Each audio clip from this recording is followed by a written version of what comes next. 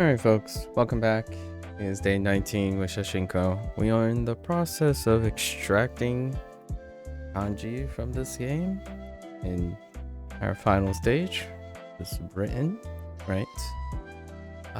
We have done this for 2 days. The second day, we've got up to, in my album, 4 pages. And then we have a leap day because of Neverwinter, which was yesterday. I'm gonna hop right in. I think our routine is pretty okay right now. So we're going to walk to a designated area, retrace our steps, write the photographs first, the flashcard photos first. Our best as per usual, which was right about here. Alright, give this a go. You hear like the karaoke sample. Alright, I think I kind of figure out where I want to be on my tablet for this writing stuff. It's a pretty good place. Alright. Let's see.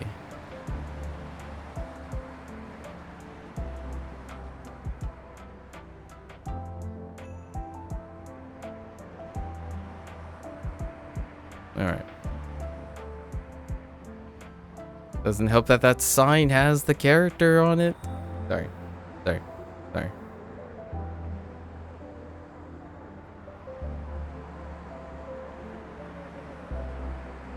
Oops.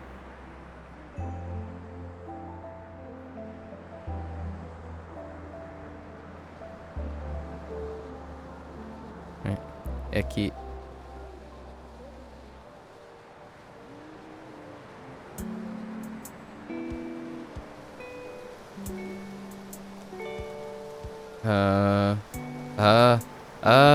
Sorry.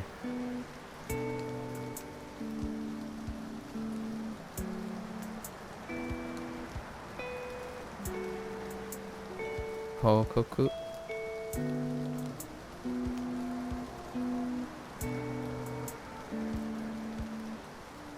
I kind of like the karaoke sample.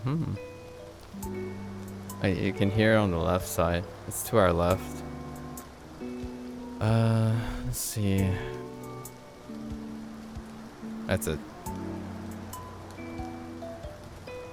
Kind of gross looking. That's a little better.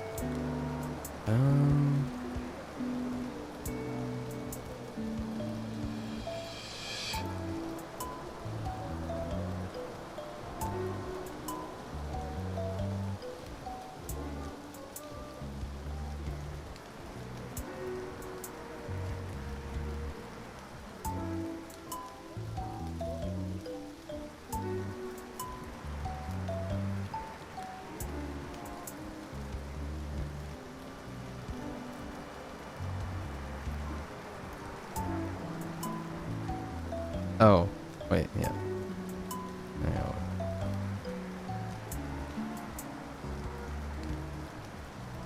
Yes, new glasses, Jamie. So, Eiga Posta.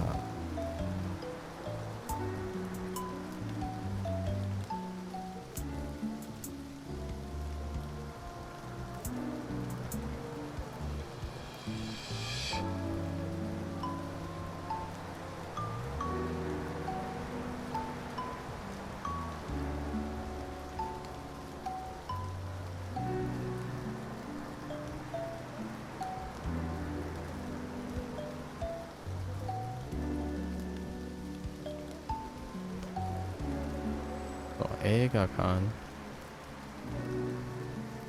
Alright, let's move around again. Okie dokie. Moving, we're moving.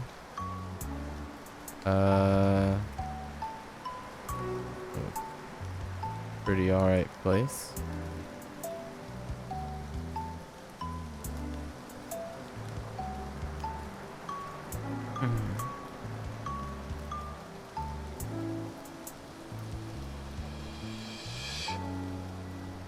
E?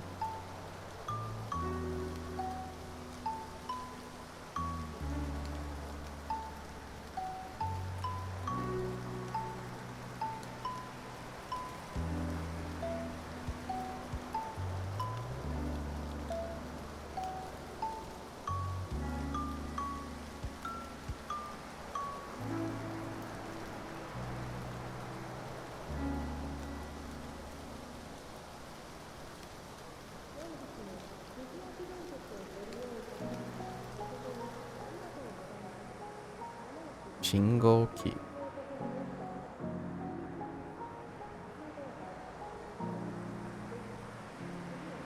Hmm.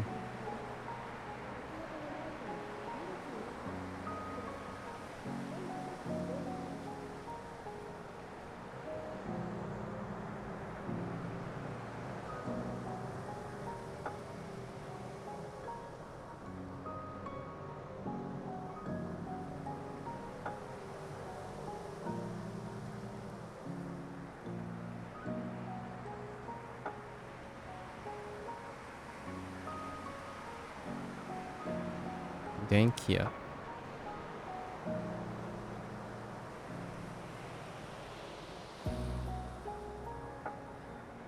And terebi. Alright. Back into here.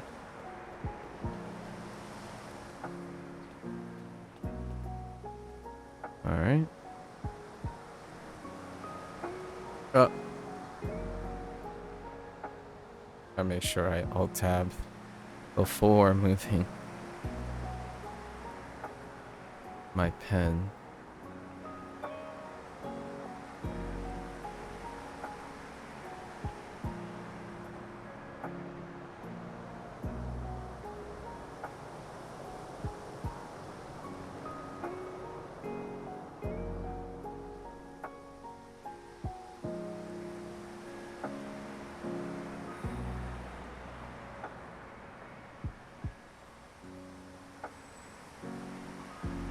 Chizu? Chizu?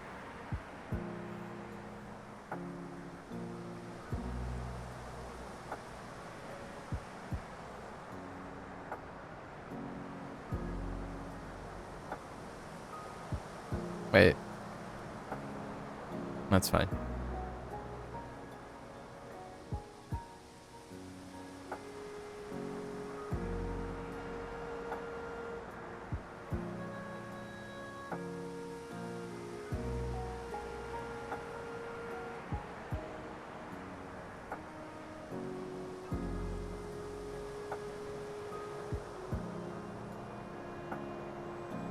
What am I doing?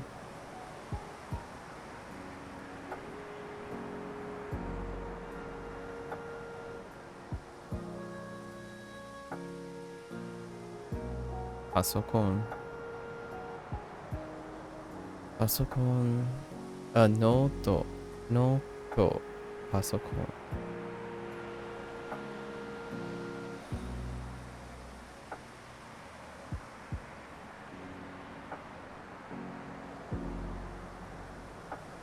Oops.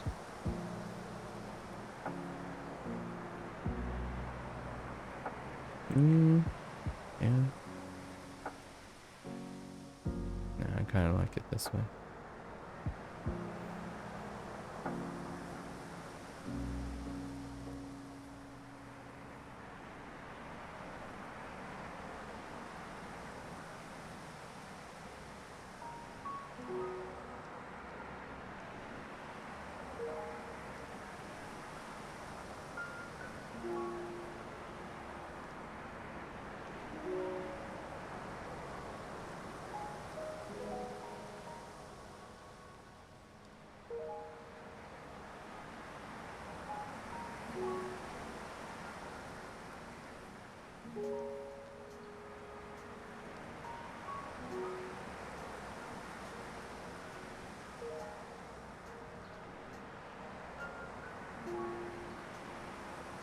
Reizouko.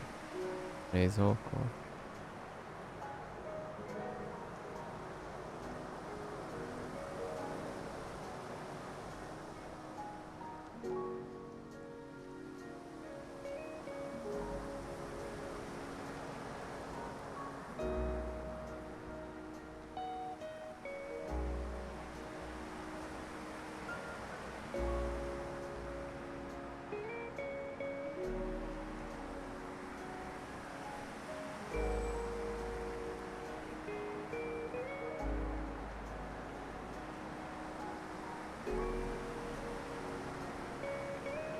Denchi Denji.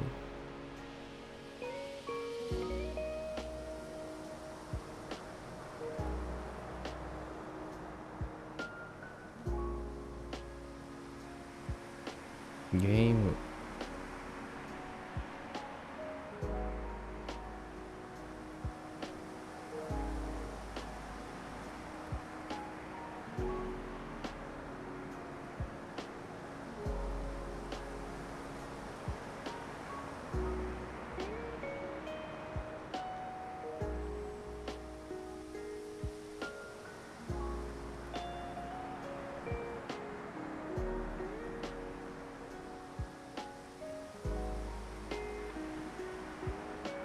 Yes.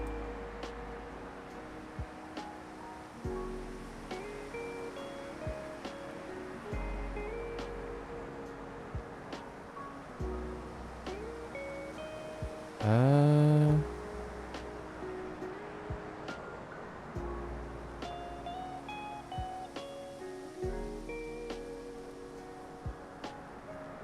Mm, hold up.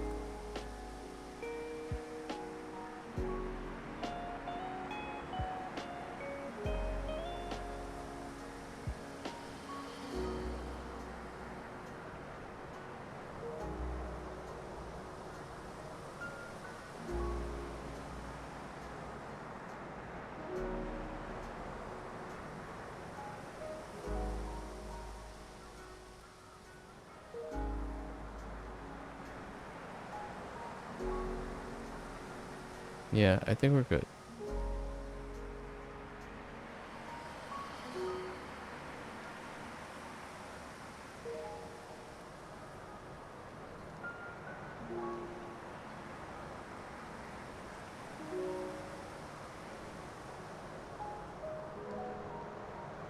That should be a little bit high.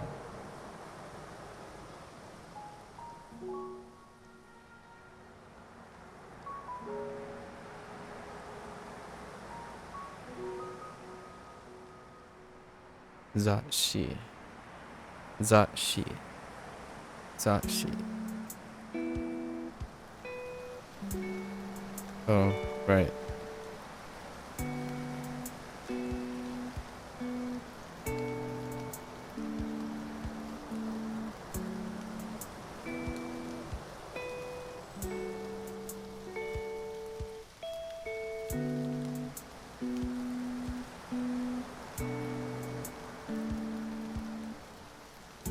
Honya.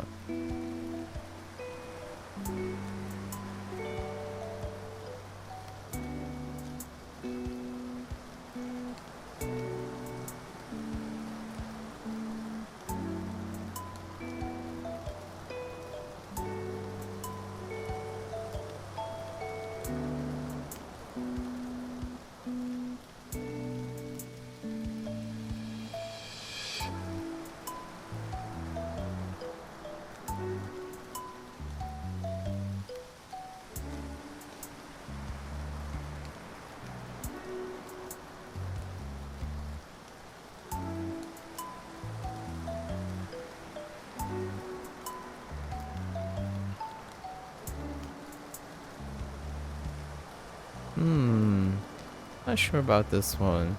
The one that I just wrote. So, I'll have to double check on that.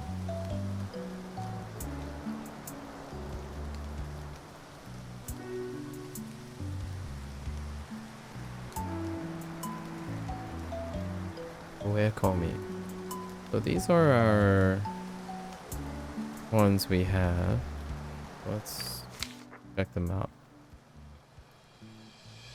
Okay.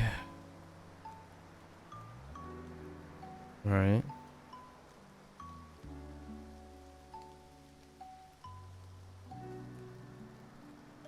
Don't see anything here. Oh. Yeah, that's not correct. Yeah. I thought that looked a little weird.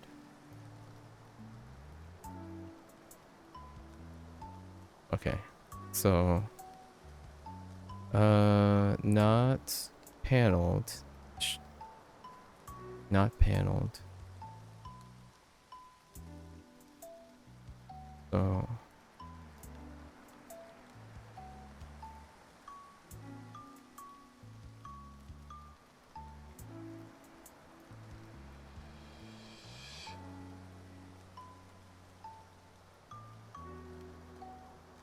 actually, is that two?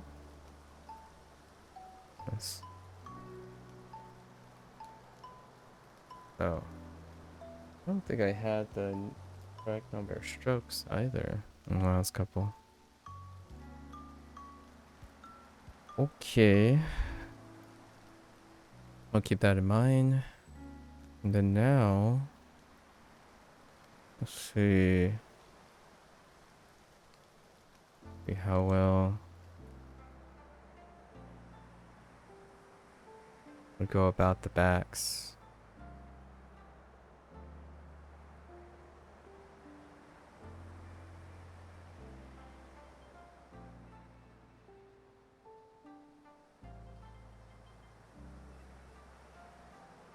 Okay.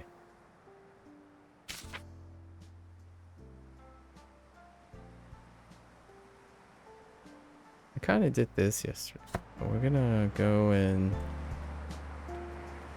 have it somewhere.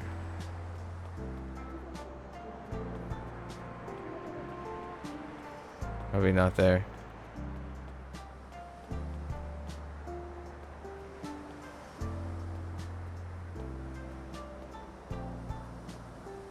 This seems like a nice place. Okay. Okay, so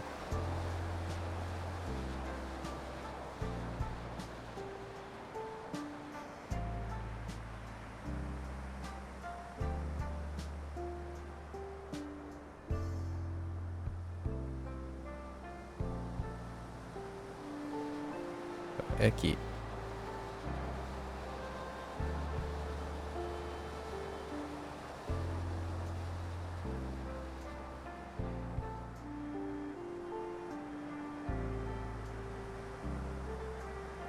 Hairu.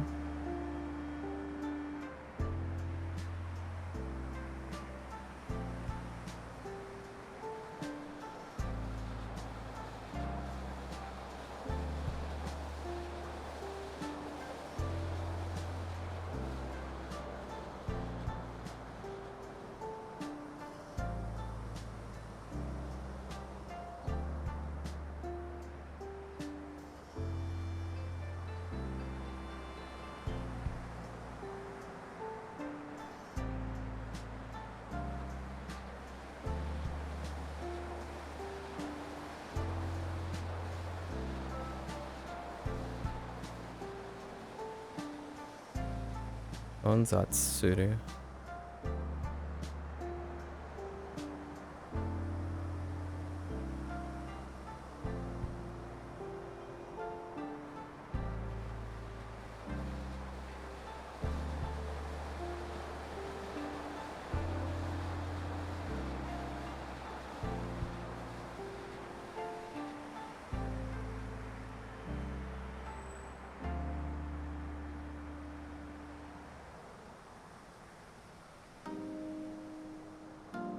Bendy.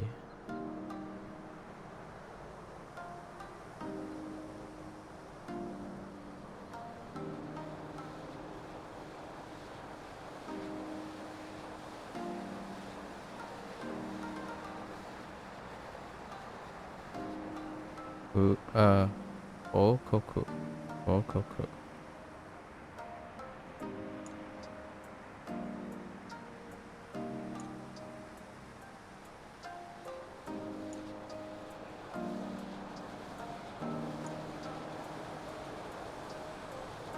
Oops.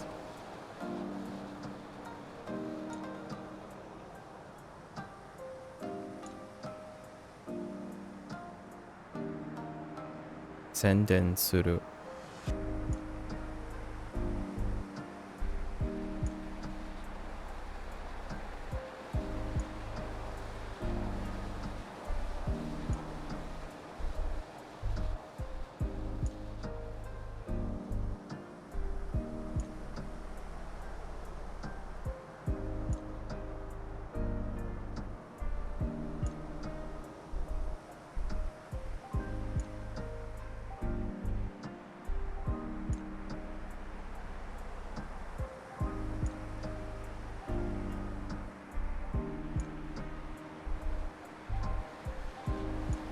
You call.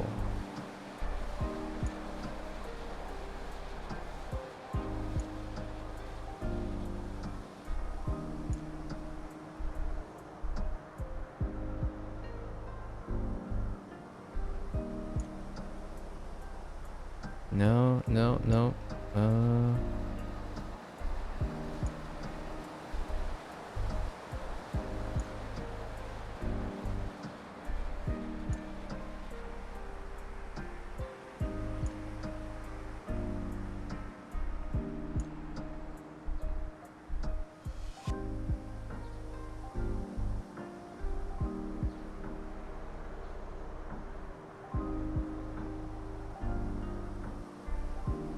Mediocre.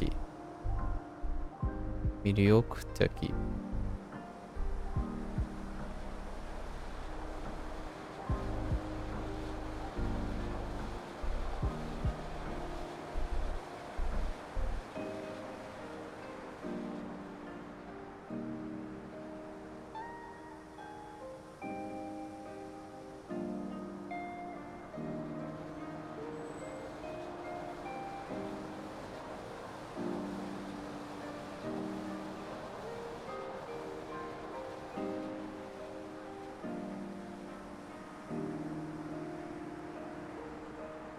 Mega poster.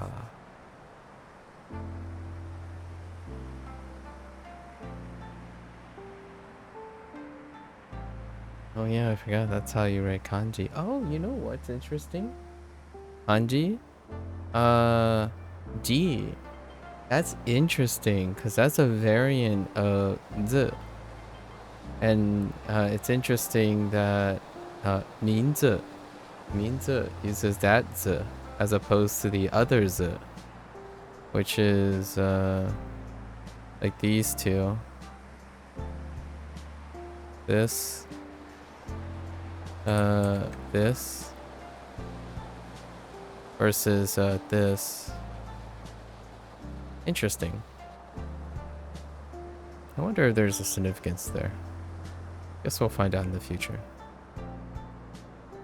Hello there, Lois.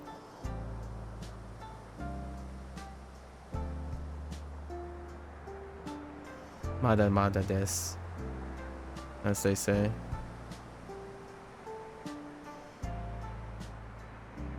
I'm doing pretty well. How are you, Lotus? Eiga posta.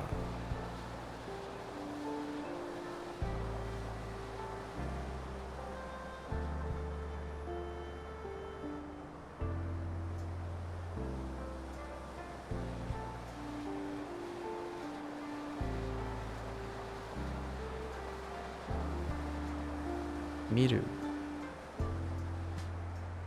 Average Tuesday, so good. Oh, okay. Consistency is king, indeed.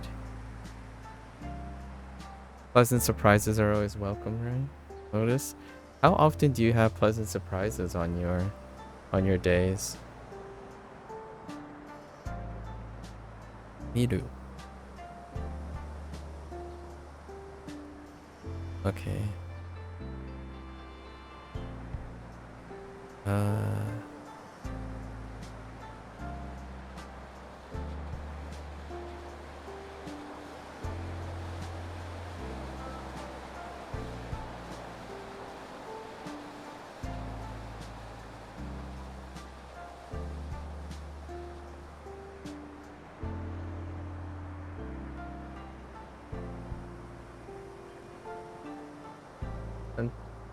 Oh there, Jack. Sometimes you'll find out that your girlfriend is making a nice dinner, or that a friend is inviting me out to something, maybe once a week. Yo, once a week. That's like, that's pretty boss. That's a weird flex. Honestly, that's a pretty awesome flex. Good for you, Lotus. I actually think that's pretty impressive. Once a week. That'll keep life. That'll keep one happy for sure. Once a week.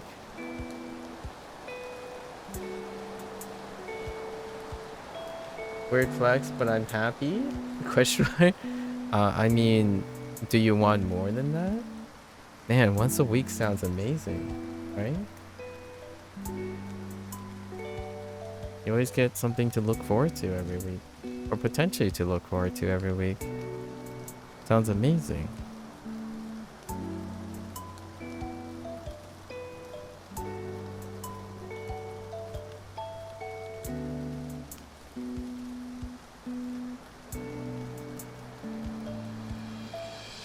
Or are you hungry for more, Lotus? Are you a hungry person? Is that what you're telling me? Mr. Billionaire. Hope you have good people in your life too. Me too. Me too. I certainly do. I certainly do. It's wonderful to have good people around you. You can be greedy. That's also nice. That's a weird flex too, Lotus. Being able to. I think that's fantastic. Like we don't have to be greedy, but we are able to be greedy. Isn't that amazing? Like, I could see myself at any time. I'm like, I don't know. I need some surprises in my life. Just ring up a friend, and then you just know that it's like, yeah, let's do it next week, or let's just do it tomorrow. That sounds amazing, right? It's not about the you do it because you can kind of thing, but more like have the option to do it, and that's a wonderful indication of having good people around you. You know what I mean? Notice, like, oh man, like I'm just feeling really awful today. Let's just call up someone, like, and then you just have choices. You have choices. I hope everyone gets surrounded by people like that. But I just can't do this alone right now, right? Phone up, get things going. All right.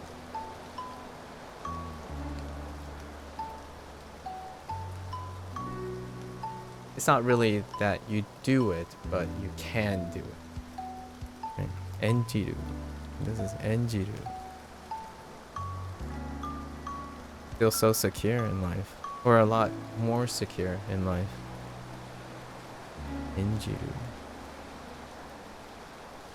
I had to face life alone. Enjiru. Handoteki. Handoteki.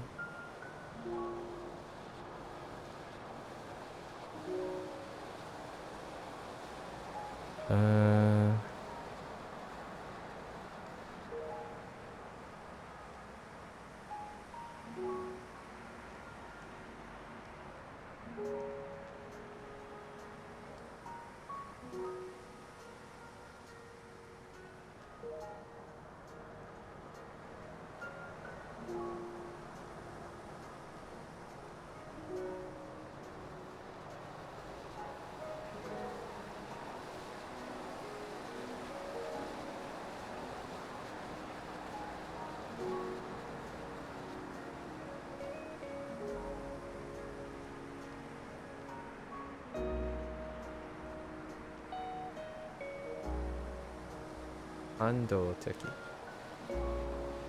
Alright. Go to...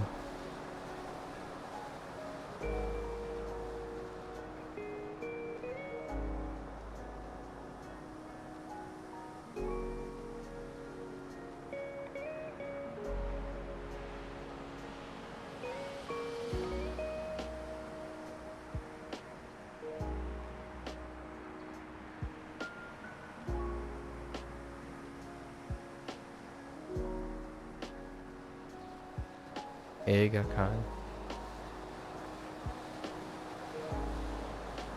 Am I missing a stroke? Oh, am I missing the top stroke? Yeah. It's not balanced, is it? Yeah. I'm missing a top stroke. It's right here. Let's squeeze in. Yeah, it's not balanced. It looks lopsided. The top's too heavy. Let's try again.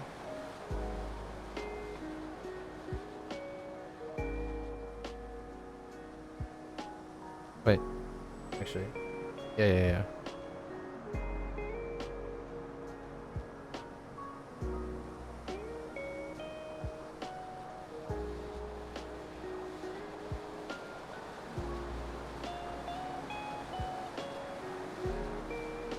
Oh yeah, I got new glasses.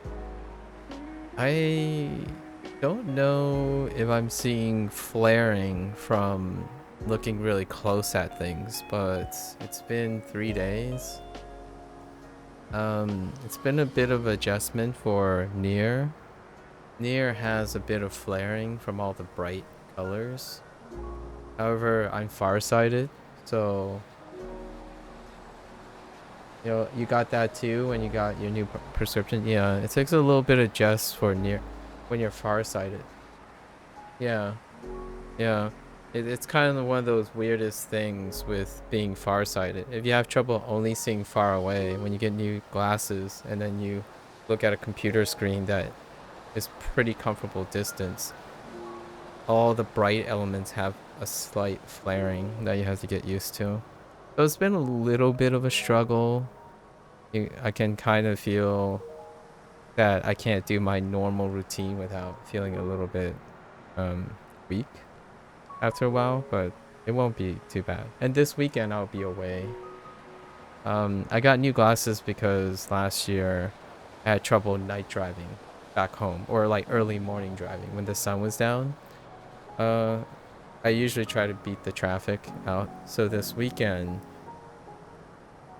from August 1st, from Thursday, August 1st to Sunday, I'll be away for my annual thing where I voluntarily work at Otakon, the anime convention, the annual anime convention.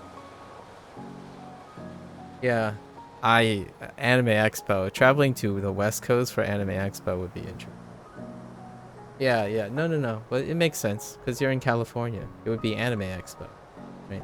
Anime Expo is the biggest in West Coast. Otakon is the biggest in the East Coast, and it happens in DC, which is a fitting place, wouldn't it be? Washington DC Convention Center.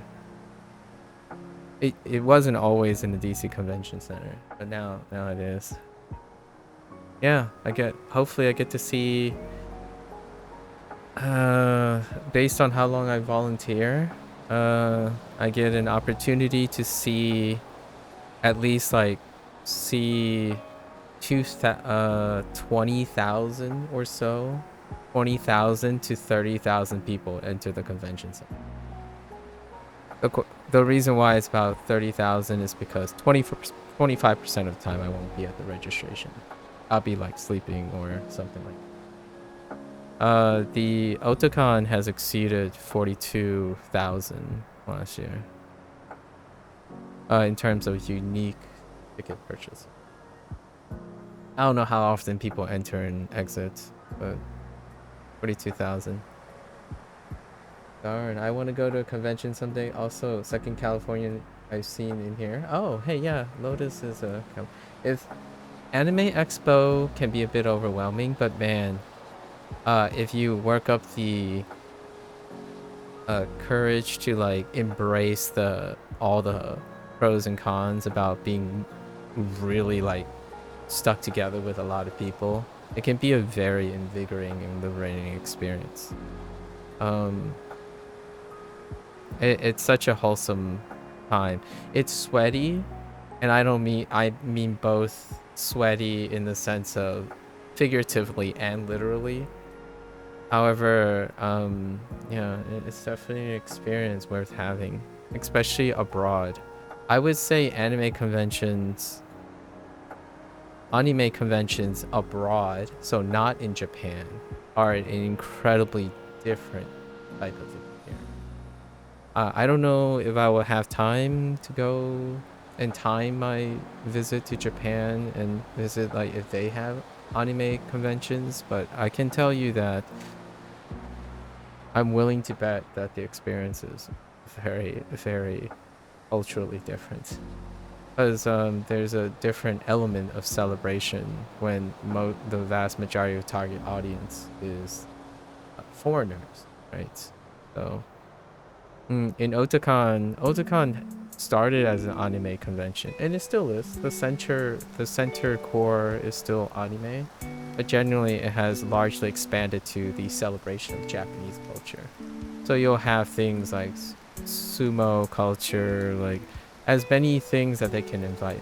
The one time was very interesting in the Thursday Matsuri, like Omatsuri, right? Was sumo wrestling. I actually got to see a sumo wrestler in person. That's pretty wild. I got to see what looked like Nobuo Uematsu once. I'm pretty sure that was him. Like it was very crowded. So um, Nobuo Uematsu, the Final Fantasy composer, visited once. Yeah. It was a retired sumo. Um, when I think I'm not sure the person's name, but it was one of the retired ones. The ones that eventually they've done so much that they have a status, like that status where they retire from sumo. If I do go to Japan someday, I'm going to a real festival or something rather than an expo, TBH. I would do both. You don't really have to exclusively go, because I think oftentimes there you can probably find a way to do both. Festivals like timing your summer festivals would be great. I would love to time a summer or spring festival with a rock fest, a indie Japanese rock fest. That would be amazing. I actually haven't ever been to a rock festival ever. Like what I mean is like not even an American one. So it'd be something else to experience how Japanese people participate in a rock festival. There's so many like cultural normatives that you would not expect when you're in a different country. So I feel like culture shock, that like fun, warm feeling of culture shock can be found in places where you have lots of expectations, right? So I have a lot of experience with anime conventions. However, it would probably be quite a culture shock or something very surprising if I find an opportunity to attend an anime convention in Japan, because the vast majority of people will be Japanese.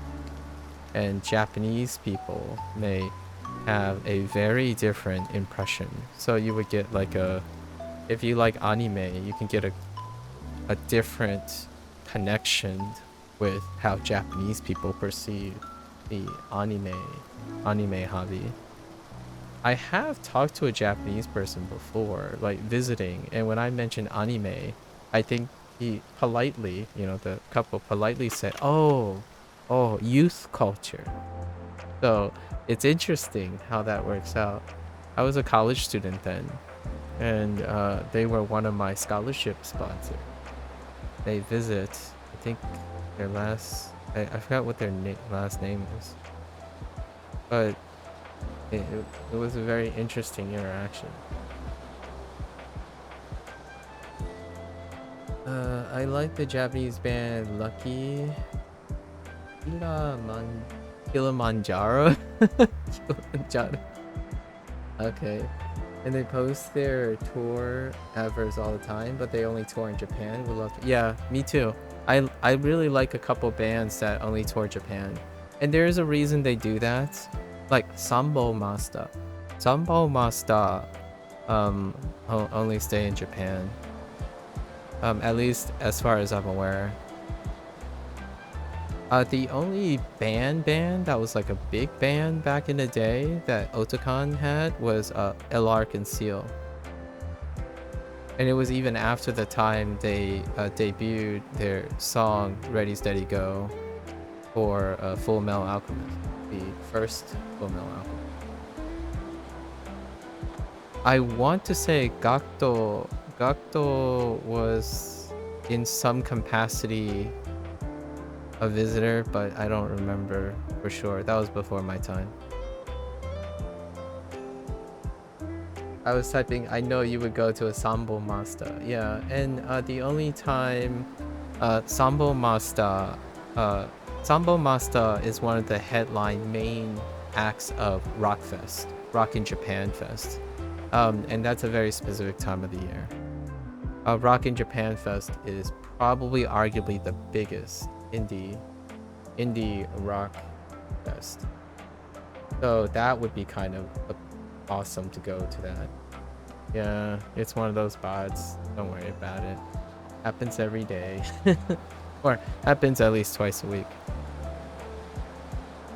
Yeah, bots.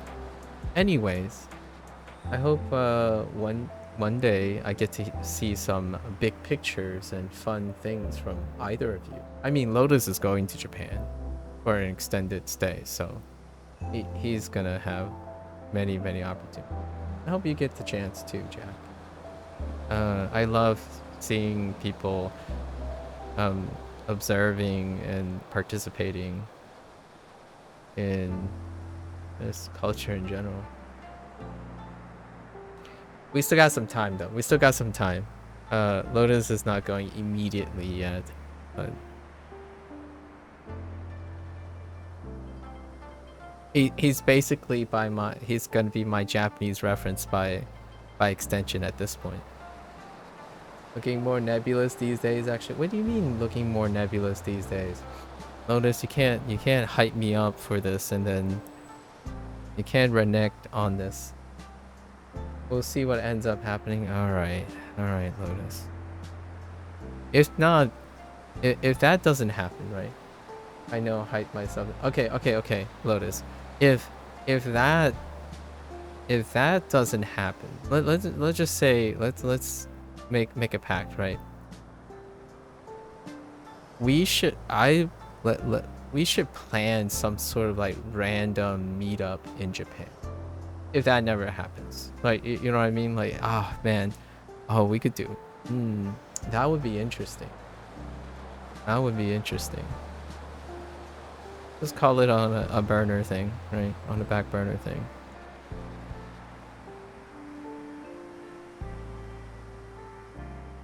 But fingers crossed for you. Fingers crossed for you. Alright. If you don't move, you'll definitely travel again. Yeah. Indeed. So, Eiga-kan. What were my backs of Eiga-kan? Probably Miru again. Or watch Miru.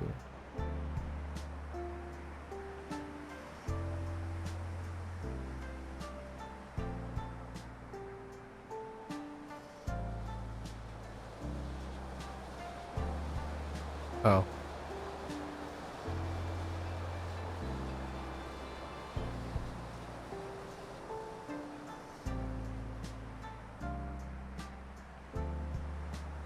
Oops.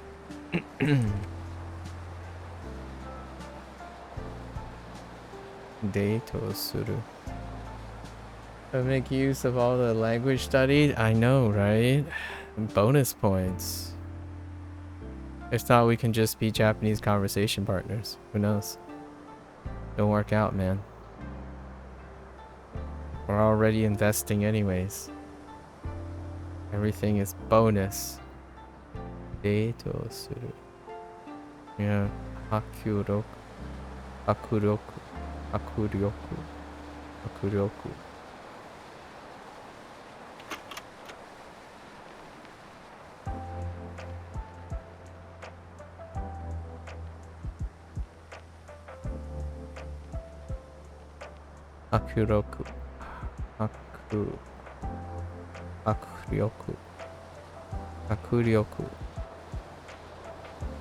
Okay, so that's the first page. We might add one page today, because I don't have that much time. I'm gonna have to cut tomorrow, like as a half day, to get some sleep, some early sleep. I largely don't sleep at all when I'm at the convention. It's actually very difficult. I'm like hardwired. Sometimes I don't even remember to eat. Like, and like weird talk. I'm like so active during the day. I don't even have a bowel movement. Weekends sometimes. And you just get so hyped. Workaholic. Oh, by the way, I didn't know if I mentioned either to either of you. The guest star, the main event, as they call it, this year is the band Flow. Sounds like I get it. Yeah. The main event is the band Flow. This year.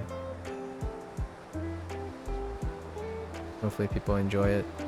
Flow's pretty big in anime. Pretty big. Let's see. Okay, we're moving past. All right. So we're gonna hit the. Okay. They did Naruto opening. Yes, they did. They did multiple. Yeah, the one that yesterday I was reminiscing was Go. Go is the title. The one that I remember quite a lot is actually the one from Ereka 7. And then the other one is Kogias. Kogias... Don't remember what the title is called. They did Kogias second season's opening. Something like that.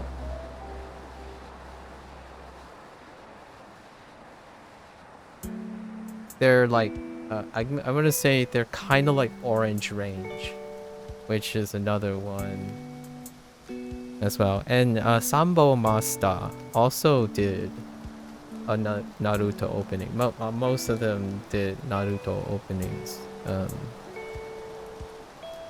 You like the opening? You like the opening Win by Akeboshi? Oh yeah, I do too. Yeah, Akeboshi. I also like the really chanty things like what is it, like mass missiles at the ending ones in Naruto. I like old school kind of angsty Japanese voices, like creaky Japanese voice, but they're like chanting anthemic rock kind of thing. It kind of gives you like that boost of energy. Not necessarily for its like clarity and pleasant sound. It's just it's very energetic. And the rock, the people that sing and stuff, it sounds like you just want to mosh figuratively in your head. You just want to shove and bounce around. I don't like moshing like literally, but I like the idea, the energy of like just running around, like flailing around, tossing and destroying guitars and stuff. But when I think about the reality of doing it, I wouldn't do that. However, in my mind, I don't like that. I feel like inside a lot of Japanese people or Asians in general, you have that stoicism on the outside, but inside you're like a caged animal. That's not necessarily like I'm trying to paint a vivid picture, but you know, we're still all humans, right? And humans, however disciplined you are outside and how stoic you are, you gotta find an outlet for your emotional side. And oftentimes when I listen to go into like a rock concert or a rock gig, I'm like standing there like I'm tapping and like nodding along and being very composed, but inside I'm like, if only moshing wasn't so painful. my thought is, oh man, I would love to just like randomly start shoving people and like rolling around, but all I can think about is like, man, I'm gonna be sore tomorrow. I could get hurt, you know, like and whatnot, and that stops me. But inside I'm like emotionally elevated by hearing music, so that's kind of liberating in its own way. I don't live a life of luxury where I can afford to like take my guitar and just slam it into the ground or something. You were a part of a mosh pit on Saturday? Oh, dang. Lotus, listen. So you're also a moshing person? That's pretty cool. I think one maybe... Oh, and you're very tall too, so that's always nice. Went to a... Oh yeah, that's right. You went to a Shrek rave. Oh, you moshed at the Shrek rave? No way. You Californians are built different, I'm telling you. Kidding, but also generalizing.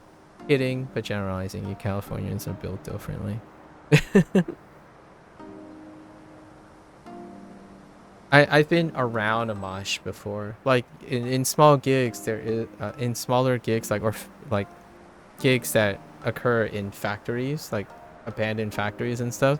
There is moshing, but I'm like, you know, on the outside. You're like right near the outside. You're like one layer of people around the outside because I didn't want to like get hit or anything. And I'm usually wearing glasses and stuff, so not very well equipped to be moshing. But it's kind of nice to see Jacob.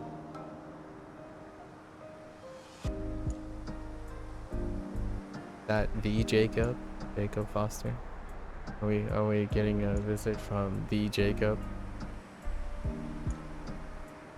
Okay, so key. Let's go back and not get too wild up. Okay, Hiru. So you moshed at a Shrek rave. How did that go?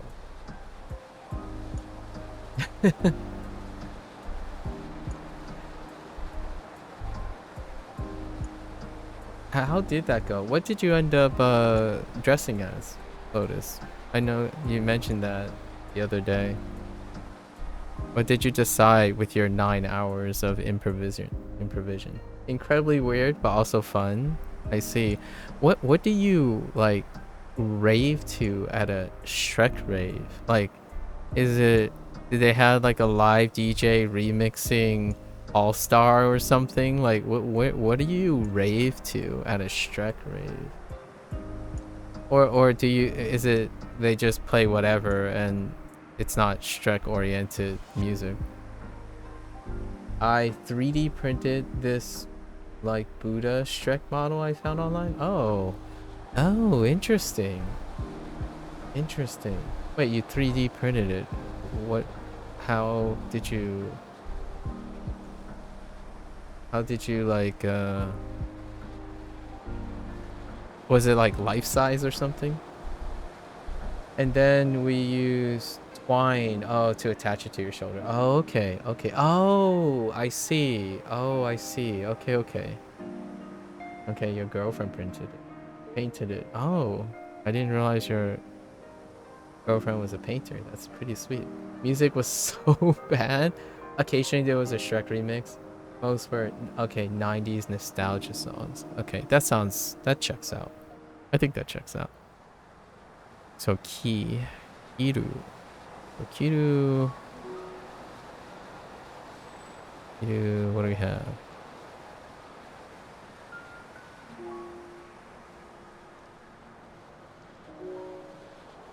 Okay. And oh.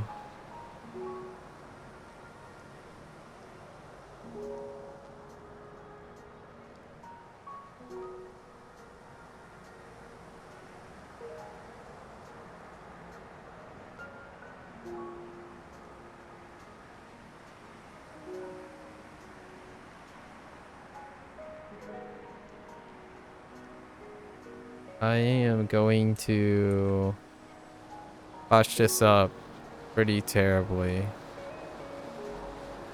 This one is probably the weaker one.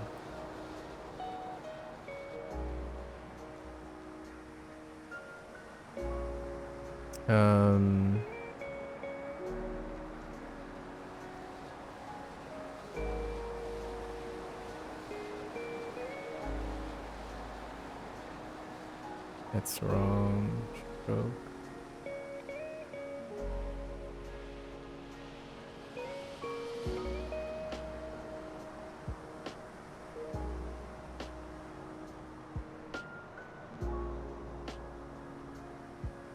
Mokse.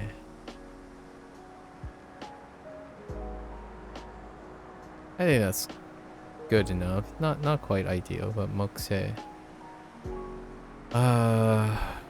Where are we moving from? We're moving from the key to the...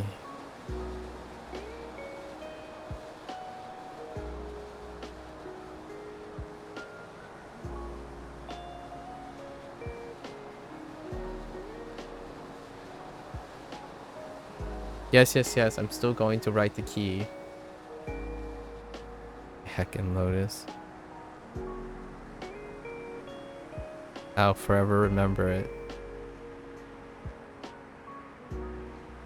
It's so much fun writing key.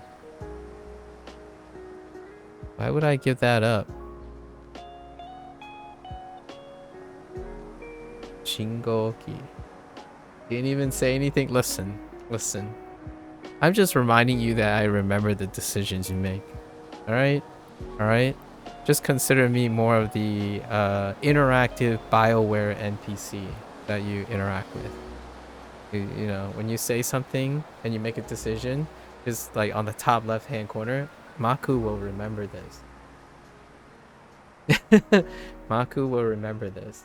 And then that's it. You know, you hit like either a Telltale Games or a BioWare checkpoint when you have like you make a decision and suddenly on the top left hand corner, or like a CDPR kind of thing. Like, MAKU will remember this. Like, you've done goofed. Now you must admit, and own your decisions. I'm just kidding. Okay. That's how I'm remembering things. I associate memory points with things. Otherwise, interactions and stuff would become meaningless to a lot of people, actually. Lots of people actually find interactions not as salient because they don't attach things to them. I, on the other hand, prefer to do so. Okay. So what do we have for Shingo-ki? Shingo-ki...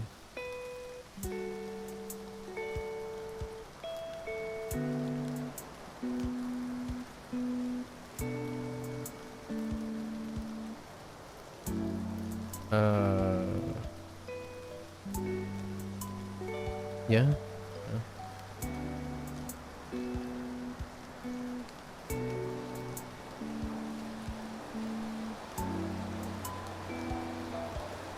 Motsu? Oh, Matsu. I said Motsu. Matsu. I was thinking of Motsu just to compare it. Matsu.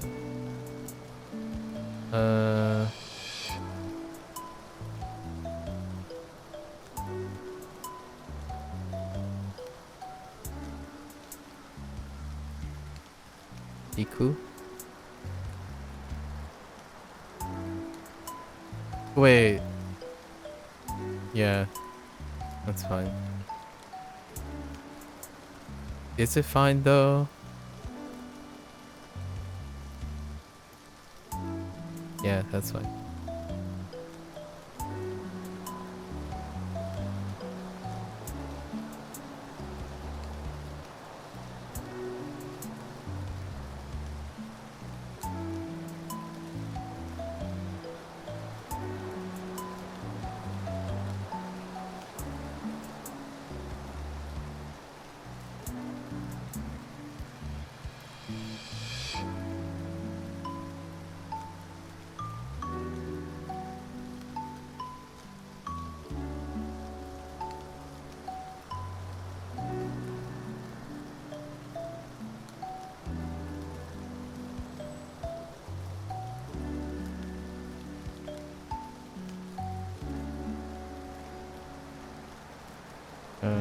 Jutai.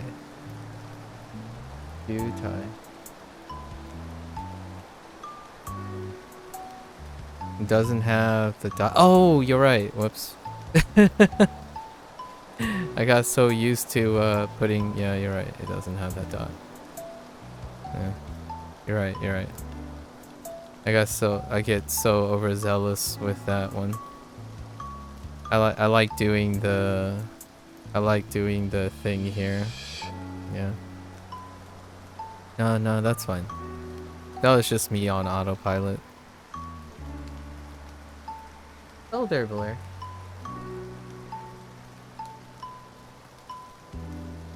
Your cat woke you up.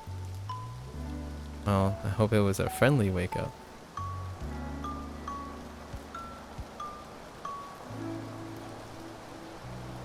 Yeah, sometimes writing habits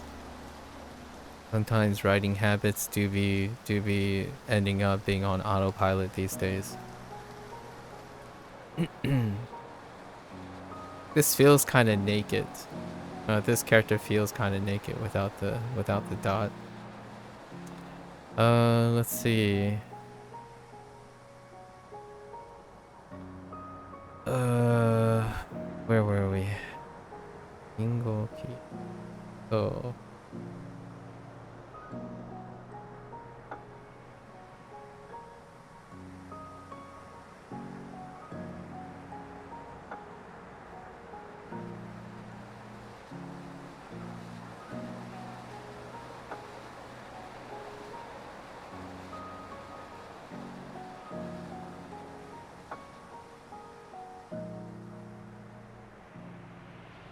Oh, Denkia. Denkia.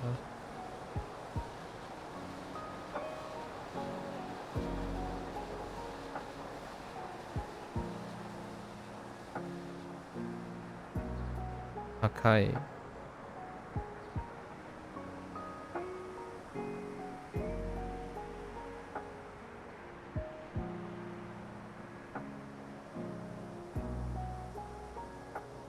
Atarashi.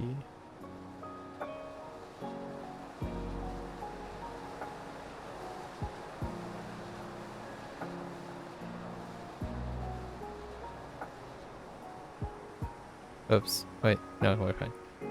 Pika Pika. Chew. Pikachu. Pika Pika. No, I'm done. Alright, let's see. Terebi.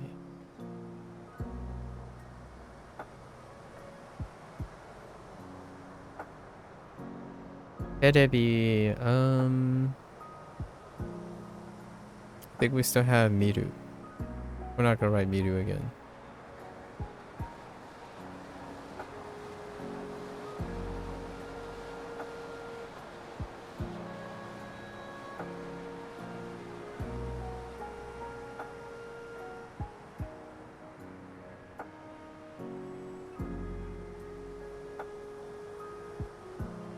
Geru. Geru.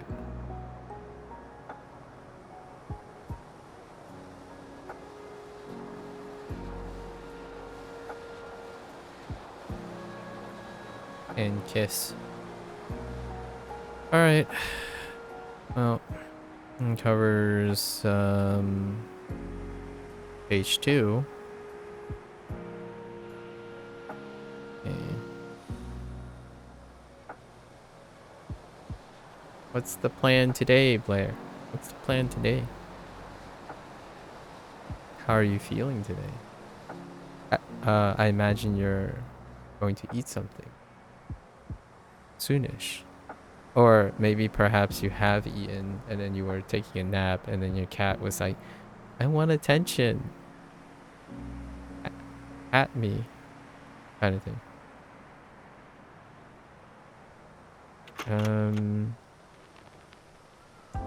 Page 3. Okay, so we're moving away from... Oh no, we're not really. I guess we're moving around the Denkia.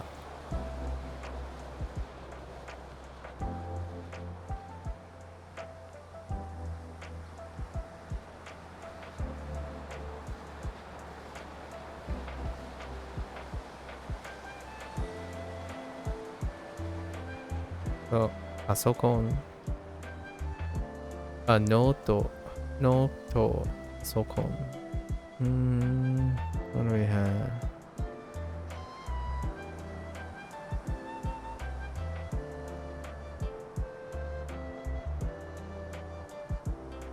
使う。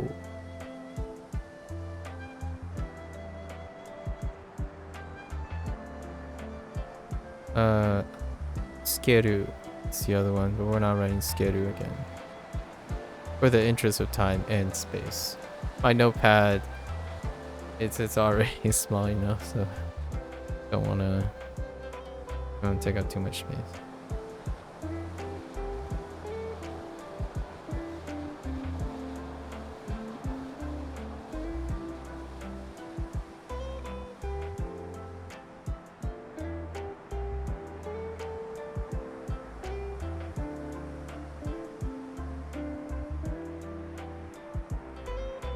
Download する。Download する。Dang it. Keep just skipping the download する. Okay. Okay. What's next to right.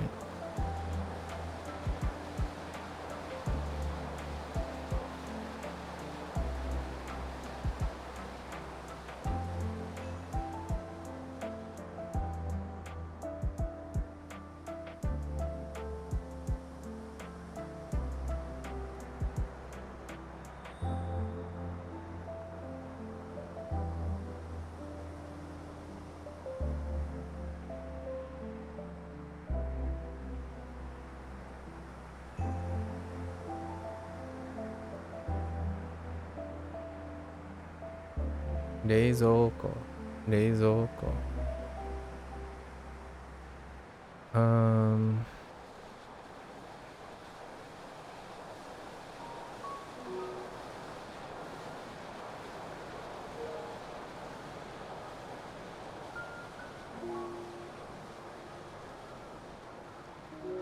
Just kidding.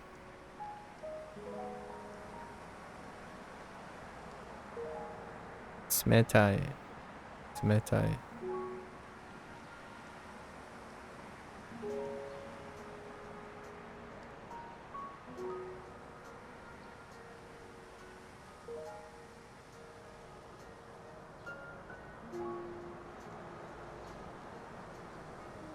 Yes.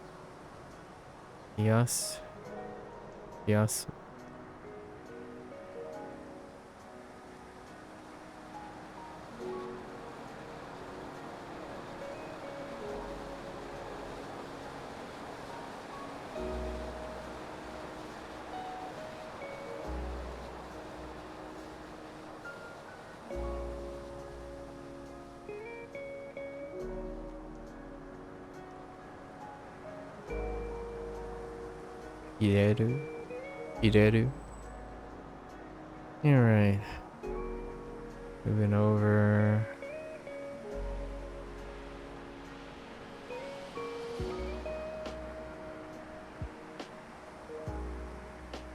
That's kind of awful.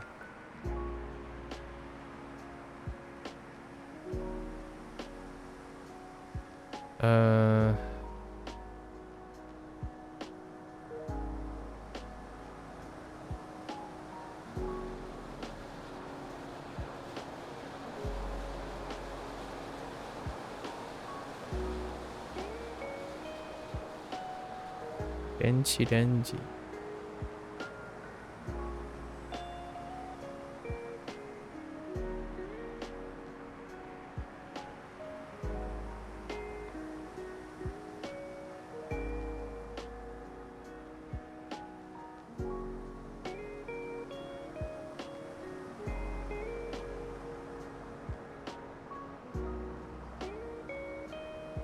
Atatameru.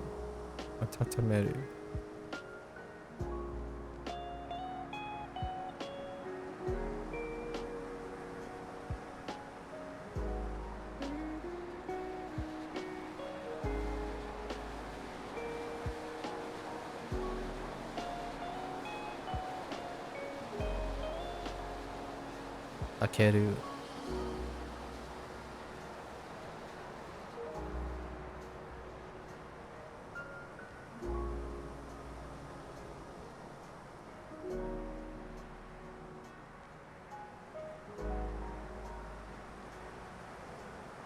Shimeru. Okay.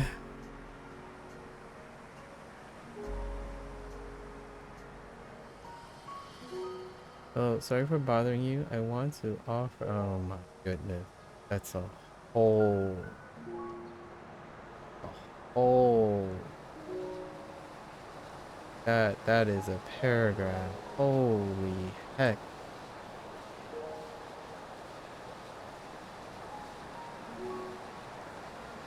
Holy man. We got 2 in a day. Fuck me.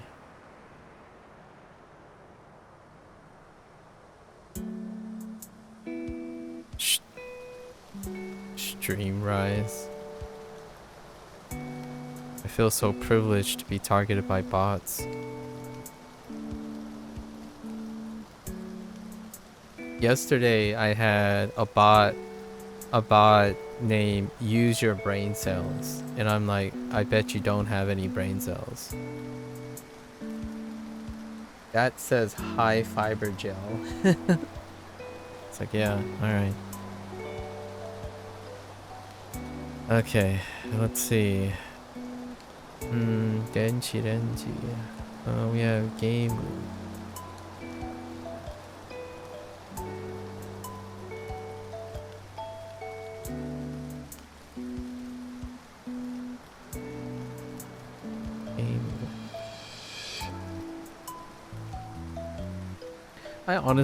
I'm curious about what the efficacy, like how efficacious using bots like that. Do they actually have a turnaround on those things? I mean, it's pretty low effort, but at the same time, curious. Very curious. Game.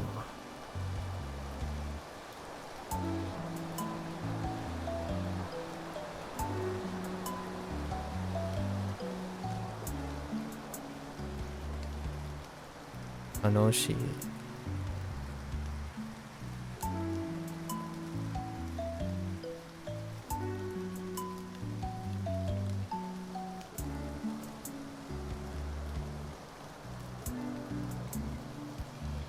This one's a little bit tricky.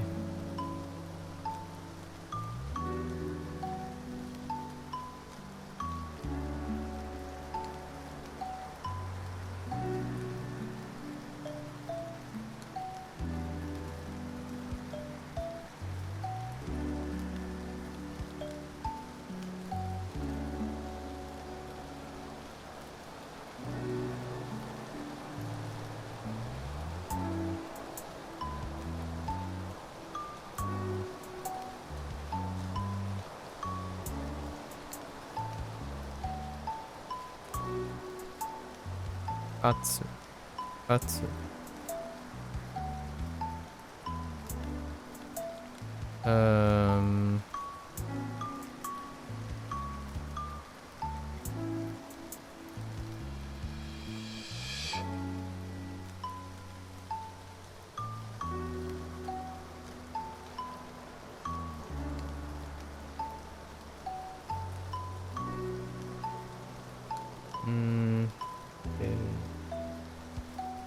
Makeru.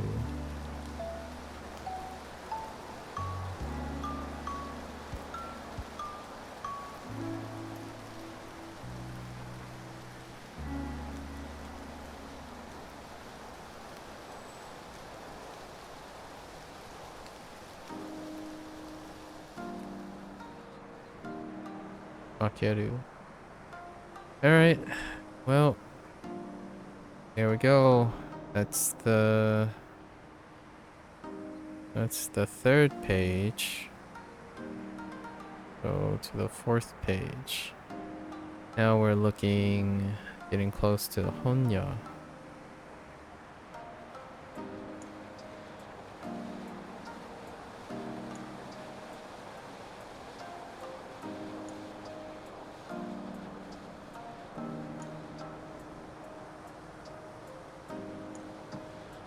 That's kind of aggressive. What's over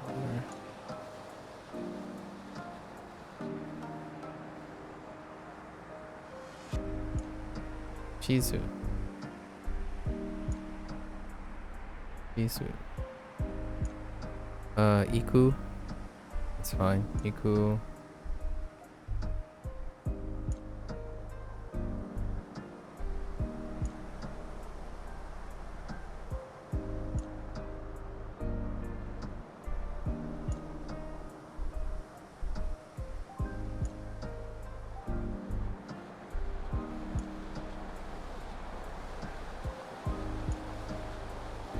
Sagasu.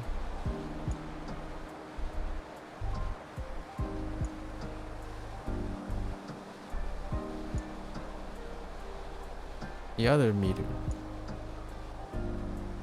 Okay.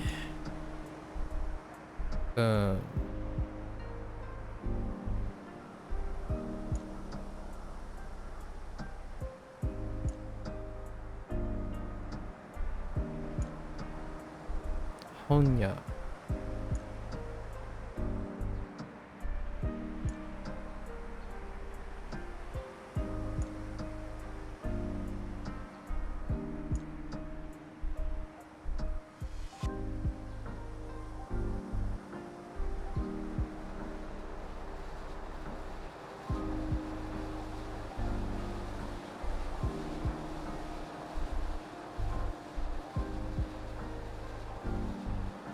How?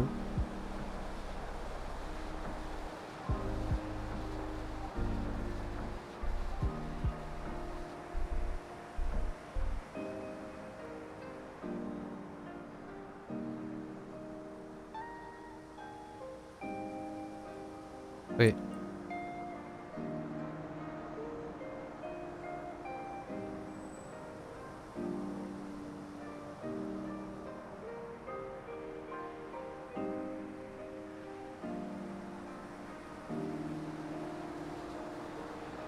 Yomu.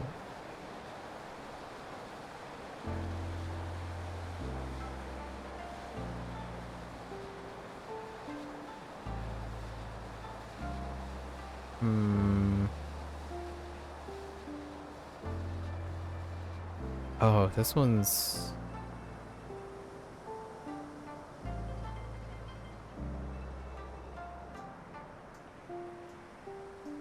Wait.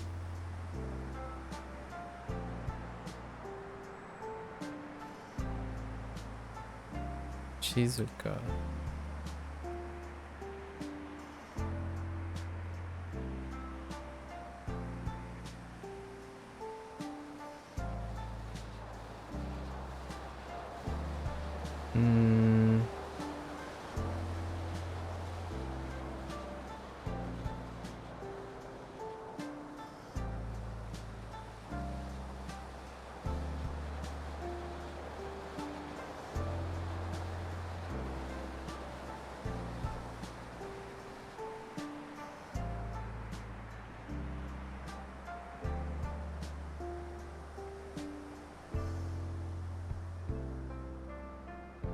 Shizuka. Okay. I'm going around. Okay.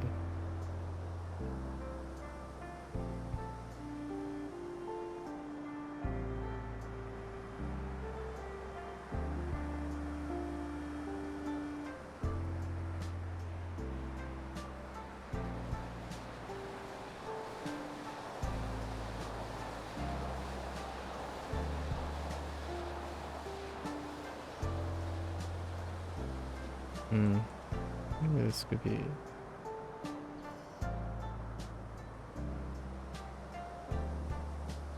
Okay. Zashi. Zashi.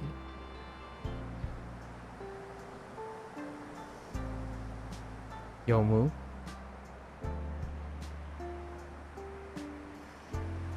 Yomu. Tadashi. And...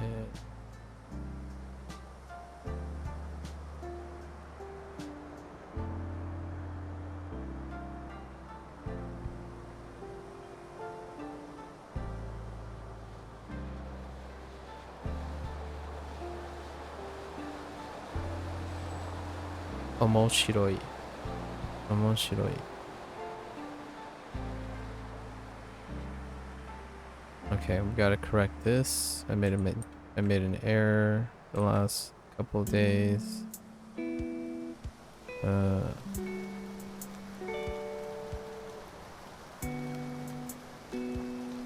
we go.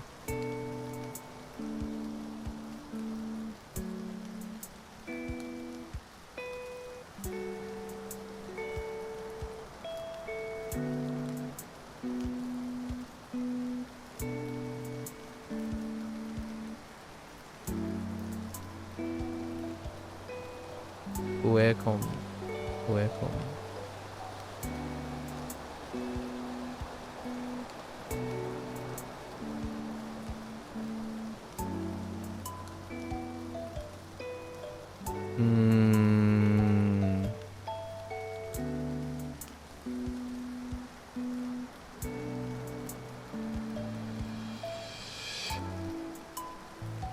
Wait. Yeah, no.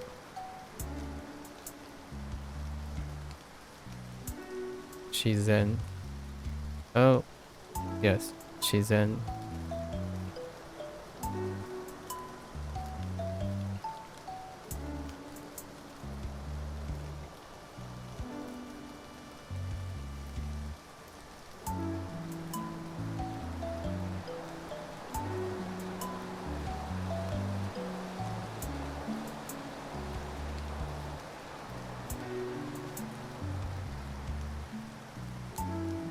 Akureru.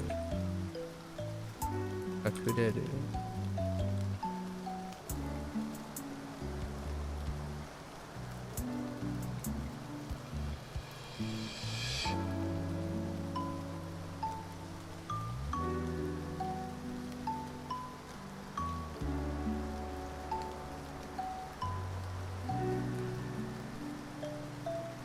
Akureru.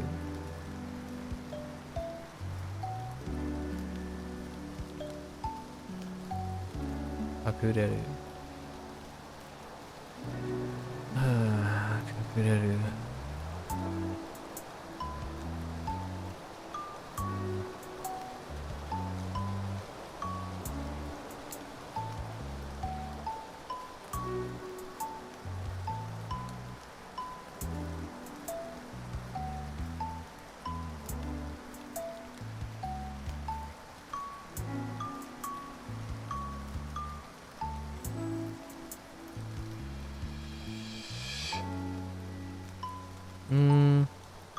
I don't really like that stroke. This stroke.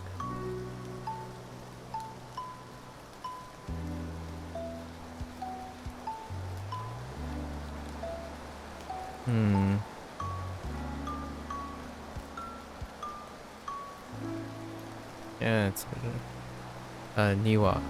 Niwa. Alright. I'll take a better look. This stylization. Okay.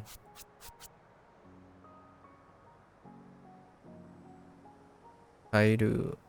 Konzaku suru. Konzaku suru. Bendy. Bendy. Senden suru. Senden suru. Yuko. Yuko. Miryokuteki. Miryokuteki. Miru. Enjiru. Andoteki. Miru again. Deito suru. Hakuryoku. Hakuryoku. Hakuryoku. This goes really fast. Hakuryoku. Hakuryoku. Yeah, that's fine. Iru. Oki. Mokusei. Mokusei. Okay. Gotta double check. Matsu. Iku. Jutai. Jutai. Kakai. Hadashi. Pika pika. Miru. Skeru. Yes. Okay, okay. 使う。スケール again. ダウンロードする。冷たい。冷やす。入れる。温める。開ける。閉める。楽しい。立つ。立つ。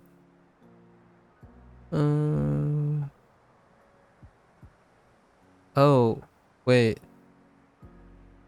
I screwed up on katsu.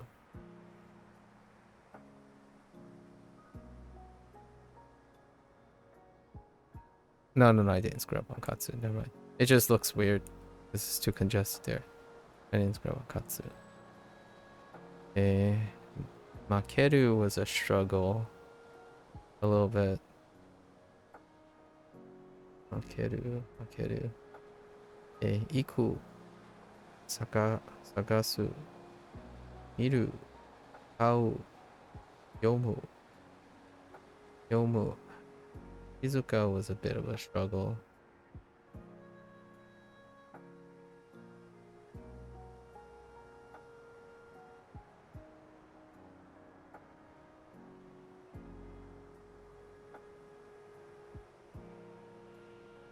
Okay. Yomugen atadashi. Moshiroi. Shizen. Kakureru was a bit of a struggle.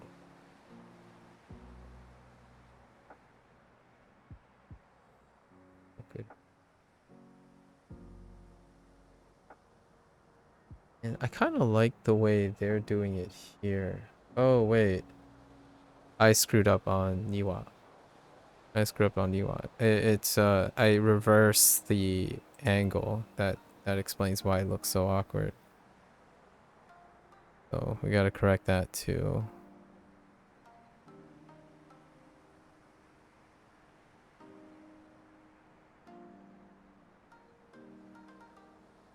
So that's why.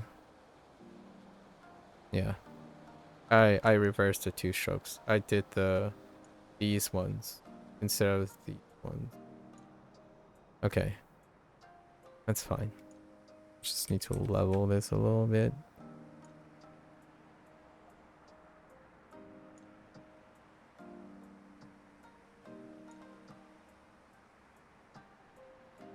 Okay. Alright. So there are a few little things here and there.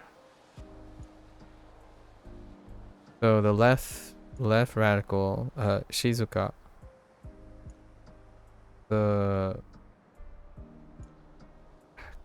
Kakureru is Kakureru. Niwa.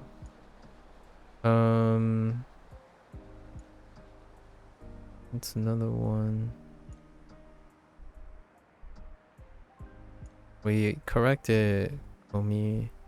Ue komi. The u. Okay.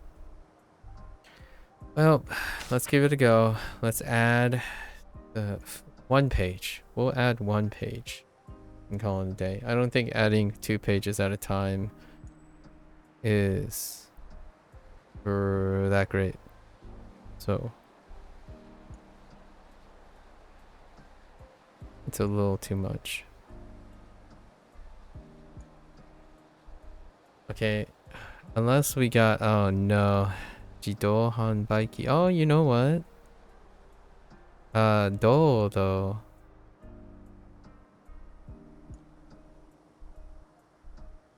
Not familiar with Han. Bai? Bai, okay. Jido Hanbaiki. All of them are familiar. Yeah, every single one of those radicals is familiar. Although I haven't really seen Han combination. The other ones are fine. Okay. Interesting. Koshu toire. Koshu toire. It's kind of interesting that they use gong as well to be referring to that.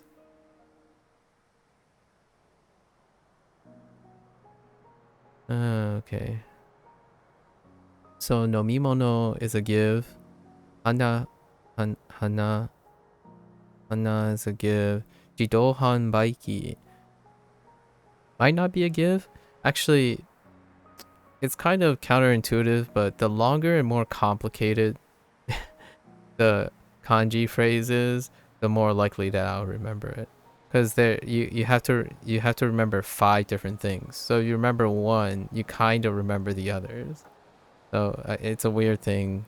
And oftentimes, when there's more to remember, it helps with knowing all the things around it. When it's like standalone, you're like, you need more context, or context can really help. And in this case, if there are characters that have their own context, like ki and do, I see do, and ji, you can pick up han. So what I'm doing right now is I'm looking at all the familiar characters, and I'm surrounding the new character with the familiar characters, and then you can kind of fill out the sequence. Something like Kolshu is a little harder, and that looks like I have to look up the stroke order. I'm not too sure about Kolshu. It's my stroke order thing. There's one part of it that might be a little bit. Let's check. Okay. 1,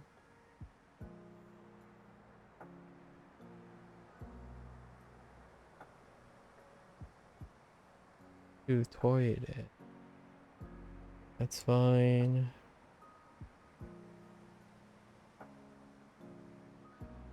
Okay, same things. 6. Okay, I see. 6, 7, and then they went straight down. That's what I was looking for.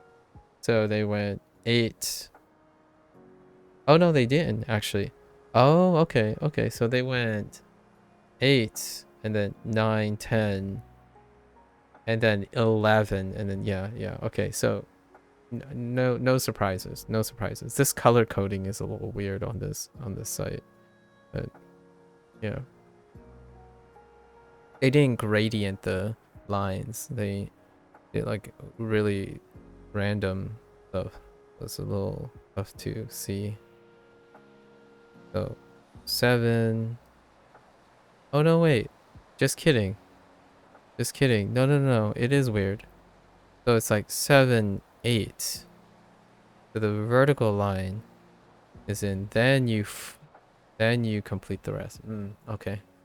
So the middle element is first on the bottom radical. Okay. All right. Jidohan baiki. You know, it's kind of interesting. I wonder. I mean, it is still do, right? Ando teki. It's still the same do, so that's kind of nice. Okay. The more you know. Alright, let's give this a bit of a practice. Yeah. Num. Nummy. Eat kanji for lunch, right? We eat kanji for lunch at this point. Alright. So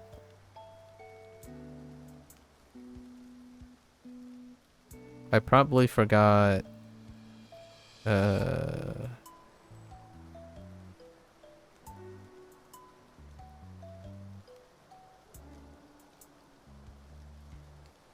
oh, that character ended up being very girthy, huh? Need to be mindful of our proportions here.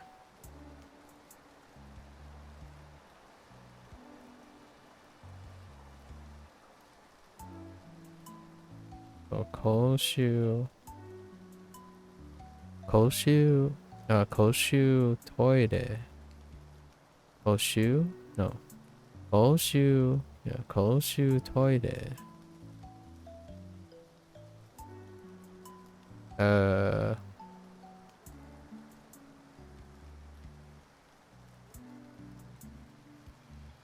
Koshu toire. Toire. Koshu. Yeah, Koshu toire. Hana.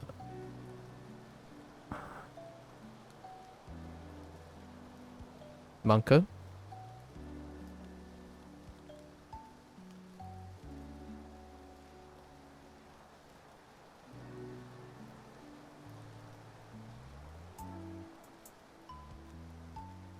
Hana. Okay. Let's give it a go. G. Do.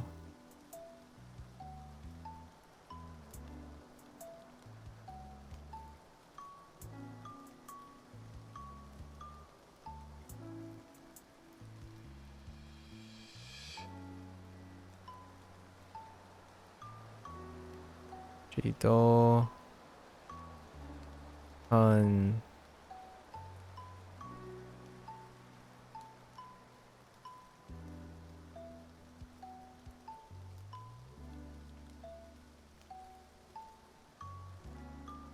I think that's it. Han.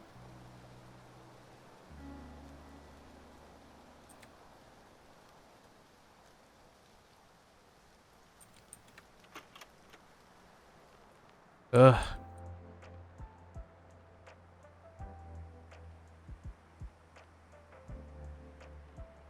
Oh, the top is not long enough. Okay. Seems so imbalanced. Okay. On key. By key. Oops. No one needs to see that.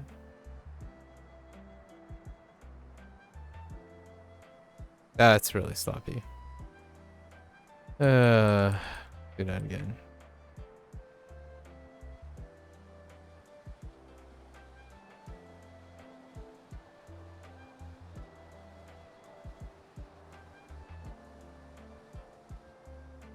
Yeah, that's good enough. Gohan Baiki. Wasn't too bad. The Gohan Baiki. The Gohan Baiki. What was the last thing? Oh no, Mimono.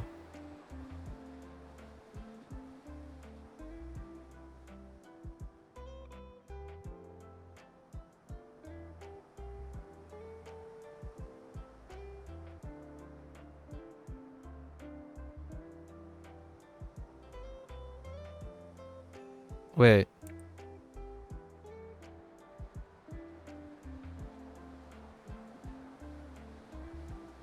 Yeah, that looks right. No, me, Mono.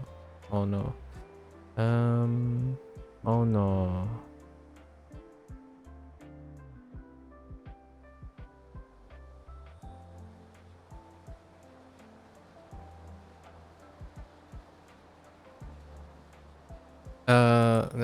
Wait. I don't think Mono.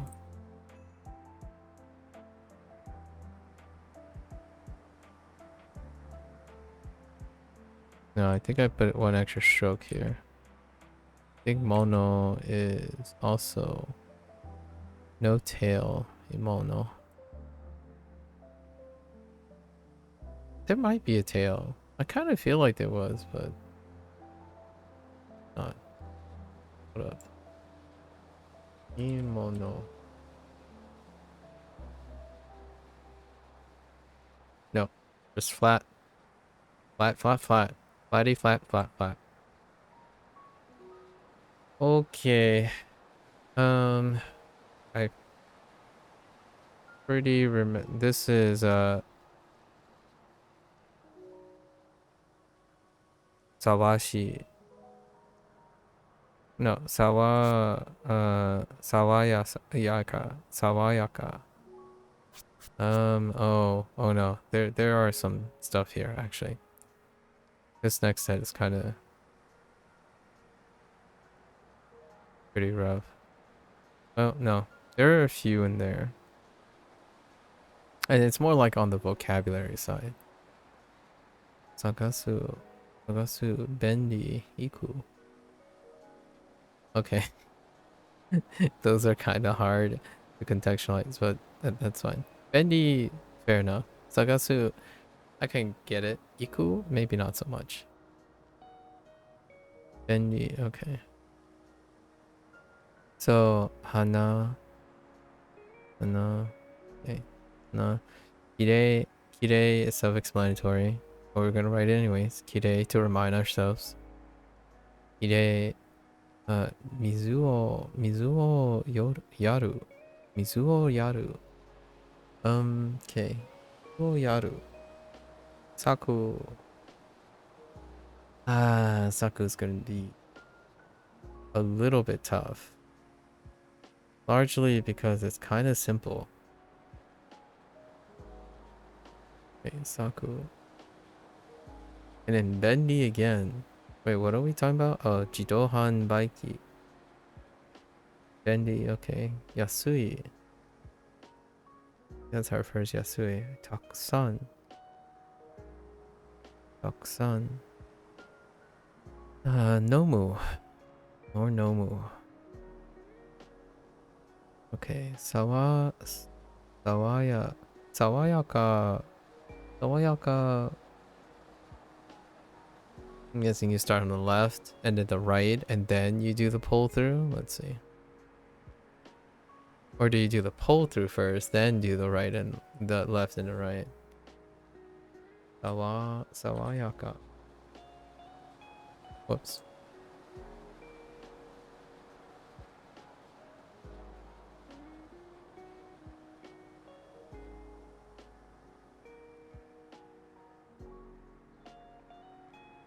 Oh, okay. Yep. Okay. So first one. First set. And then they're just a bunch of mess. Or mess. Or mess. Okay. Alright. Fair enough. And Sosoku. Sosoku.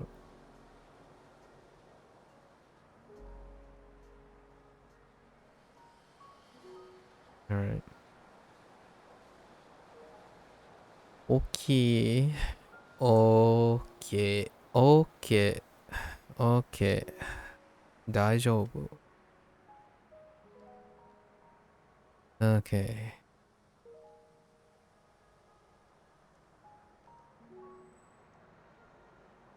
Alright.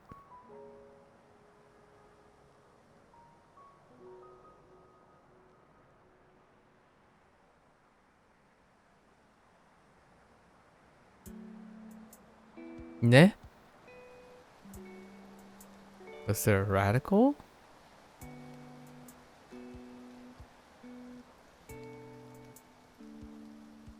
I totally forgot the radical on the left. Oh no, there wasn't one. That's why I forgot it.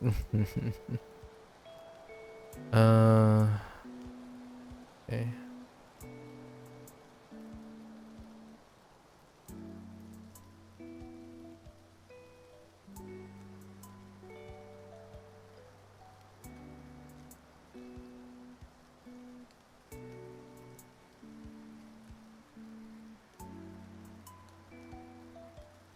Hoshu. Hoshu. Hoshu toire.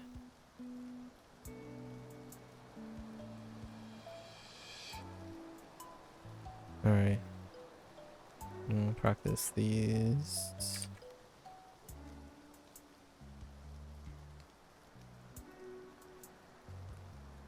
Oops. Just kidding. Just kidding. Okay. Nagasu.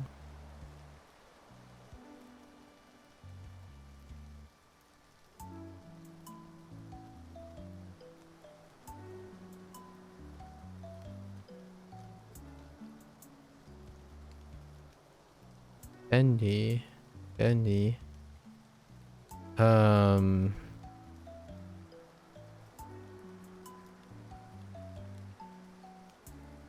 Iku. Alright.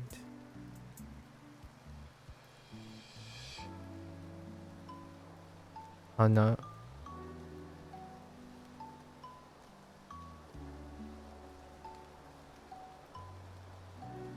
Kirei.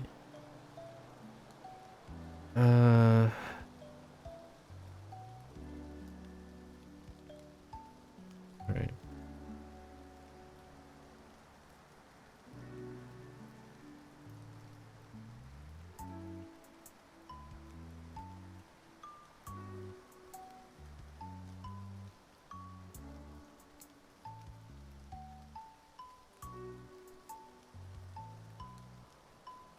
Mizu o yaru. Mizu o yaru.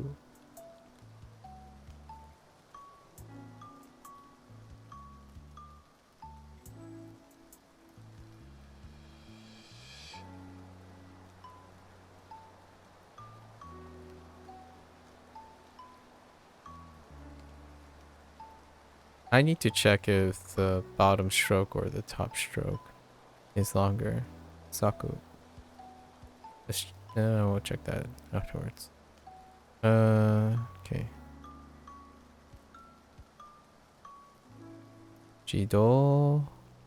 Jido.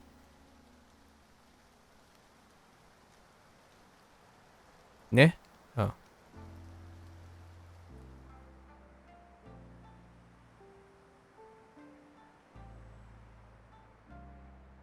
Jido. Okay.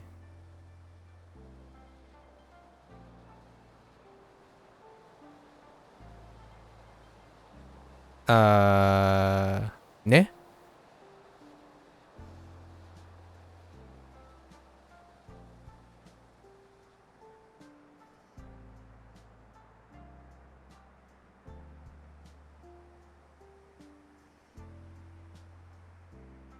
Hmm.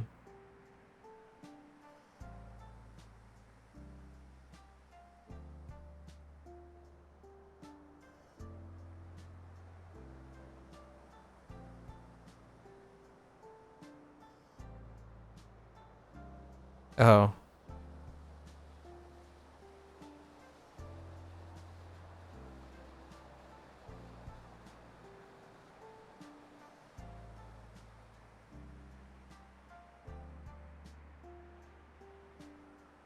Bye. Bye.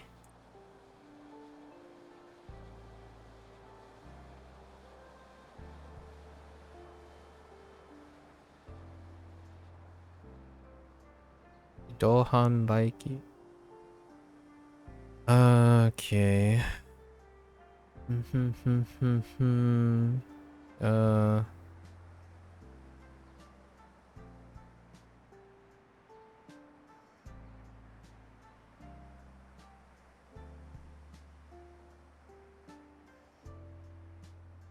I don't know, Nomu? Oh, I remember now.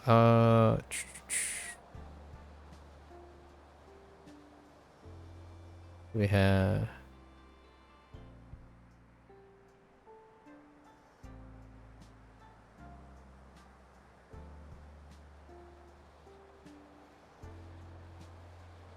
Bendy.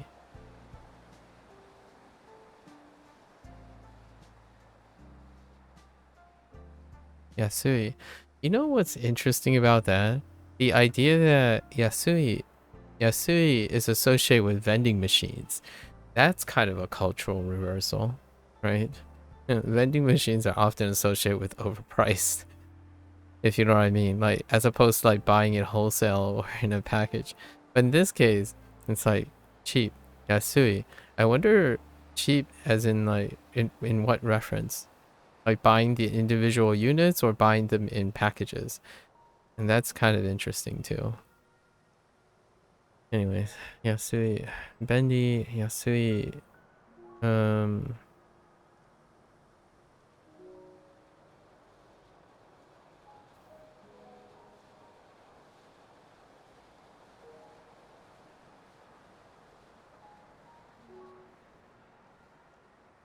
Aksan, Aksan. Um, okay. What's our fourth thing?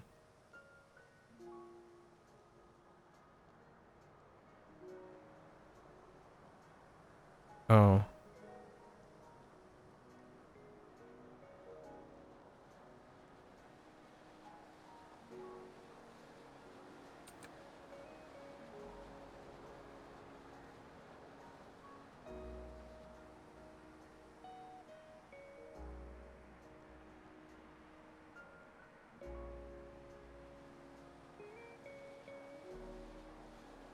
no mimono.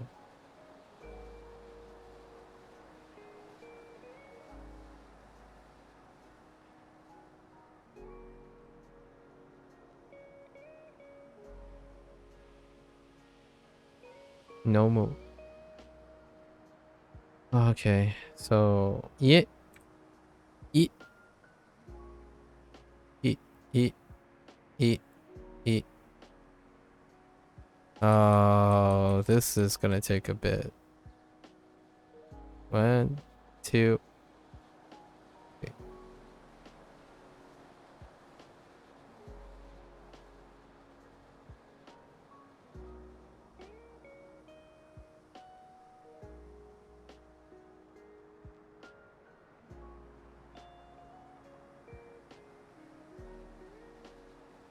Sawayaka, sawayaka. What was the last thing? Nomimono. Nomu sawayaka. Uh, drink.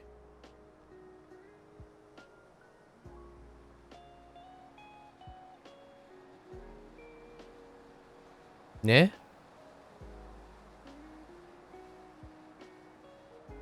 Oh, right. Oh, I don't remember which direction this is pointing. I'll go with this direction. Sosogu.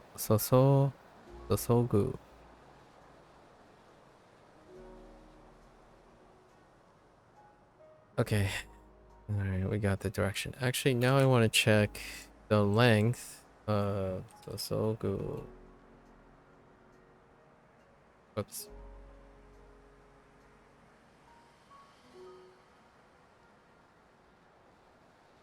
Okay, yeah, that's correct. Just by habit, I made the second stroke the shortest. And then what? Saku.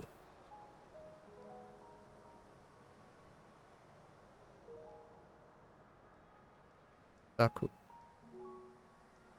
Hmm.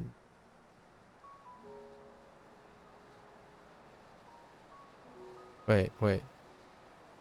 Did I mess that up? No, Saku. Yeah. Why? Why don't you show up immediately?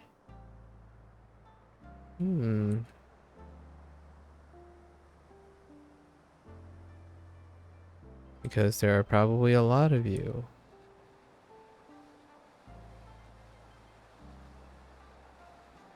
Oh, there it is. Oh, it's the second stroke. Okay, so it's the second stroke. And I think I might have messed that up. Hold up.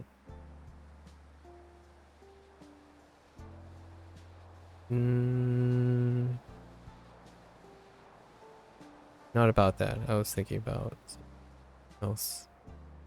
Okay, so it's the second stroke. Oops.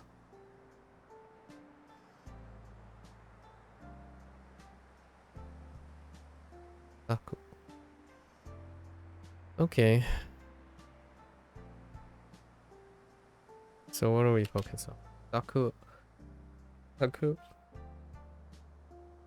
Okay. Saku. Okay. Okay. Sawayaka. Sawayaka. Okay. Mhm. Mhm. Sawayaka.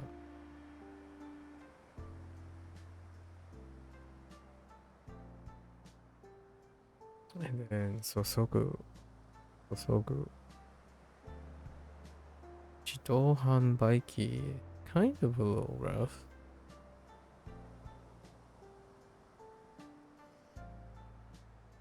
Koshu. Koshu. Koshu toire. Koshu toire. Koshu toire. Hmm. Okay. Okay.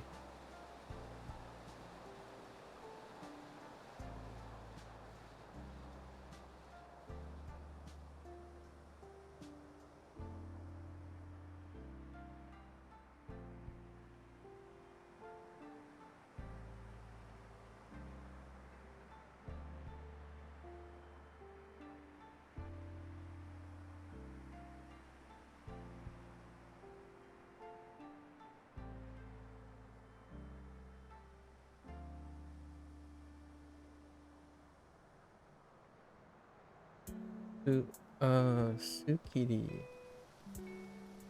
Sukiri.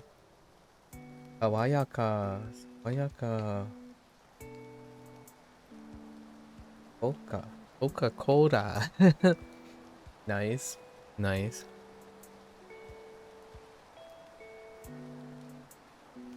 Coca.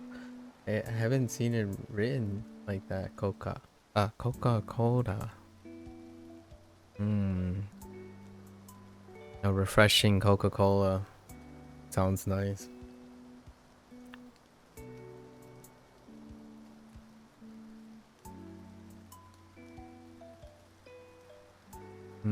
Okay.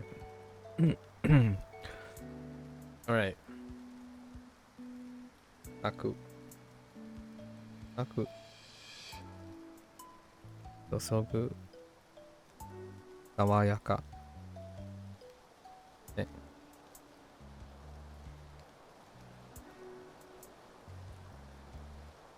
Ohayo. Ohayo gozaimasu.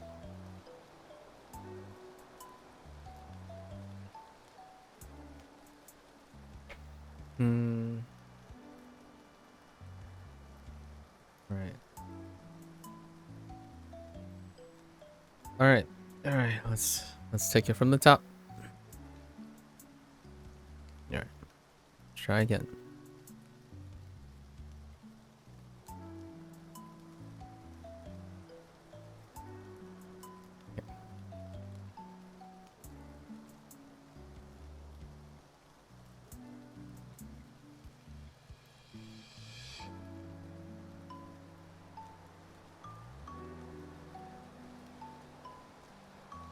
Koshu. Koshu. Koshu toire.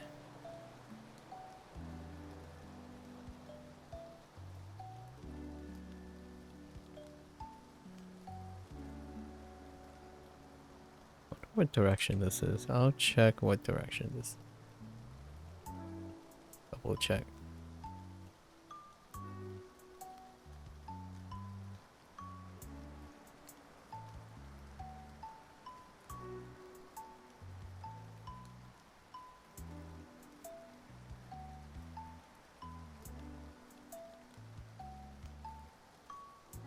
Koshu toire.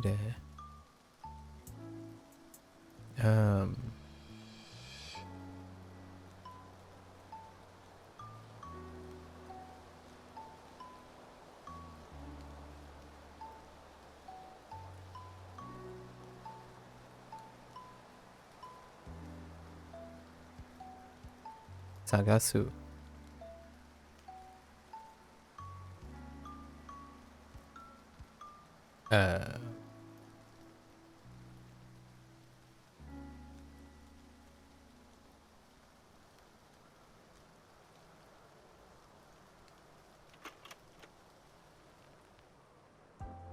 Bendy.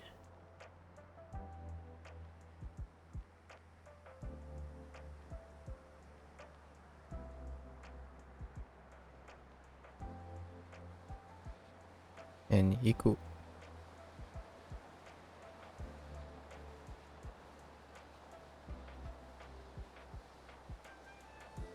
Hana. Hana.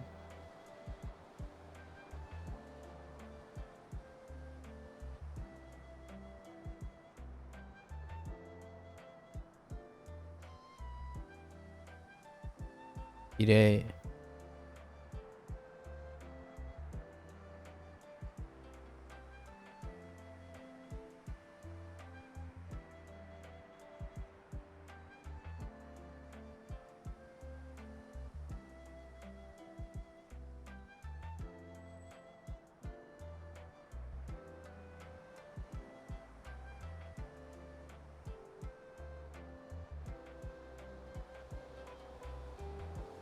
Mizuo yaru.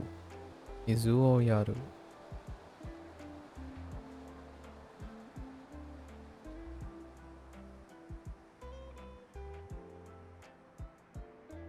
Oops.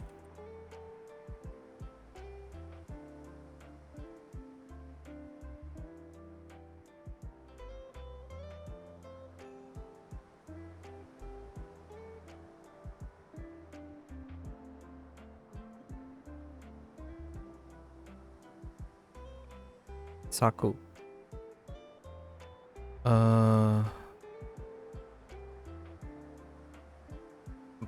Listen, I don't take students, okay? Especially students with filled with excuses. How are you doing? Excuses. Saku.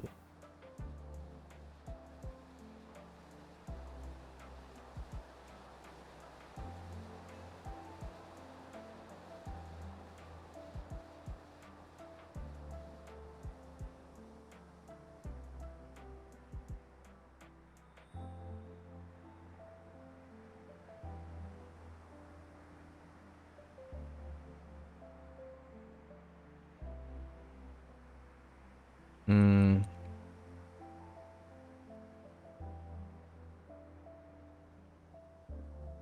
Ugh. That's too scrawny.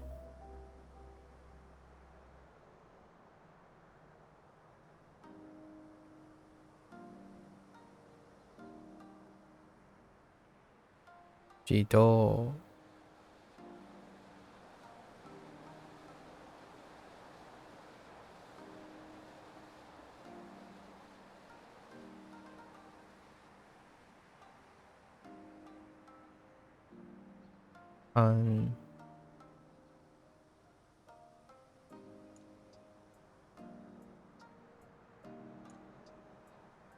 Bye.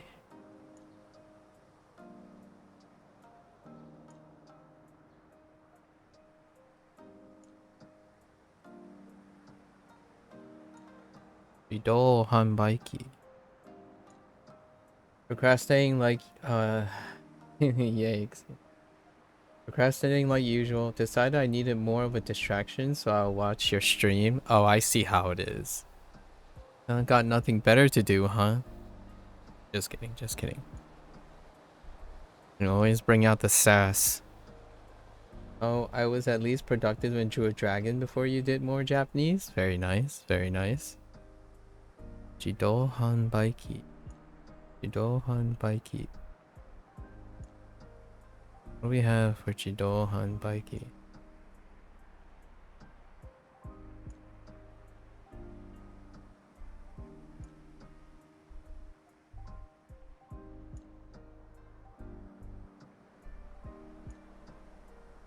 Bendy again. Bendy.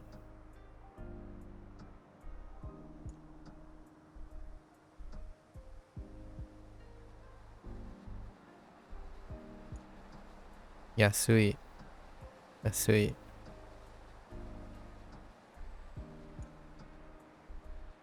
Uh,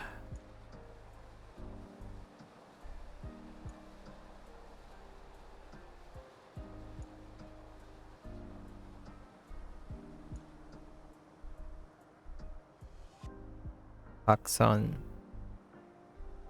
Okay.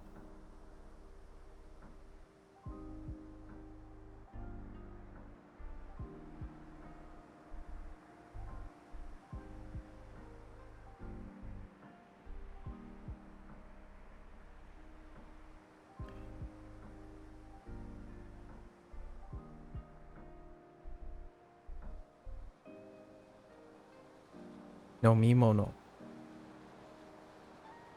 Someone has to keep me on my toes and young. I'll show you young. I'll show you a young. I actually don't know how to write young in Japanese yet. You just wait. I don't actually know how to write. Oh, wait. The feet part is a little weird in Japanese. You can still just use hashi. Or not hashi, sorry. Uh, uh, for like legs.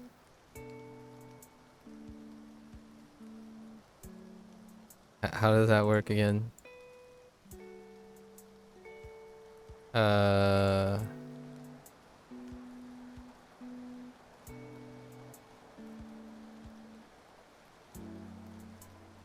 Kashi? Not Kashi.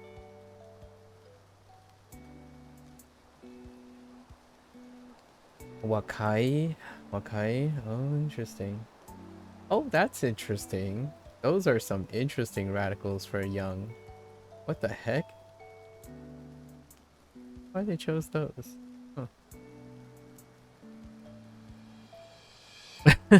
Those are some really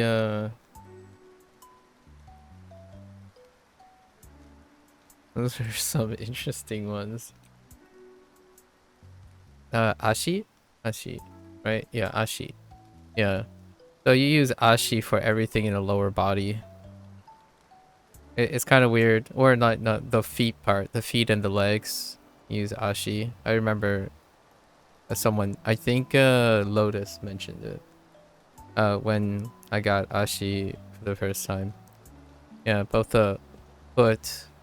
It's a little weird because there's also like this special thing with the feet or arms of an octopus and squid and stuff too. It's a little weird, but legs and foot are together, contiguous. Ashi.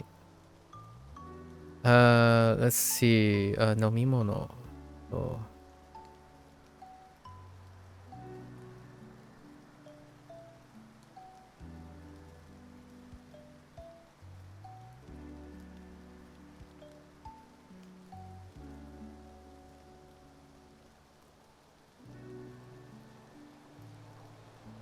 Yeah. Nomu. Nomu.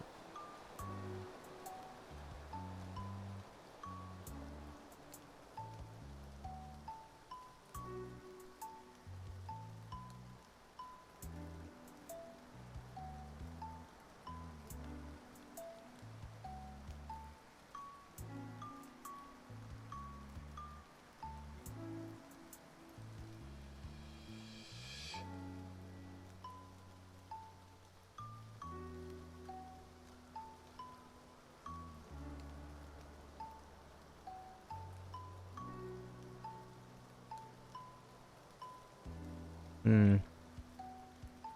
I really need to work on my hiragana ka. Sawayaka. Sawayaka.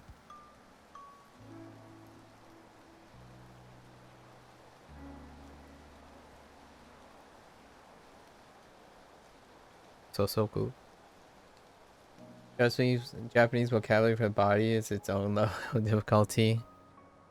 Oh, really? Atama, me, ana, mimi, nodo. Um, blank, blank. No, just get hashi and actually, I don't know body. Yeah, I don't know body yet. And then Kabe. Right. Kabe? No, not Kabe. That's wall. What is it? Hold up. I got it. I got it. Hang on. Hang on. Hang on. Hang on. It'll come to me. Ude. Ude. And then what the heck is body? I don't have a torso. Ude hashi. I mean ashi. Nope. No torso. Like this part. Oh, we got onaka though. Like the abdomen. Onaka. The stomach. Yeah.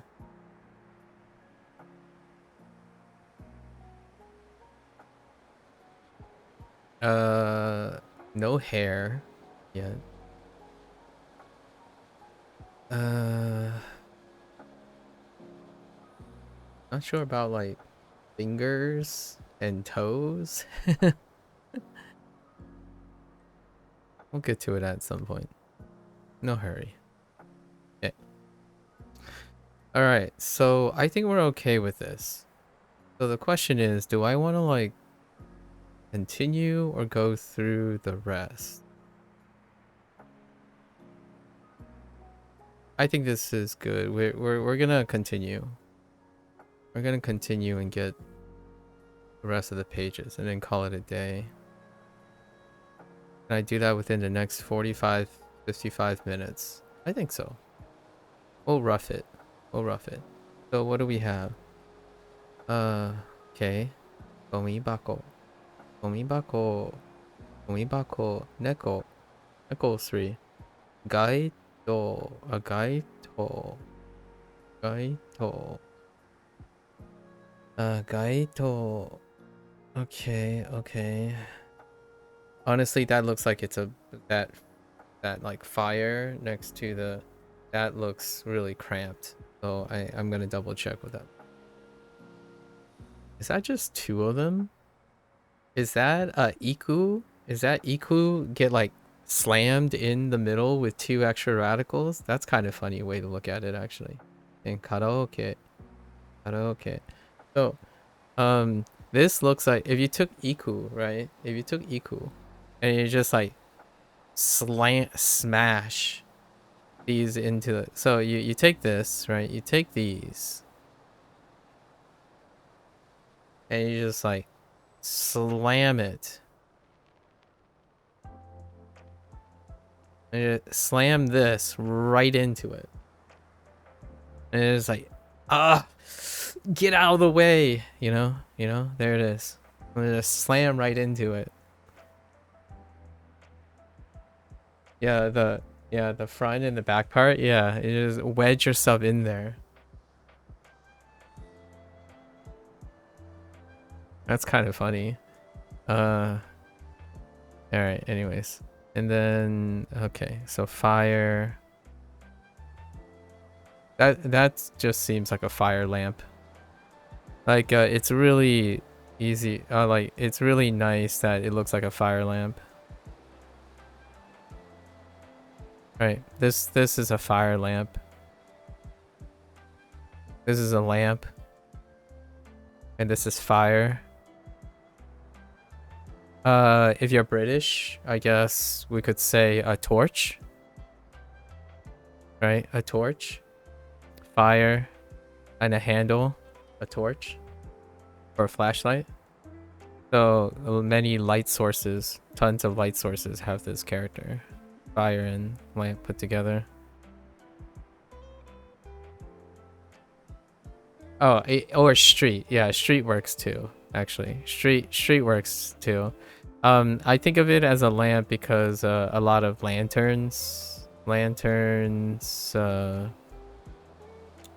types of lanterns have this like this character. Oh, and also yeah, true machi. So like, the street one really helps too. Thinking of this as a street. Then you have what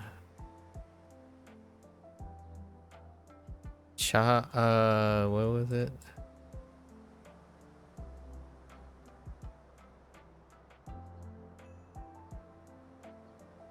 We have the Cholchin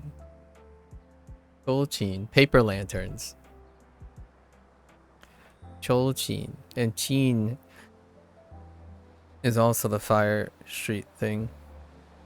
And I think Toro. Toro.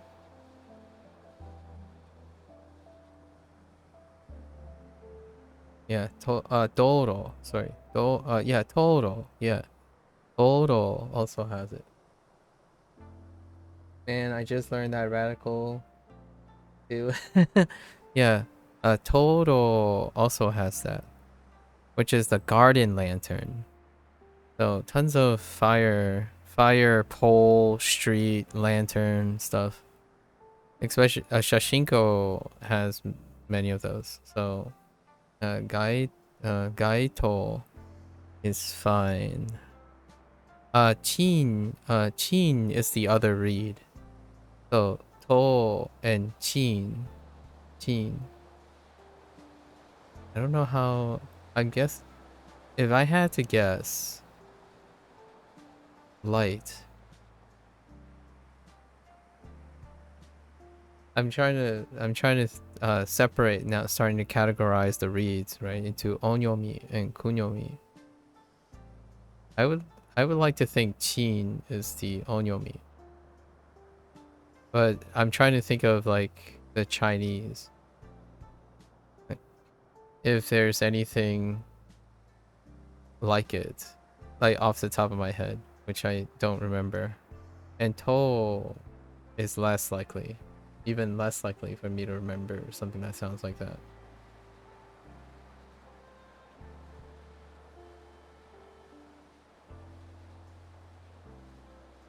Oh, fire. No, that's cool.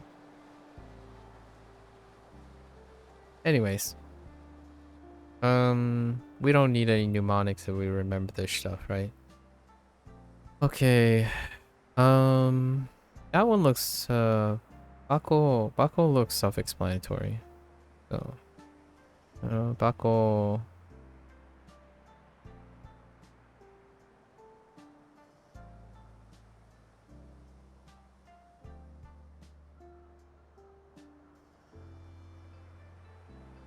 Kind of funny. Bako has those two little like things on the top, and how it reminds me of is like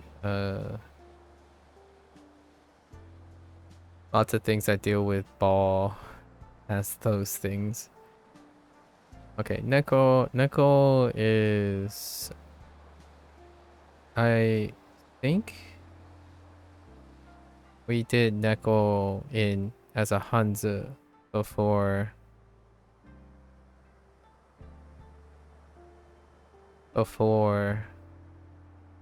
Japanese. It's kind of an awful Neko, but that's fine.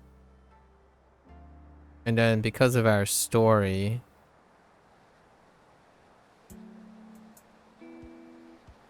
this is pretty self-explanatory.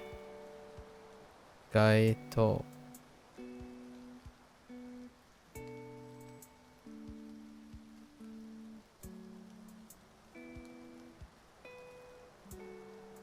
Gaito. And karaoke. Na. Oh.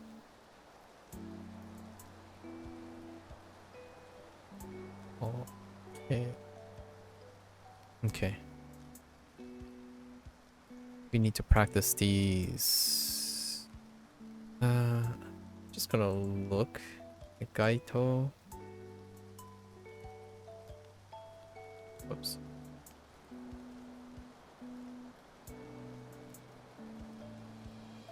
Oh.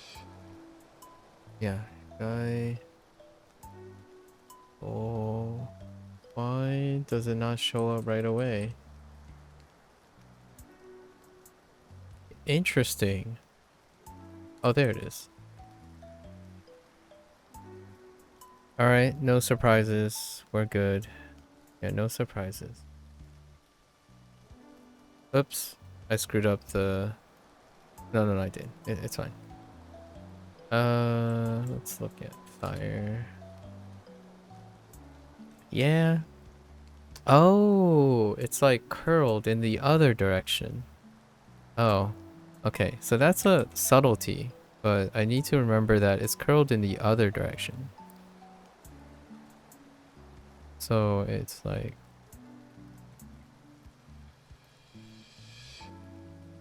this.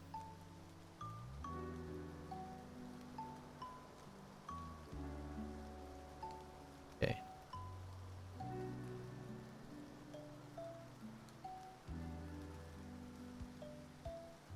Oh, small and big. Oh, neat.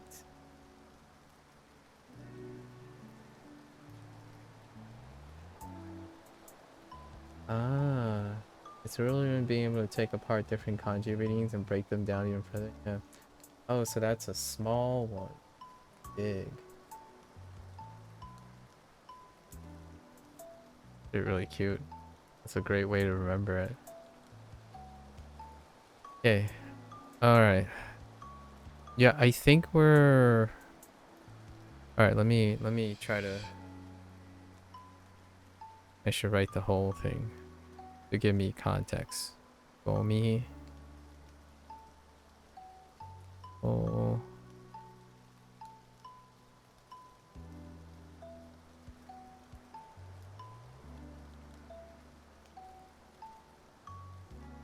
Gomi bako. Gomi bako. Okay. Yeah. Hmm. Mm-hmm. Mm-hmm. Mm-hmm.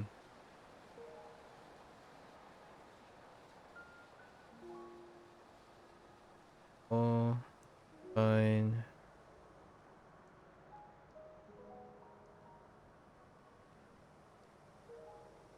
Hmm.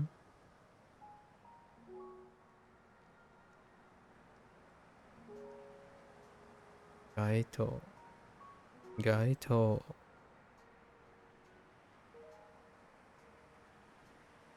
What was the last name? Oh, karaoke. All right, karaoke. All right, all right. Let's take a look at the back. So what do we have on the back of these? Hmm. Itanai. Itanai. Ippai. Recycle. Recycle suru.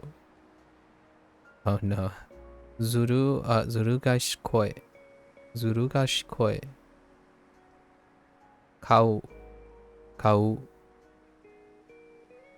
Kawaii. Kawaii. Oh, they're not using. Okay. Oh, no, wait.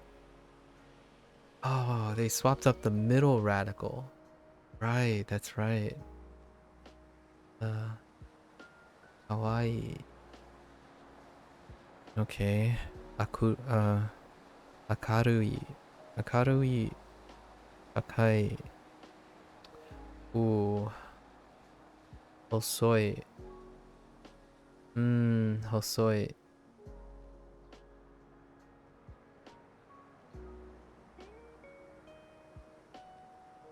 I want to double check Hosoi. I think I can see it. Yeah, okay. That's fine. The left radical's okay. Sometimes these stylizations, it makes it look like the bottom stroke of the radical is sticking out. So it kind of looks like this, but you rarely ever find that. Like this. It kind of looks like this, but generally speaking, it's usually this character, this one. And then you complete it.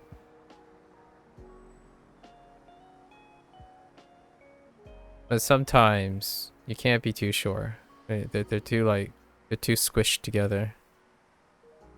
I just want to double check. And then utao. Tao. Oh no. Warao. Warao and ureshi. Ureshi. Oh hey, ureshi has shihuan plus the feminine marker. Or she. That's interesting. That kind of makes sense. Happy. Huh. Yeah. She. Yeah, C in it. And then feminine. Or not feminine. Sorry. Wait, yeah, that's the feminine marker. Yeah.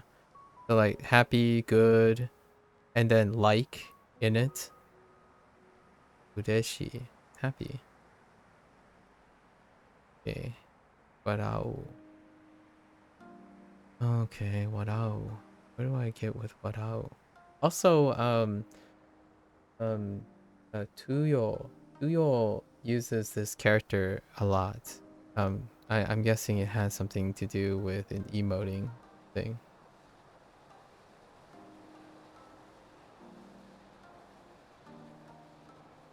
In parentheses, actually.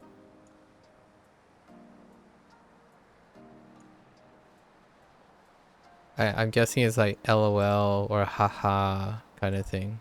Makes sense because of laugh. So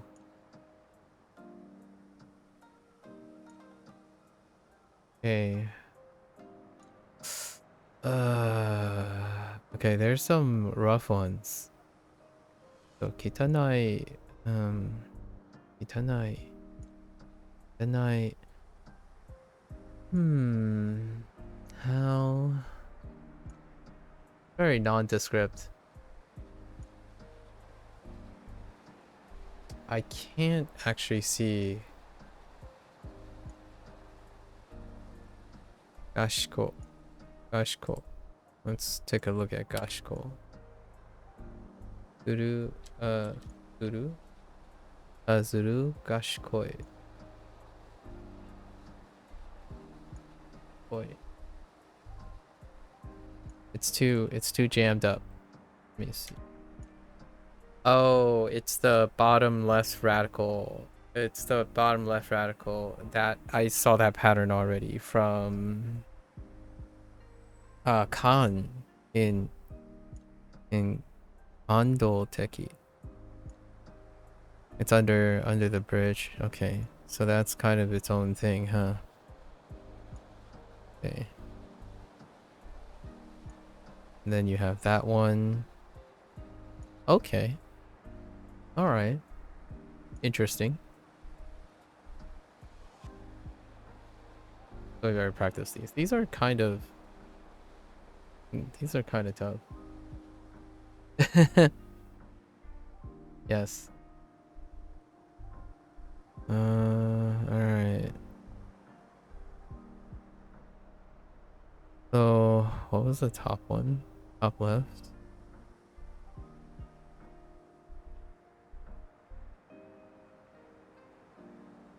Oh. Right.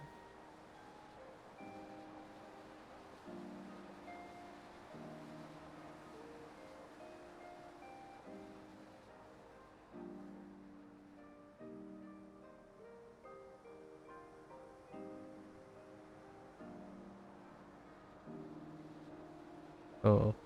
Gomibako. And then kitanai. Kitanai. Okay.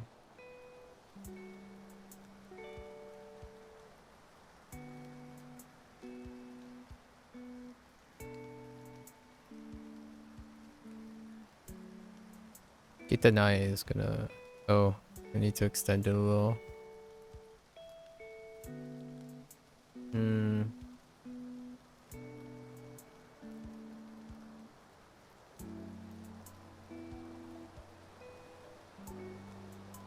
That's gonna be tough to remember.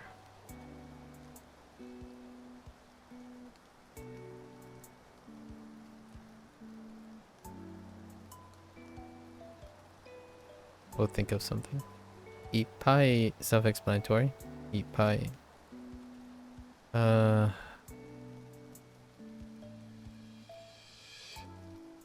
Also self-explanatory. Recycle. Recycle.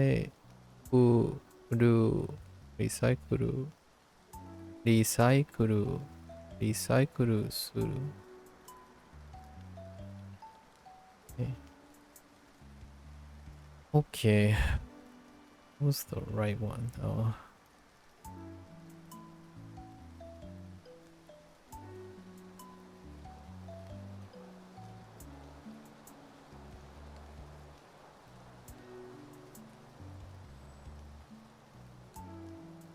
Neko. Okay. Mm-hmm. Mm-hmm. Mm-hmm.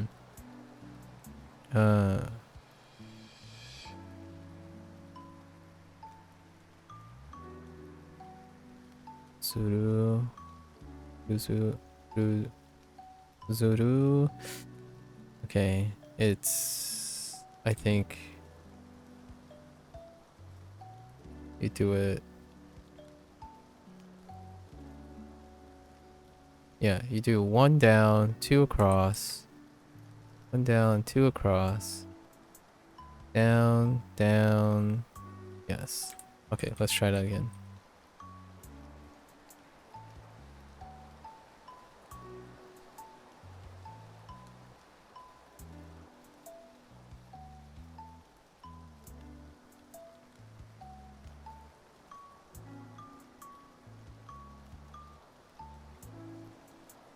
And that's a really busy... That's a really busy looking... Okay.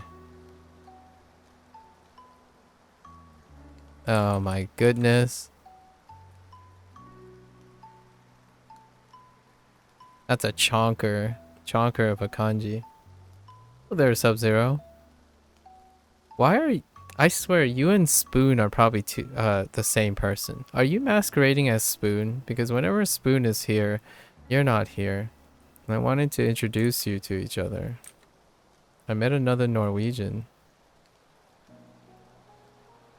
Zuru Gashikoi.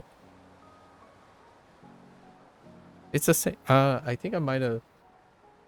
I think I might have already mentioned him, but he was on the YouTube side. He was an American Sign Language dude.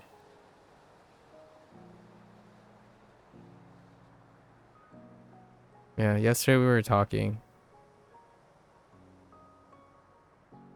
Okay, Zuru Gashikoi. Zuru Gashikoi.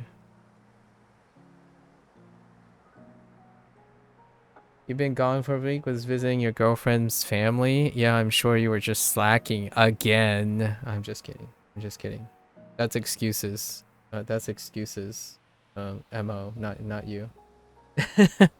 Well, actually, now I'm not so sure. Now I'm not so sure. Okay. Kau. Oh man, Kau is a little... Oh, is that a bend? Actually, I need to look at Kau. Oh.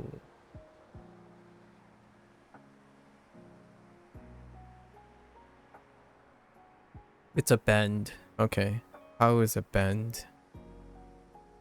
Someone else pointed out that I should not assume that it's 2 strokes. It's a bend. That one's a bend.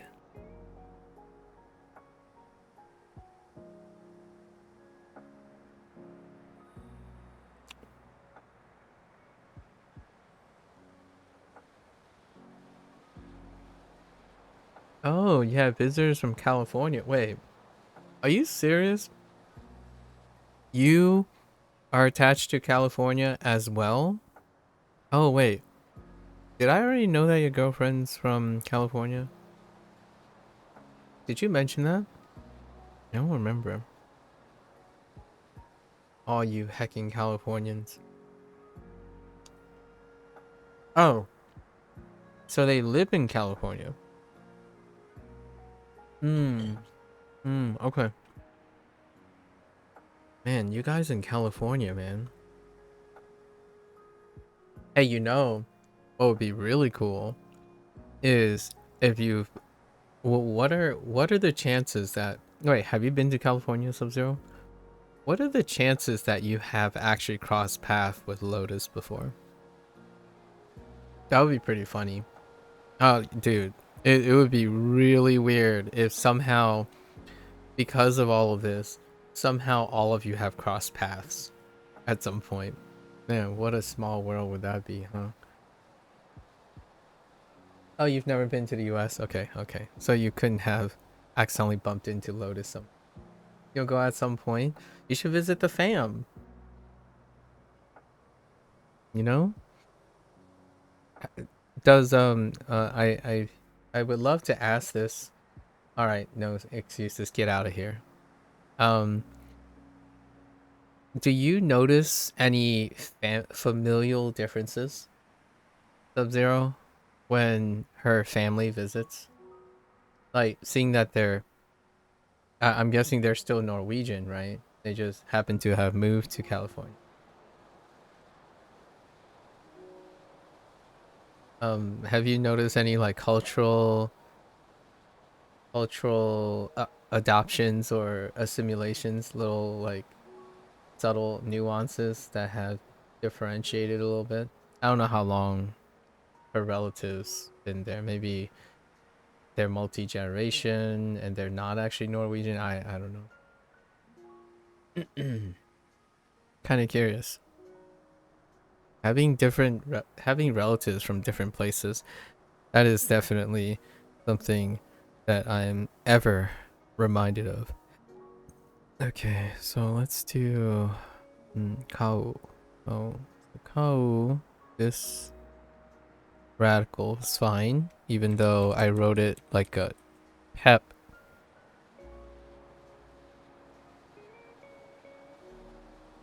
Okay, this radical is fine. Then we want to do this bend. Yeah. Okay, Kau.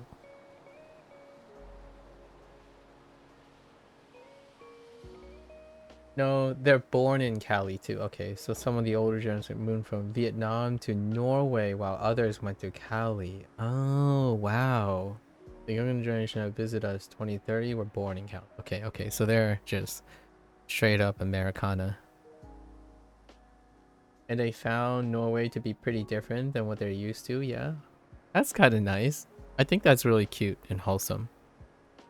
Unless they turned out to be those relatives who like despise all the conveniences that they lost or something. I don't think that's usually like your family sounds quite eclectic already, and your extended family. That's kind of cute.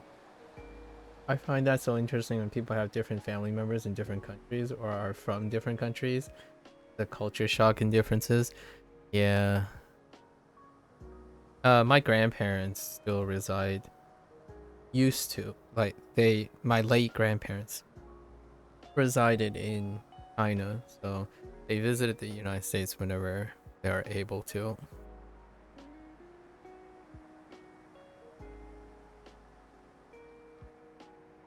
And then my extended family continue to be relatively associated with the pocket diaspora, while my family moved away. So we are in very much multi-generational American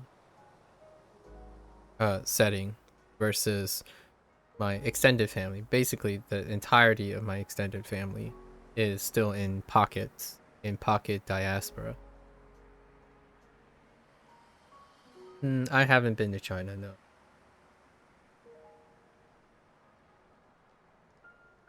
Yeah, the dynamics are handled incredibly different. Even when it's still second gen. If you like stay within your pocket, wherever it is, it can still be wildly interesting. Like holy heck, when I step into to the um to the extended family like gatherings, my ears like explode. Like this is a very, very stereotypical contrast between the like auditory and spoken dynamics of Chinese families versus like here. Like I feel like my parents could create a noise disturbance by speaking in the house. You know, I'd be jogging along, right? Getting close to the front of the house, and occasionally if my mother is speaking, I could hear her through the house. A volume difference is sometimes almost traumatic. Like physical trauma to the ears, not like mental. It's kind of a thing you have to get used to. Same separated by a few dates only. I can't imagine having it. Mine are all from the same country. I see. I see. Well, you know one thing, the silver lining is if you like eating, although I know Sub-Zero, you already shared about some of your you have some dietary constraints, but the one thing about having multicultural families is you just don't know what you're in for when you're going to eat. And that's always exciting. We call that a confident voice. Never call them loud. They get offended. That's fair. Yeah, but you have some dietary restrictions, Sub-Zero. So, and the one dietary restriction you have is like disownership territory for Asian families. It's kind of hard to get past gluten, if you know what I mean. Calliope Mori is Hololive English. Hololive is good. What? Oh, um, did you tell me this before? Someone else must have told me this before. I don't resonate really well with Hollow. I don't resonate with you VTubing. I'm sure someone else said something, right? Another person mentioned Hololive. I don't like VTubers, or like I don't VTube, like it doesn't resonate with me. I'm young culture. Um yeah, young culture. Incredibly young culture. Not within my generation. What does excuse always say? Oji-san. Oji-san desu. I'm referring to myself in third person. If you're not a Vocaloid, find the door. Sorry, not sorry. Yeah.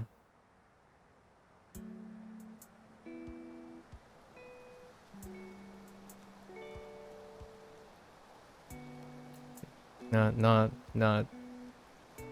If it's like a teacher, yeah, that's true. Luckily, with the main cultural difference with your girlfriend's family and mine are that they have a lot of Vietnamese food. Most of it is usually gluten-free by itself already. Yeah, because it's Vietnamese has a heavy dominance in rice, which is kind of nice, right? Sub-Zero.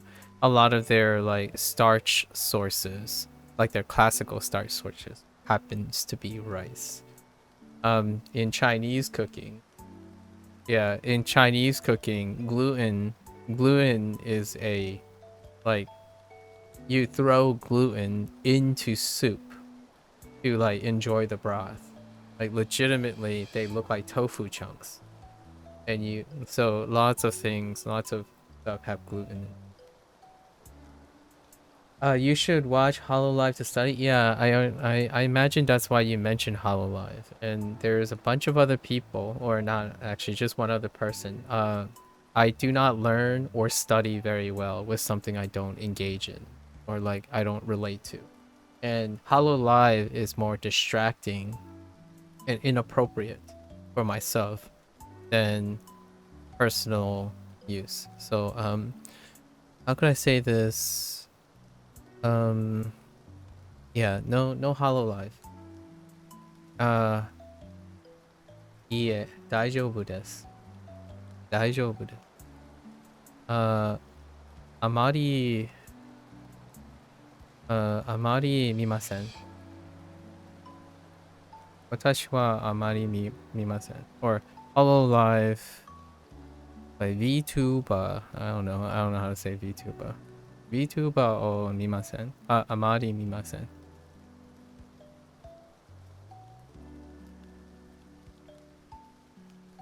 Crazy thing, my whole life I have only eaten from 2 Chinese restaurants. That's the only different cultural food you have ever eaten? Living in a small town sucks. Wait, how old are you? Excuses. Take a heckin' road trip. Excuses. I almost feel like I need to like find where you are, track you down, and drag you somewhere else. That sounds really, really bad. We should. That's a joke, guys. That's a joke. That's a joke. Oh well, you're 22. You're fine. That kind of sounded like an abduction plot. So I want to take you. I want to drag you, and I'm gonna feed you. That's weird.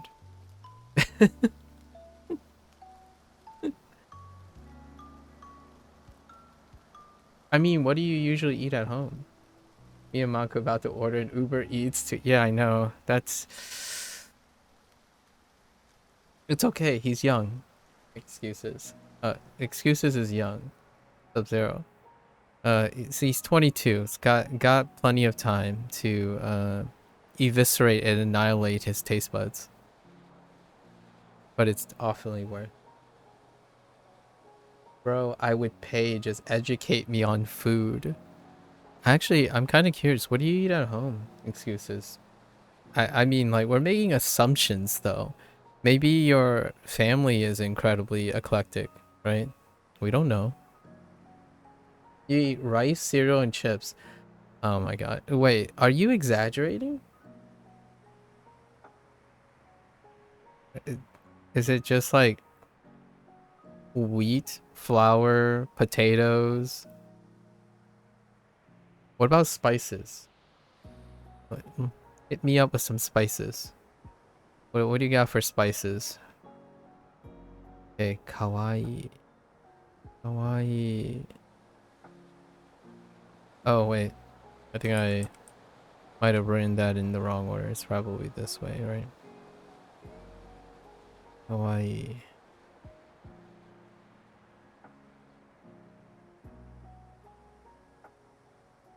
Wait, is that one stroke?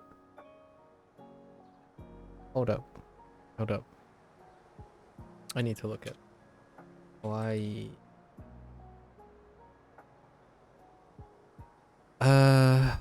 No, that's fine. Oh no, it is that crown. Weird. Interesting. Yeah, they really do be replacing it with, okay.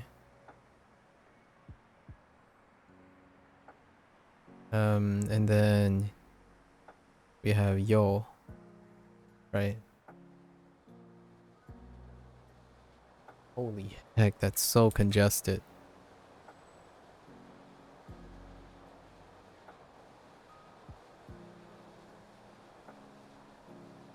It's so congested. Alright, that's fine. Go reform it. Spices. Salt? Oh my god. You're vegetarian? Oh, interesting. You're vegetarian. Wait, I've eaten miso soup before. Okay, spices, salt. I don't use salt. Salt has a lot of sodium. You're welcome. If I was a vegetarian, I live off those Beyond Burgers. They are so good. Beyond Burgers is kind of ritzy and pricey though. Sub-Zero. XT. Hello there, XT. Mushrooms. Mushrooms. Mushrooms. You hate the bean one. What about tofu? Vegetarian mapo tofu.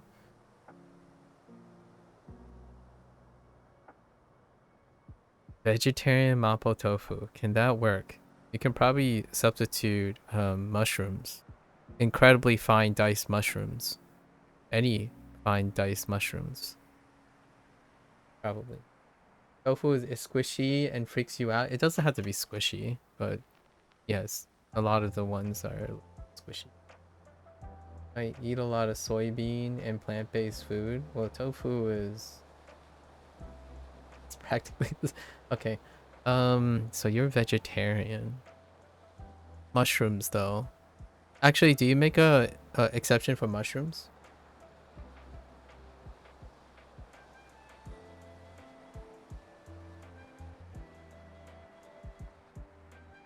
When I eat out, I don't. I'm largely nearly vegetarian at home for maintenance issues and whatnot, but or maintenance things. However, when I'm out and about, it's a different story. We'll have to talk about it. I'm kind of curious. Cause dude, some enoki mushrooms though. Shiitake, diced shiitake to substitute into a mapo tofu might sound fantastic. You're a lacto-ovo that I still consume animal produced products. Oh, okay. Like eggs and dairy. Ooh, that can work. Ooh, Korean, like tofu soup. And I know, you just said tofu is weird and squishy, but that's not this is a different story though. If you're if you make exceptions to animal products, like byproducts, um, Korean can go a long way. You can definitely go into Korean cuisine. Just get a classic things like japchae and japchae, tofu soup, classic tofu soup, over rice. Just pair it with rice. Dang, if me and No Excuses combine our diet restrictions together, we wouldn't be able to eat anything. Huh. Are you only copying the kanji or are you following the stroke order? I'm following the stroke order. I don't need to follow stroke order anymore because I kind of already know the stroke order. Or like, I don't need to copy anything. You just write it now. I double check. I double check some of the whenever I find a new radical or font constrictions XD. If like the character's too squished and I can't really tell, I double check on a stroke order website. However, most of the time there aren't any new radicals. I've written so many characters between Hanzi and kanji that uh, I don't copy kanji anymore. You just know the stroke order. There aren't any new radicals lately. We did come across one today, I think. Did we come across one today? Not really. No, not really. The stuff that I correct now for kanji is inflection. So like for example, the difference between this and this. So now I'm more thinking about inflections. So I'm like looking for things that I'm picking out the little things that where the inflections are in the wrong place. I'm basically trying to make my characters look a little nicer and more accurate. Tofu do something beans wa something Nippon no asagohan. Did you have something with tofu and some? Oh, is that like natto? That's probably natto. Probably. I don't actually know the character for the kanji for natto, but that's immediately what I think. Tofu and natto. What something Japanese breakfast. When I think about it, that is natto. By context, I thought it was not natto. Tofu and natto are friends. Yeah. Oh, our friends. Oh, that's tomodachi. Ah. Okay. Tomodachi. Okay. Yeah. Yeah. Wakarimashita. Yeah.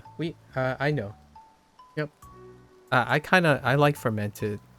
I like fermented soybeans. Natto. Natto wa oishii desu.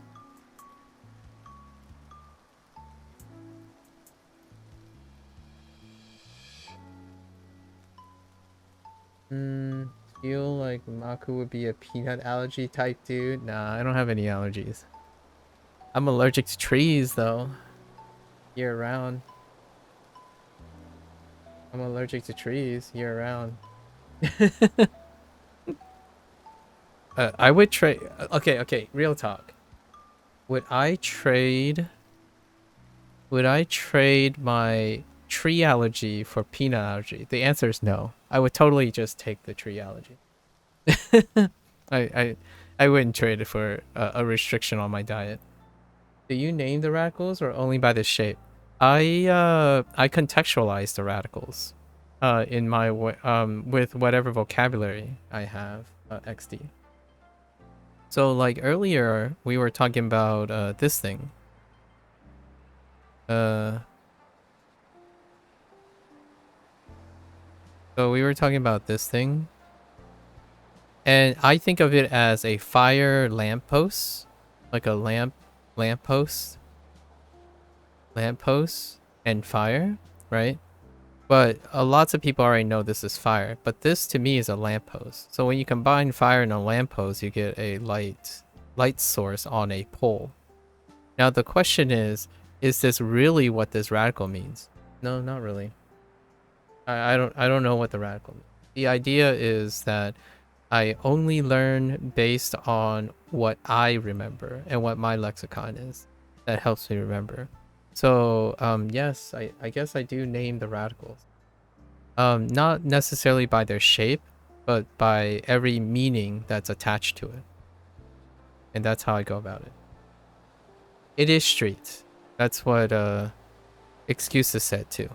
It's street. But that doesn't mean that it's always going to be street for me.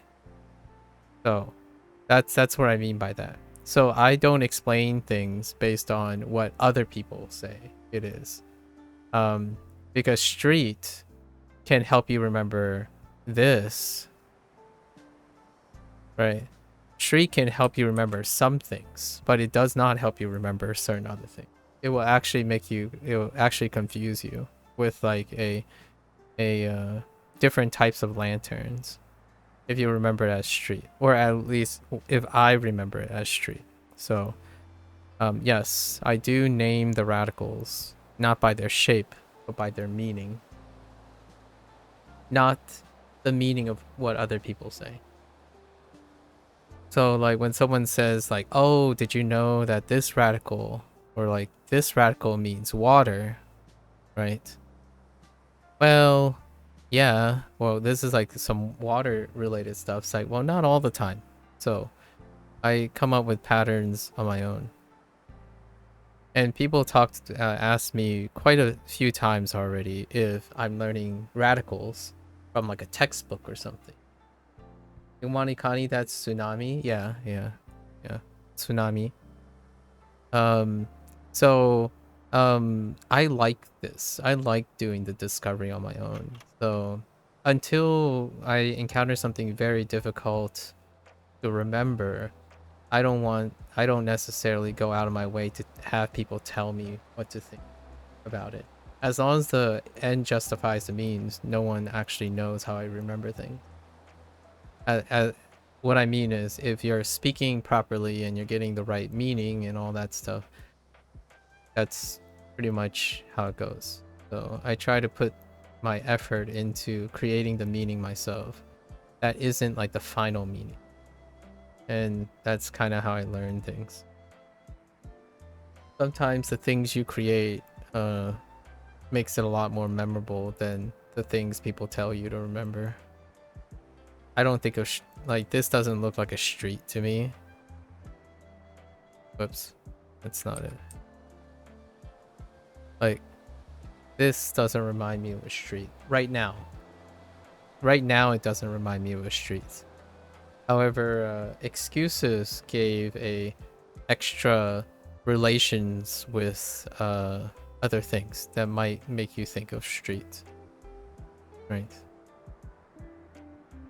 So I take it in. It could mean street and other things.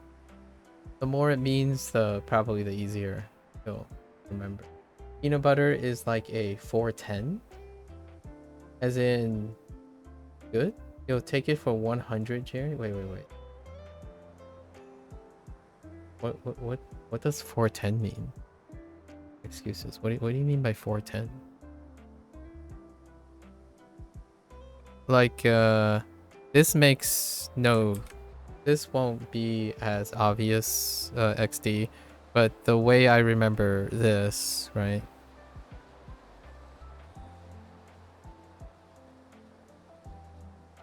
The way I remember this here is this is Hanzi. These are speakers. I mean, you can picture them as speakers. And then this is a person. So it's a person without a head. But if you put a circle here, it's a person near speakers that's singing. But in Hanzi, it's still singing. Or it's actually a song. In Hanzi, it's a song. And it's combined to create singing as well. Does that help me with remembering certain radicals?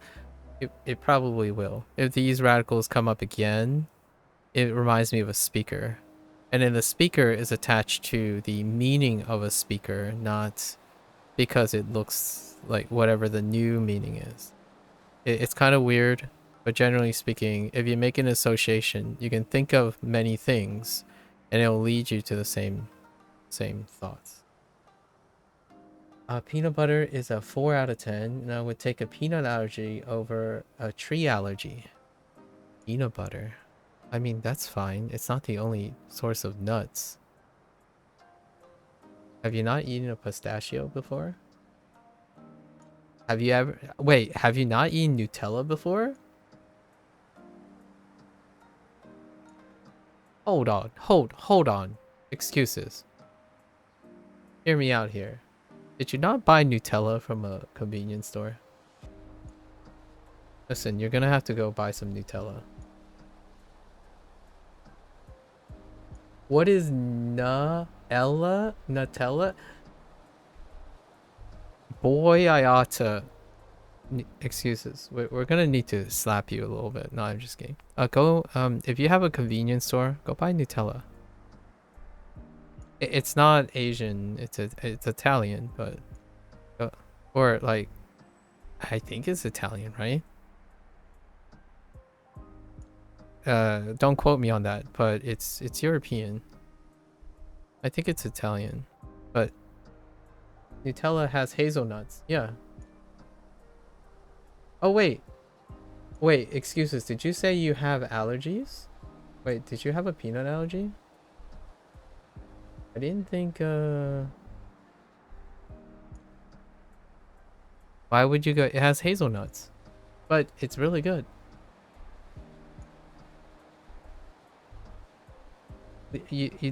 There are more. Okay, they're like no peanut. Wait. They're both nuts. Like, well, okay, guys. Excuses said. Okay, all right. Hazelnut is okay. When someone has a peanut allergy, it also includes hazelnuts. But I was making a case for. He said that peanut butter is mid, right? So try Nutella. It's functionally and pragmatically a substitute in like it's used to combine with certain things that are very similar. And it's also a nut source. If you buy Nutella in Italy, would it taste different? It does. XD, and it's largely largely due to locally sourced ingredients. So if the Nutella is coming from a specific source, like a factory from Italy, which it probably is, as opposed to like a outsourced, there is a chance you can import. Like maybe there are places that buy imported Nutella, but generally speaking, I would say Nutellas probably have a manufacturing place in whatever countries, because Nutella is pretty international. So the ingredients would likely affect the taste. So you'll probably it's not that Nutella has a very strong taste already, a taste profile, so it might not be that different, but it is true though. Even manufactured prepackaged goods like cookies, like packaged cookies and whatnot, will be affected by the local ingredient. That is a very commonly tested thing, like a known thing. So if you buy like Oreos from somewhere, and then you buy some from like a different country, there is a chance there's a noticeable difference. Yes, that is true. A popular example would be Coca-Cola, right?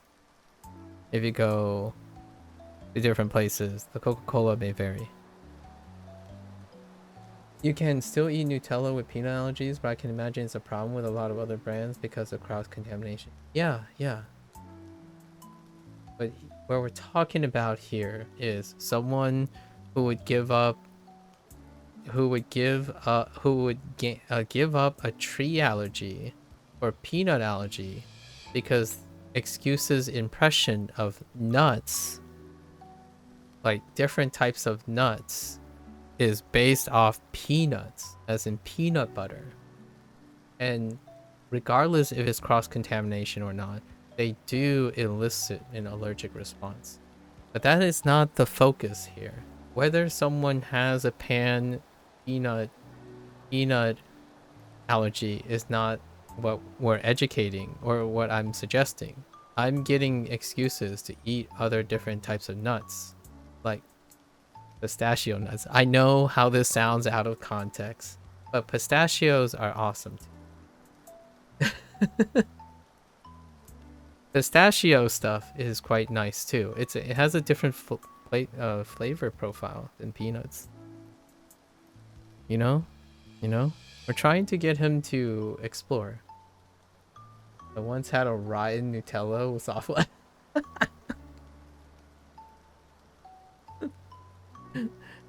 All right. What other type of nuts?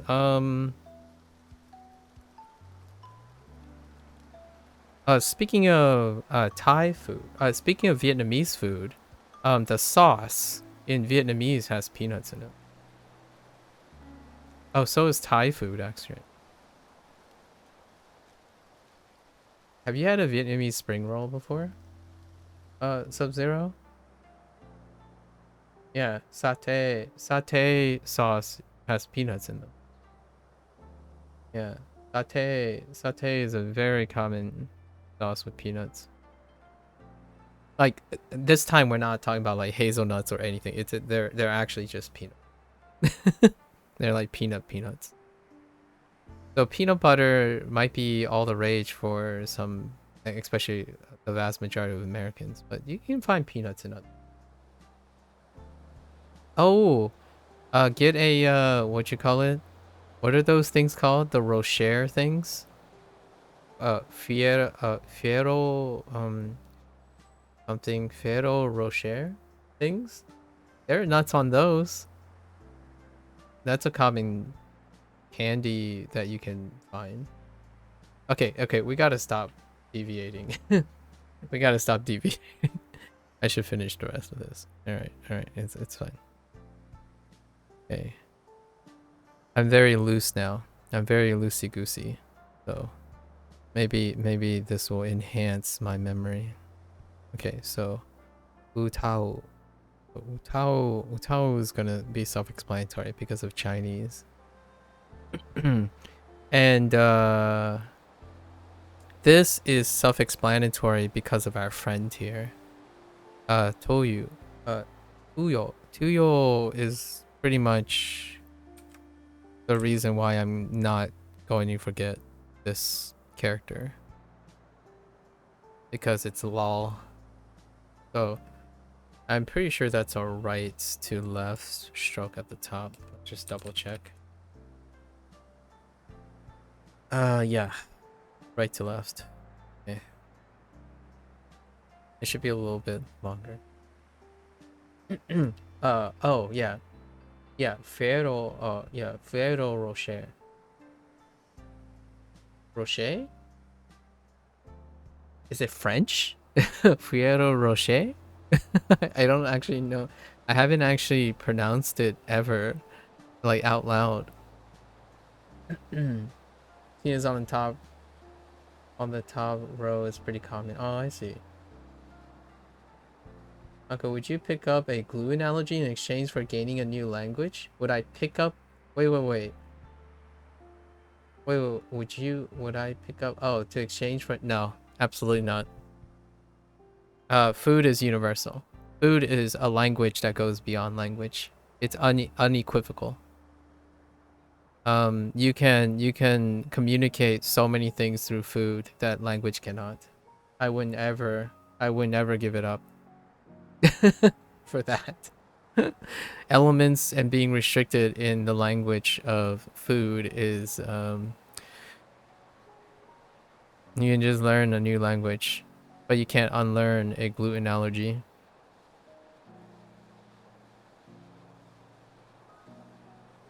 You can learn a new language, but you can't unlearn a gluten allergy.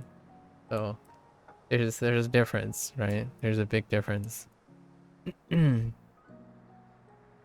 It's like there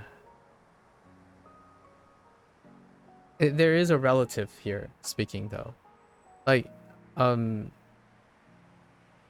it might be more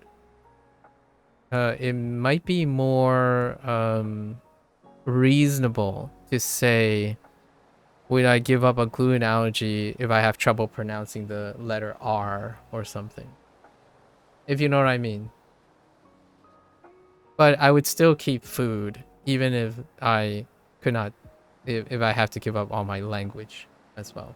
So like instead of, let's do high stakes, right? High stakes. You'd be dead without food.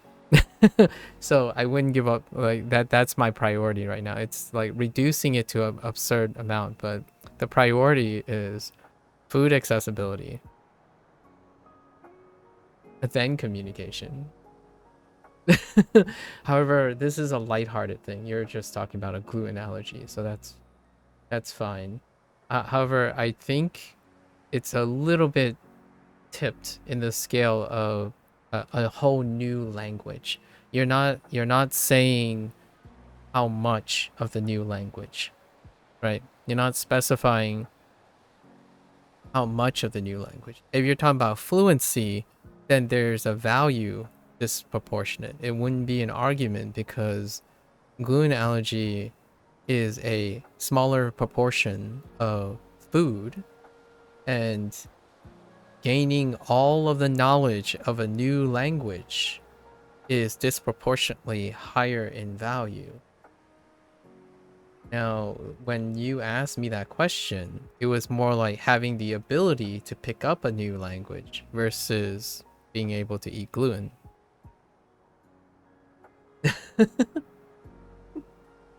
So I just wanted to be clear. I just want to clarify so that why the decision was a little bit easier for me, because I was interpreting it that way. You know? You know? How do you say I love you without saying I love you? You give them something that they want to eat.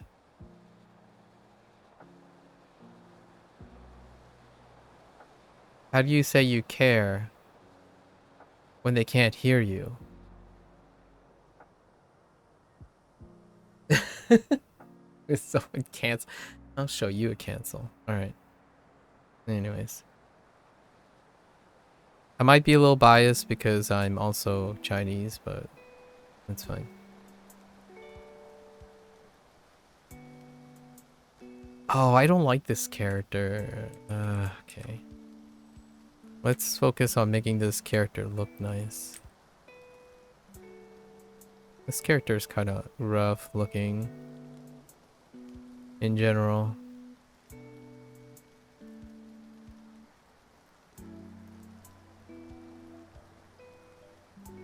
Oh wait, I think there's a box in there.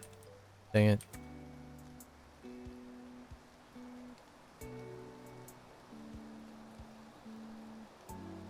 Oh, let me double check.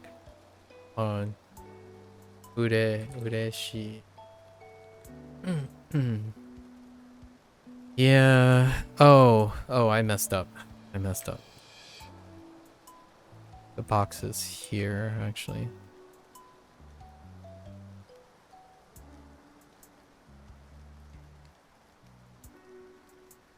Yeah. I don't really like this character.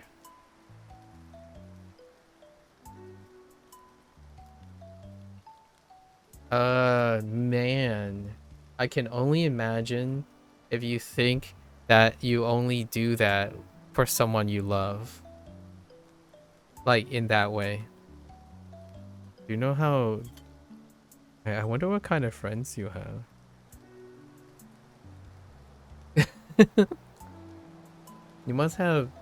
Food for my family isn't a love language. Well, it's not a... Well, it doesn't have to be a love language. It just means you care.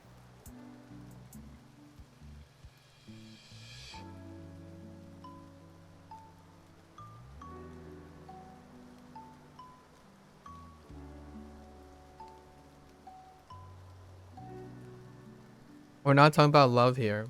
Not in the love that you're talking about. Because, this is a cultural difference. How do you demonstrate to your friends that you're good friends? When you invite them to your home and you decide that you don't communicate through food, that's a cultural dissonance between your guys' culture and my culture. Like, if you come to my house and you don't rest from rest from like eating well and wanting to stay, then you have failed as a host in the whole Chinese sense. So I think that if it's flipped around, like my case in the scenario was rather I drop a newly learned language in exchange of not being gluten intolerant anymore, I wouldn't do it. I mean, that's fair.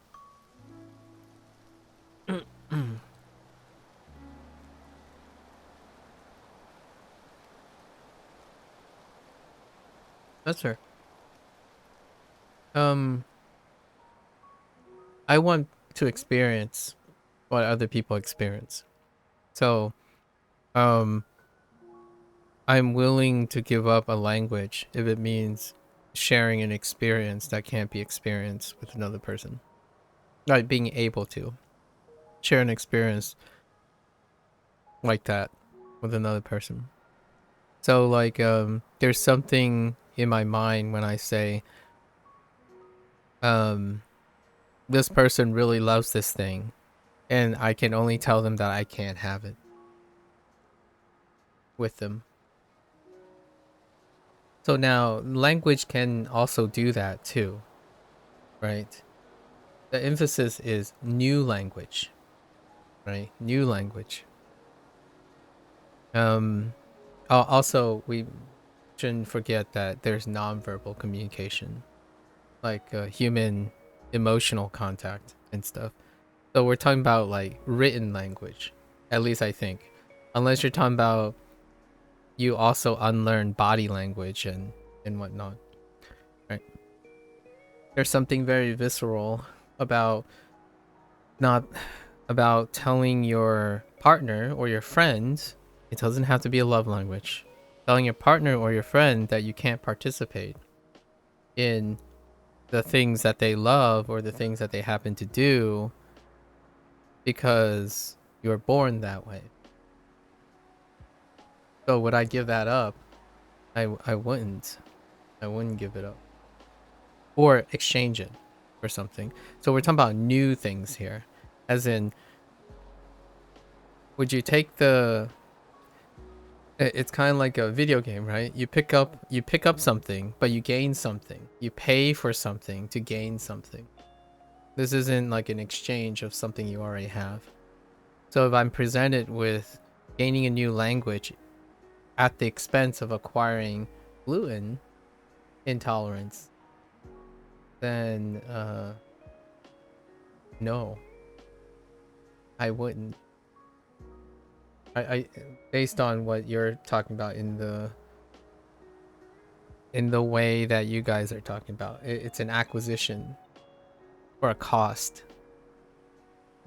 I thought maybe it was an exchange, perhaps. There's like different ways to look at it from the way you guys are describing. In this case, Sub-Zero is talking about an exchange where he is already gluten intolerant.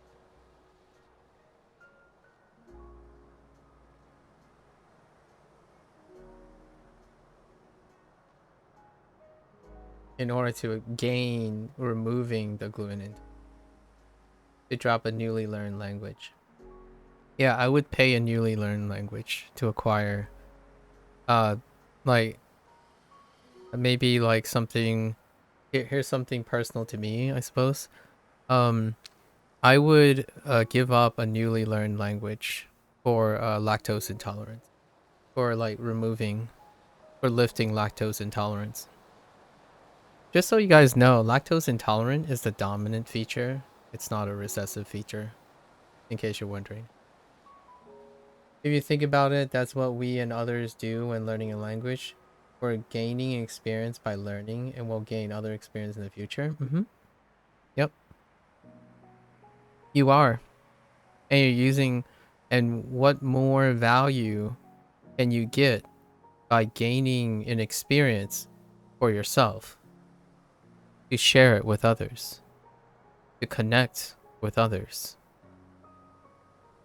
Literally being told you can't do something is something incredibly sad and bitter in me.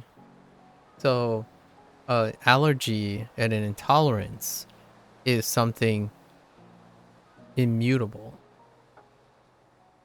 Learning a language is not immutable to me. Right? Time, though, is spent. Imagine your soulmate is Japanese. Now that's an experience you lose out on. Low key, guys. Imagine having a Chinese friend who's very traditional and deep in their heritage, and you told them that you don't like spices and you don't eat meat, and you might not even eat fish. There might be some negotiations. There might be some negotiation, and that's not to say you can't be friends, right? Friends are connected well beyond that. Now the question is, how does it impact how frequently it comes up, right? Eating comes up, at least in my opinion, to a Asian culture. I don't know others, maybe Chinese culture. Food comes up almost as much as learning vocabulary or talking about or using your language. In fact, I think eating is the shared activity that is almost the most consistent in Asian household. Like outside of outside of I don't know. I don't know what else is more recurrent than eating. It's definitely restricting. I feel like a burden whenever I'm visiting my girlfriend's fam because they gotta adopt all the time. Yeah. So it's not that's kind of what I was about to I was alluding to that. I was getting to that. And I don't think like when people, you know, love each other familially and intimately, right, and personally in a way, they're more than willing to gladly do that. However, it doesn't stop me from feeling like, oh, that kind of sucks. Like I can't. I'm making like Sub-Zero. I'm sorry if this is like a. I hope this isn't too of a negative topic, right? Like I'm lactose intolerant. I'm like very noticeably lactose intolerant to something. So like I have to make accommodations, but I don't tell people. Like it gets to the point where sometimes I don't even tell people, and it's kind of rough because I want to be part of that. And food culture is so part of living, right? Much like I mean, language is part of living too, for sure. But it's hard to circumvent eating. Yeah, same. I've been a vegetarian for 5 years, but I still hate having to ask for certain things or check ingredients when visiting. Yeah, it's a life choice though, you know, for sure. Um, I think it's very respectful your lifestyle choices. Um, and that's what I'm doing to accommodate. Right. It's fun. It's challenging too. I don't know if you guys like challenging, but I kind of find it uh kind of challenging to find to meet people with restricted diets and try to get them to explore food regardless, right? Regardless of their challenging diets. It's almost kind of like a like an extra layer of engagement. Honestly though, Nutella. How do you feel about hmm hmm go find a dim sum place and get like chive dumpling. Hmm, chive dumplings. And if they had like mushrooms, mushroom chive dumpling. Hmm.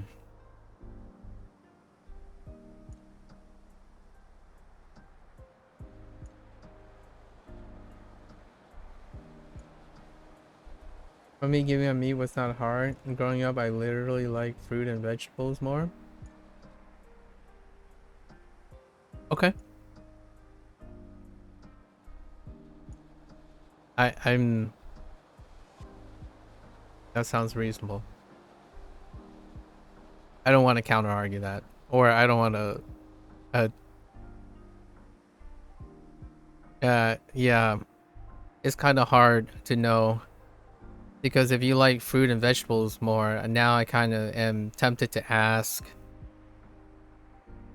was fruit and vegetable more readily available to you, and what manner did you actually consume other animal products?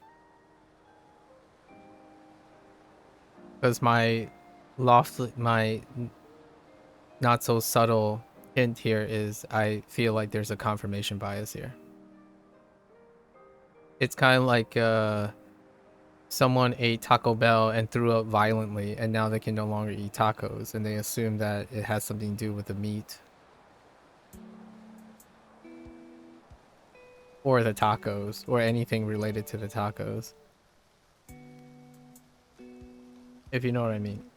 It's kind of like learning a language. Uh, if you just like if you just like a word more, do you only stick with those words? Some people do. Some people don't. Right. Ooh, that's a big philosophical question. Would you prefer to know a percentage of the language really, really well in exchange for a moderately average understanding of more of the language? Giving up gluten was hard AF when I switched diets, but after a year or two, you just get used to being the new norm. Yeah, Yep, conditioning. I can really even I can't even really remember what it's like sharing a cake at birthday parties. I had balanced meals, a meat, a vegetable, and a starch, and a dessert if I was well behaved. No, that's not what I mean. Uh, that's not what I'm referring to. I'm referring to your perception of meat and vegetables. What were their sources? And what was their variety? We're not referring to how balanced your diet was. We're talking about the variety and sources. So it's to me, it's more like you like hiragana, and therefore you're going to stick with hiragana instead of learning kanji.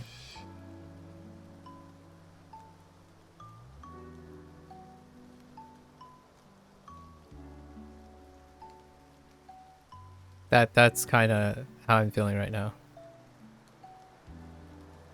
Not that you don't need kanji, sort of, but it's kind of interesting to know how much of kanji you have sampled.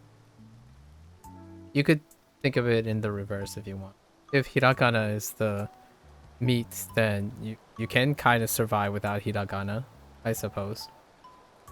It's just part of the picture, right?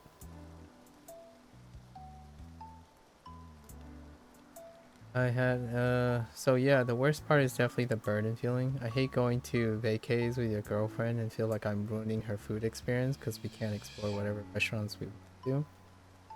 That's fair. Did you guys ever do the cute little thing where like one one of the couple gets what they want and then you get what you want and then you cutely like find a really nice place and then you share the meal together? Sometimes, just like switch it up a bit. I thought that was really cute. The people who have like dietary restrictions, like I have friends who are married to, like, lots of my friends, at least half the equation is vegetarian. So, for whatever reason, and like for whatever the reason is, they find these like really cute ways to engage in it. Like, if the couple had different food preferences and they go out and they come back together, they would share the time to explain and share what they're tasting or how they're feeling about it and whatnot, like why they like this and why they like that. It kind of leads to uh, a different experience that you can't have, that you won't likely have if two people had the same diet. So that's kind of a fun intellectual thing. Varied, you say, sourced from Walmart? I had chicken, pork, and beef, and I'm pretty sure I'm answering this wrong. Yes, you pretty much are. However, um, your source from Walmart, I mean, that seems reasonable, I suppose. I'm not saying that you don't. I'm not saying like there's a very highly probability that you don't like um chicken, pork, or beef, like the way it tastes, um the way it is, unaltered or whatever, compared to the vegetables, right? The the thing is, since you have decided that and you explained to me how you have not explored that, it is very difficult to know if you actually like fruits and vegetables more than meat. That's probably what I'm saying very conservatively, right? Not that you need it to be happy. uh it would be interesting in the future when you meet someone who is or is not a vegetarian and how your perspective may change. Nice. I haven't heard of that. I would like that, but she's pretty adamant about eating gluten-free too sometimes. Oh, okay. Probably because she doesn't want, yeah, because she loves you. So, you know, I was gonna say, does your partner remind you of that it's okay and stuff? And that's a keeper right there, right? Yeah, I know it doesn't stop you from feeling the burden. I feel that a lot sometimes, and I feel like others think that they're burdening me a lot. It happens a lot.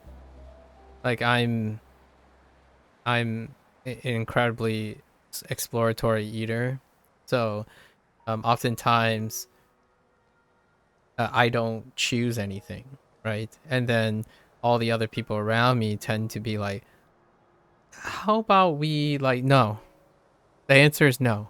There's this is not like a negotiation, right? It's not um you do you talk to the most agreeable person first. This is a dietary restriction. If you cannot eat these things, do not defer, in my opinion, personally, do not defer to the person who is most agreeable. You defer to the person who has the most restrictions. Doesn't It's not a big deal because the person, at least this is a way to circumnavigate that burden feeling. You have to understand that the other person loves food just as much as you do, likely, eating the things you do. The difference is that when they're going to explore other things, they get to enjoy those things too. But the most important thing is the company they're sharing it with. The cute little thing that I was describing is to like it's like an intellectual experiment. It's like a nice little added dimension. I There was one time I was in a group. Just a little short story. You mentioned that if you and excuses combine your dietary uh, needs or restrictions, that you wouldn't be able to eat anything. I've been in a group where there were 5 of us, and I was the only one without a different dietary restriction. You know, there was a person on keto. There was a person on at a period of carb loading because they have a running competition coming up. There was one person who has a childhood like aversion, so they typically only eat things that are reference to their youth. So they don't like experiment new things. So they're restricted to like pizza and grilled cheese and whatnot. And then there was a vegetarian. And I think one person was a vegan. So there was like 6. And I was the only one that doesn't have a dietary restriction. So instead, we all decide to meet up at someone's place, the biggest place, the one to like hang out. And we all ordered different things because we were able to be in the presence of everyone. So all of us went and got our separate food and then came back. And then we talked about those and then had fun and stuff. So this stuff is very adjustable, at least in the environment that I was in. I'm genuinely in the environment of people who have religious reasons, principle reasons, literal biological reasons, and then mental reasons. It goes without saying, I I'm gonna get a little fire for this. When you are very like hyperactive and high functioning and intellectual, that is often associated with very quirky behavior. And one of the quirky behaviors often has things to do with food. So I'm no stranger to this conversation. I'm definitely no stranger to this conversation. And I think in the long run, if you are happy with your food choices, I'm not there to I'm not there to redefine it. However, however, the thing that I tend to encourage people most of the time is that don't restrict what life has to offer. Like try not to restrict what life has to offer. And that includes people. So experiences lead to people. And having more experiences or different types of experiences allow you to connect with more people. Like learning a new language. So eating is kind of part of the equation.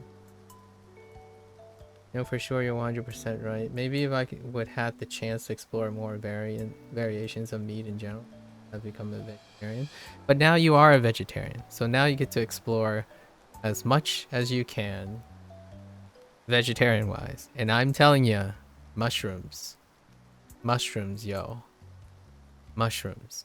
Actually, how do you feel about tomatoes? Excuses. Dang, I bet you order the least diet restricted ever. Pizza with all sorts of meat and milk on the side. I actually, at that particular time, I ordered, what did I order? I might have ordered a pizza. No, I didn't order a pizza. I'm pretty sure I ordered a burger. Like, caramelized onions, cheese, sauteed mushrooms, 2 patties, and then I got a loaded tots. So tater tots with melted mozzarella.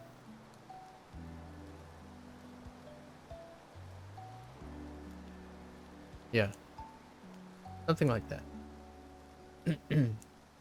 Hard pass on tomatoes. I figured that much. And then you like ketchup. I figured that much. I didn't want to be too presumptuous, but I can also probably gather why you don't like meat when you were younger too. I think you would have given up being a vegetarian and try different foods, maybe. Who knows? Your future partner might be a convincing argument, you know?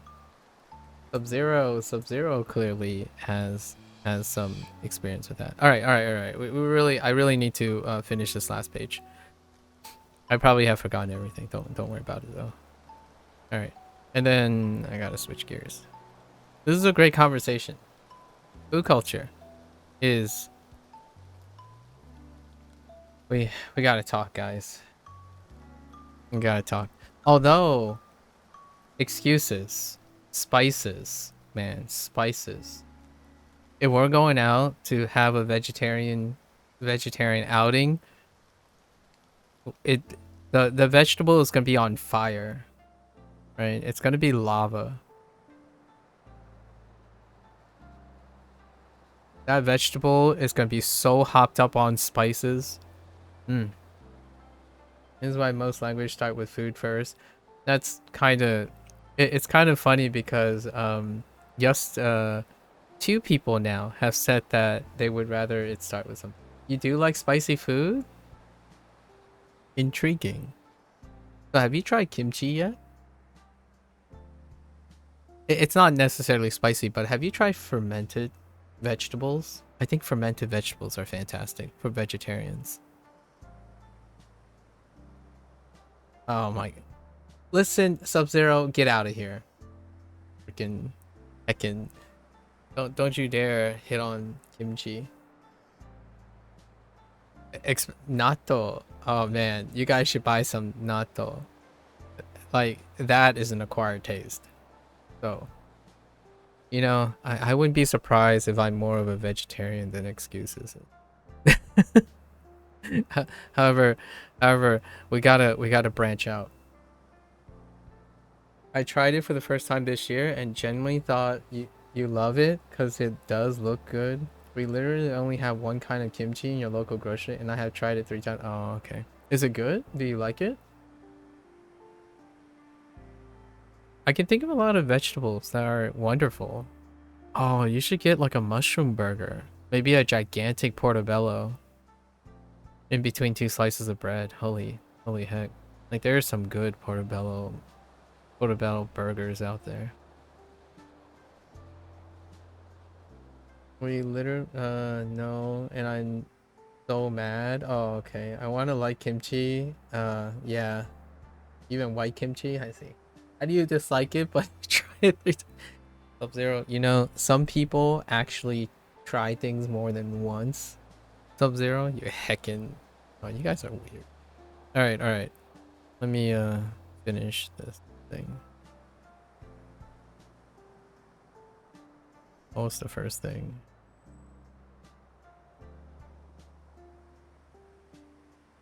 I don't remember. Hold up. Oh.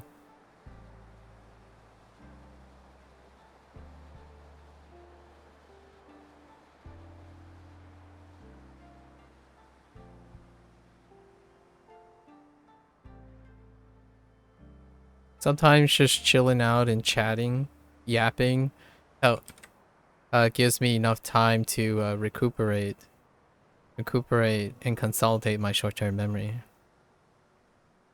Gomibako. Gomibako. Kitanai. Kitanai is... Yeah. Yeah.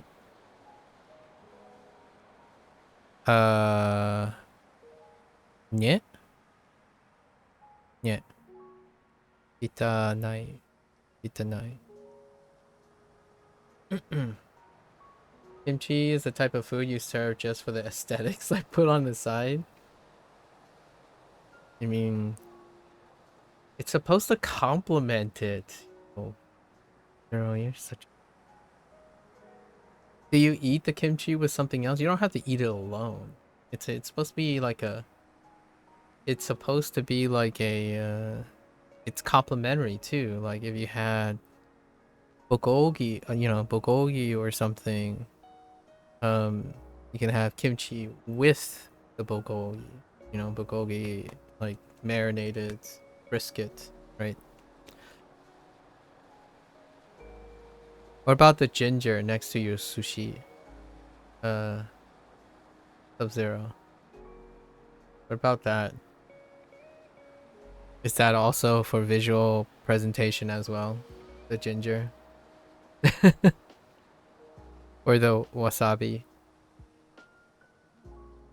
Or with pork belly? I heard that was good. Yeah, it's supposed to offset the acidity from kimchi, or the acidity in general. When you go to an Asian place, they often, I'm generalizing, careful, a lot of restaurants that have balanced dishes, they tend to offer something acidic to cut through the fat. So if you're eating a very heavy protein diet and stuff, or like even anything like gristly, which you guys, obviously Excuses doesn't have that problem because, well, the closest thing he'll probably have is like butter, right? Oils. If your food is very oily, then offering something acidic is usually what is offered to cut the fat.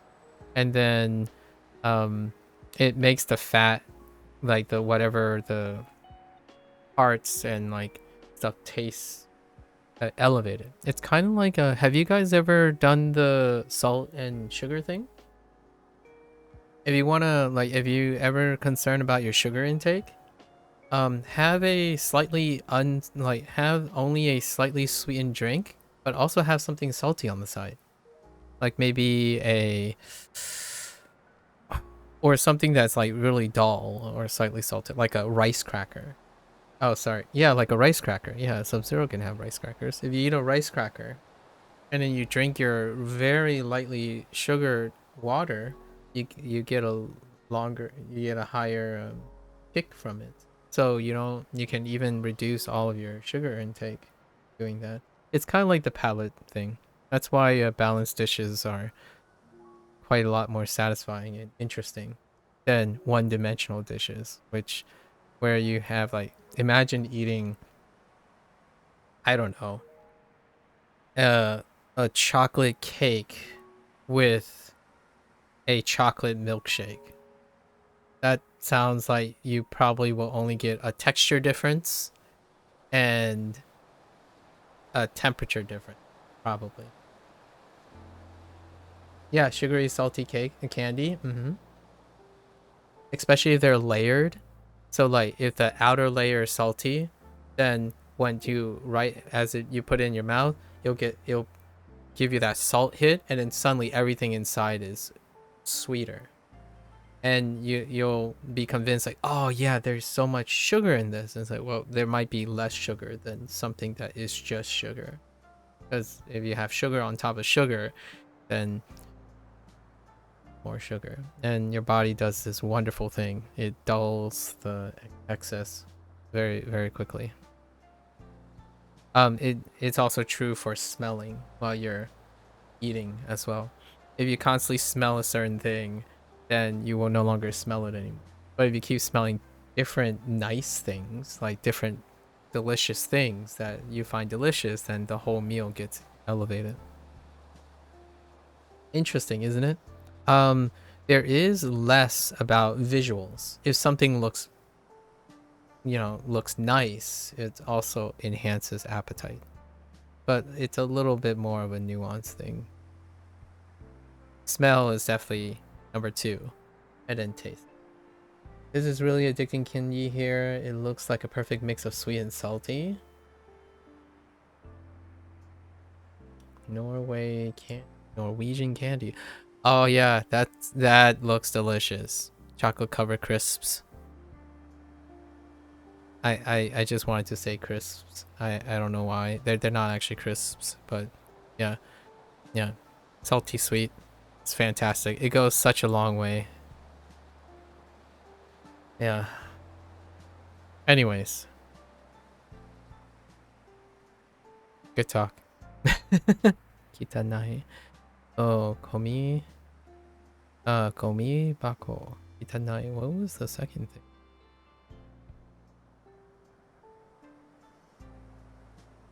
I know one of them is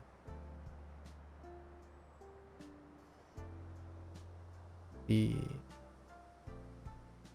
sai u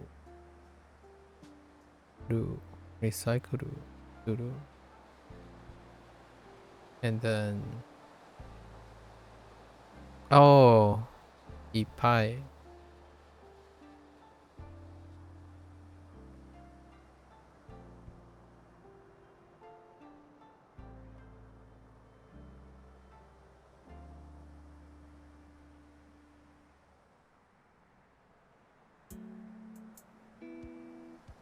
Ipai. Ipai. What are my favorite vegetables? Whatever I ate recently. It's recency again for favorite vegetables. So, um, hmm.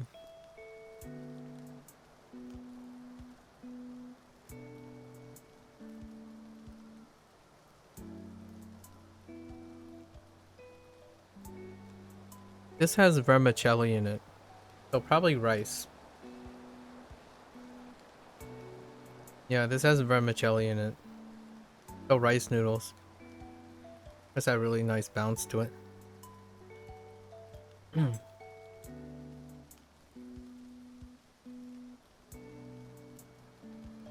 The dumpling wrapper is also made of rice. Sometimes people don't like acidic spaghetti. Fight me. Fair enough. Yeah. There's like the people who put sugar in their spaghetti or kill a man.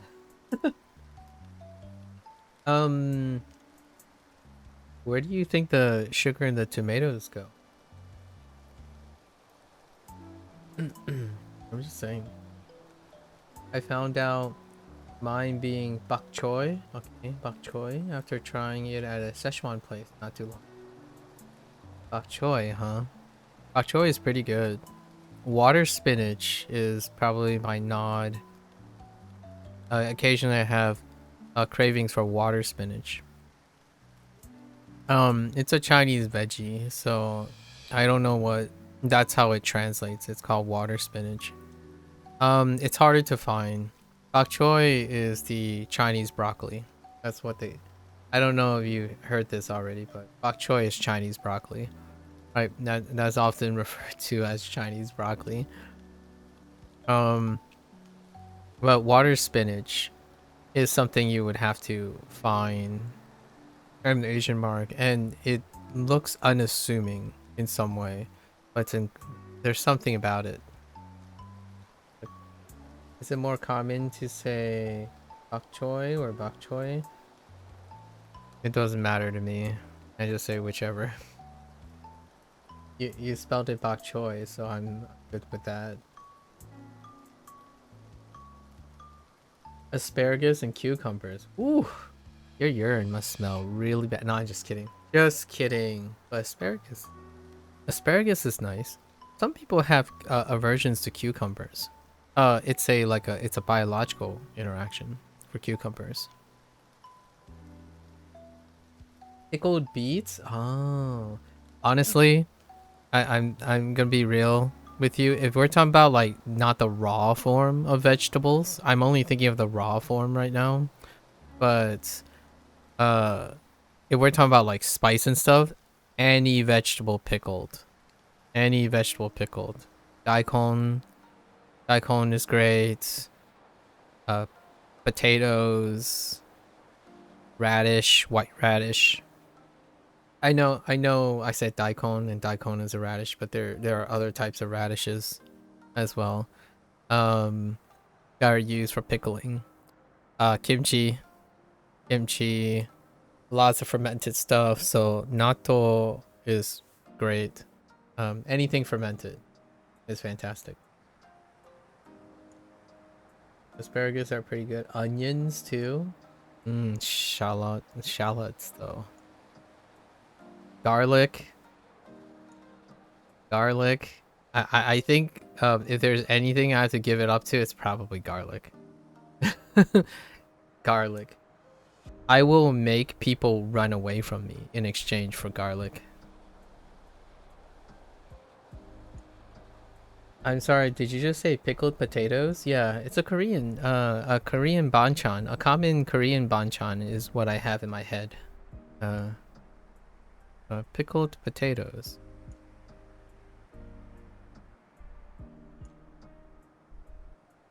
It's not really like pickled in the sense of like putting it. It's more like adapting the kimchi thing to the potatoes. Once again, my limited knowledge. I've never had anything pickled, only that kimchi. Okay. Or fermented, I see. A pickled and fermentation are very similar. So, um, you can think of it that way. Your kimchi experience might be expanded to the whole pickled thing.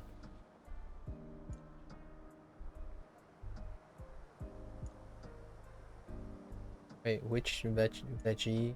Oh, bok choy. Oh yeah, bok choy is very great. It's a very neutral. It's an extremely nice neutral. Its texture is kind of nice. Like, well, they sell it in a oh, probably not. Do you have a Trader Joe's excuses, or a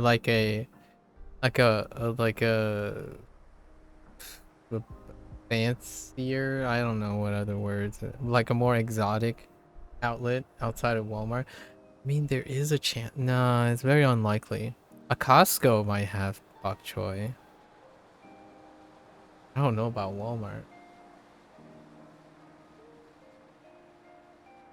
Yeah, bok choy is like Asian Mart territory. You would have to go with the Asian Mart. All right. Whoops. All right. I'm gonna focus on this. You guys go and chatter about more about food. I'm just gonna read as a third wheel or a fifth wheel in this case. Neko, neko. Okay. Su, zuru, zuru ga shikoi, gashikoi. So.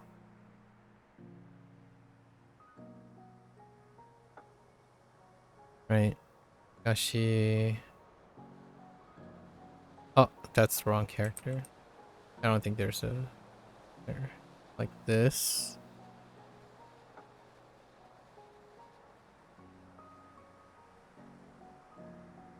Oh, that doesn't look too bad. It's still a little lopsided, but not too bad.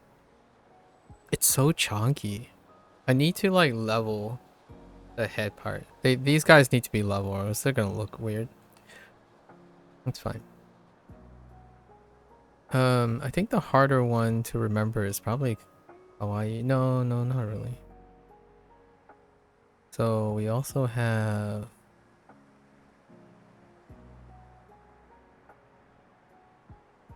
Kau, Kau, and Kawaii.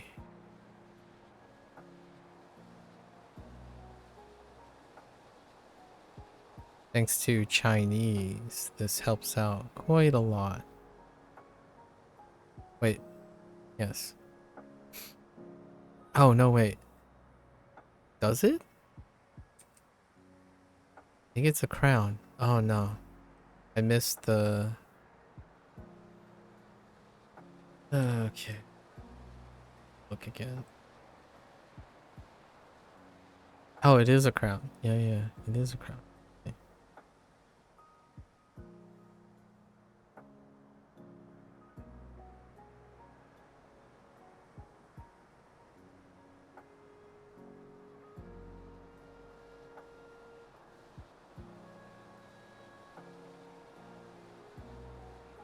Yeah. Kawaii. Why did I write it so close to the left character? It's like swishing each other. That's fine. What was the third thing? Neko.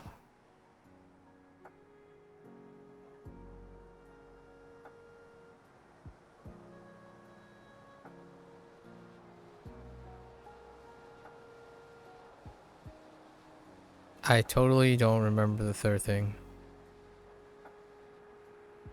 Oh. Gaito. Gaito.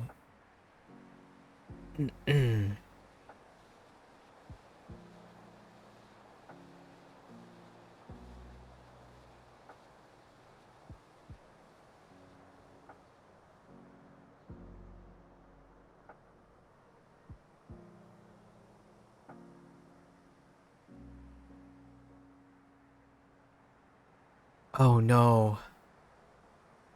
Oh no. I totally forgot the one. Hosoi. I don't even think I looked up Hosoi. I might have actually even skipped Hosoi entire. Oh no, wait. Yeah, I completely skipped it.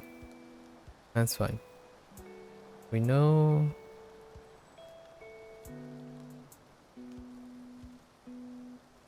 Akaroi. Akarui. Akarui.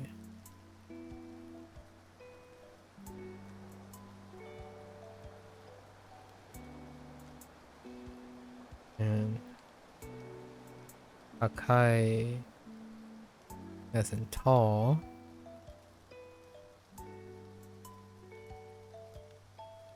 Wait, but I think I remember. No, no, I need to look up also. Oh, sorry. Something.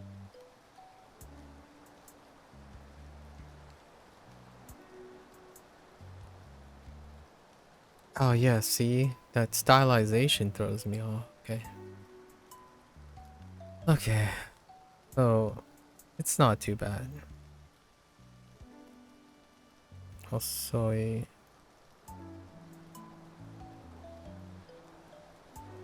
I'll try to remember that. Then karaoke.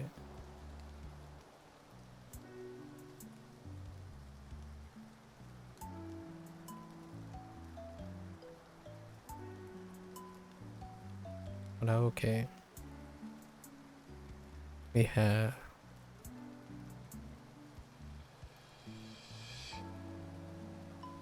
Utao.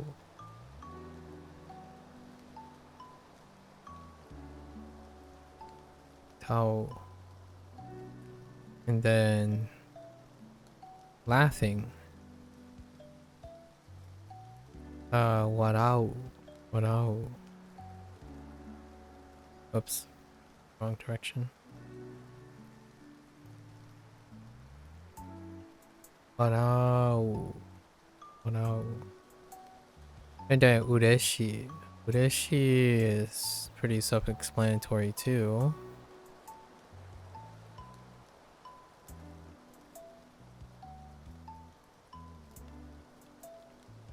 Oh no, too small.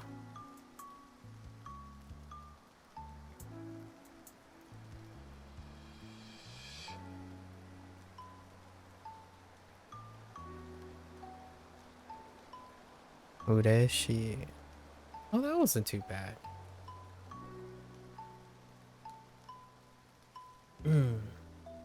They sell bok choy at Walmart, I'm pretty sure. Oh, they do? Oh, closest Asian mart is 1 hour and 40 minutes away. Oh, that's good to know. If I wasn't aware. That's pretty cool. Interesting. Rip excuses, no age veggies for you. Can I still take you guys up on that Uber Eats? I'm desperate at this point. I'll pour you some sake with the veggies you won't eat. Ooh, Blair. Blair, there's some notes of shade there. Alright. Let's see if I remember this stuff. We got 2 pages of stuff. And I fear that I have forgotten many, many of things. Okay. And then we're gonna switch gears. Okay. So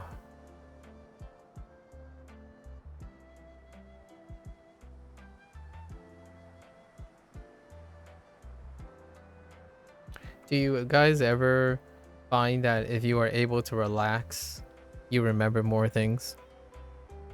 Especially when I don't know, I think conversations help me relax, and then things get sponged. Meanwhile, I just completely forgot this next character. Oh wait, I remember it. Oh, I told myself I was gonna check this character before I write it again. That's okay.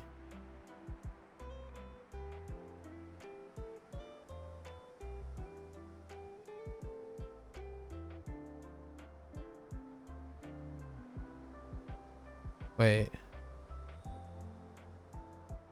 Yeah, yeah, that looks good. Cold shoe toilet. Cold shoe, yeah, cold shoe toilet.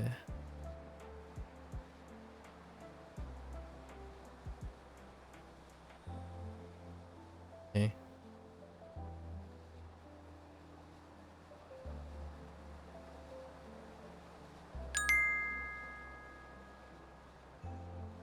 Thank you.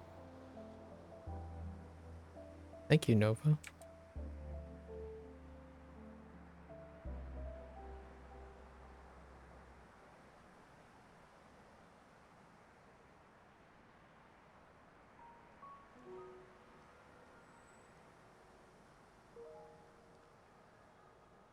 Okay.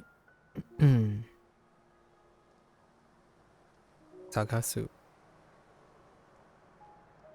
Um,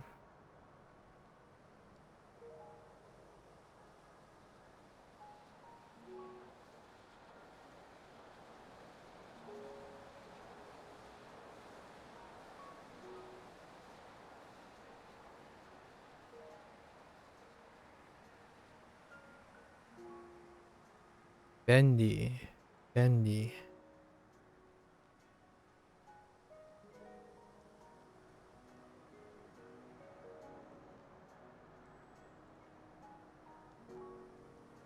Iku. Iku. What is the next thing?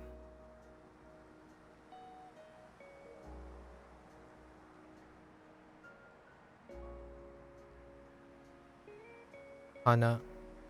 Hana.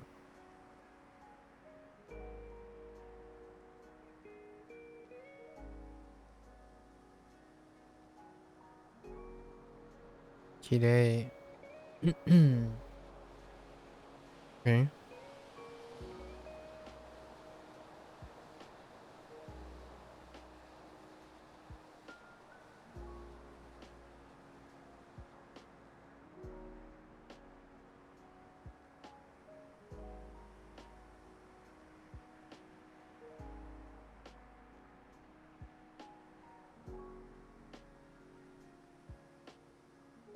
Mizuo yaru. Mizuo yaru.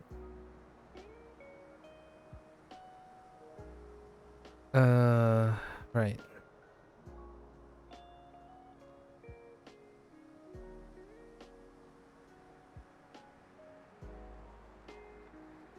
That this thing is too chonky. I need to calm down with the chonk.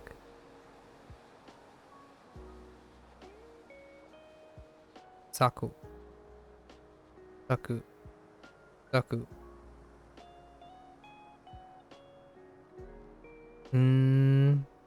Right.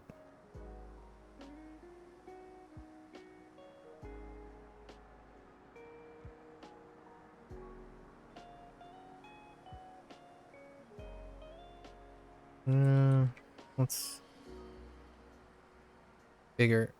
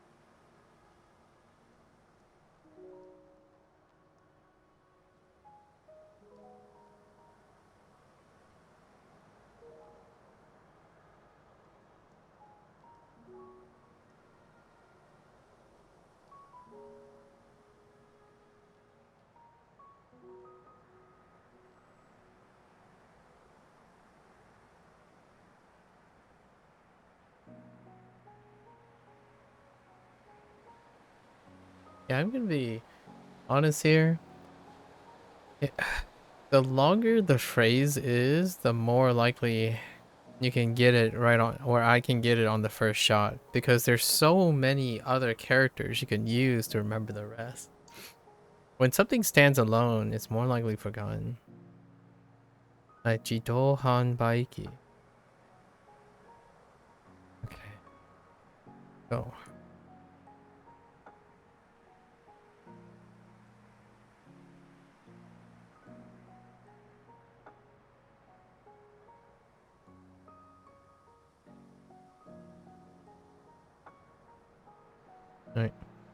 Alright, bendy again.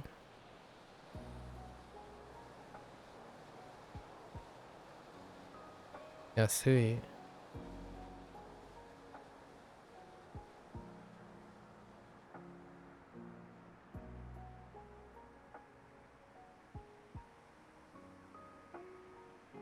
Taksan. What is the last thing? Hmm.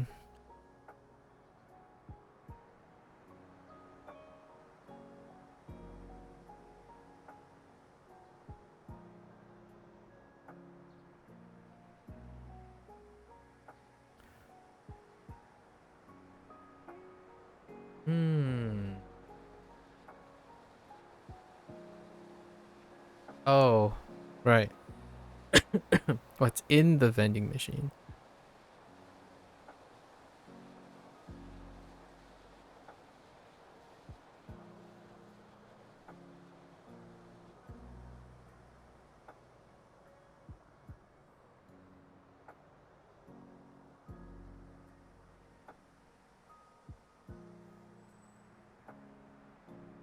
No mimono.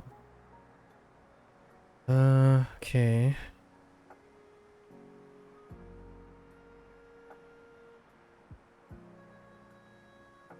Oh, that's a yikes.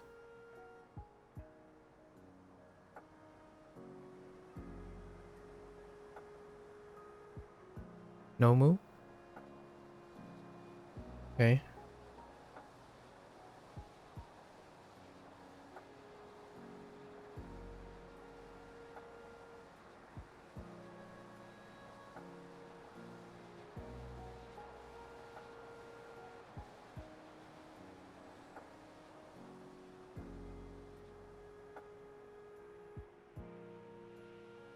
Sawayaka. Sawayaka.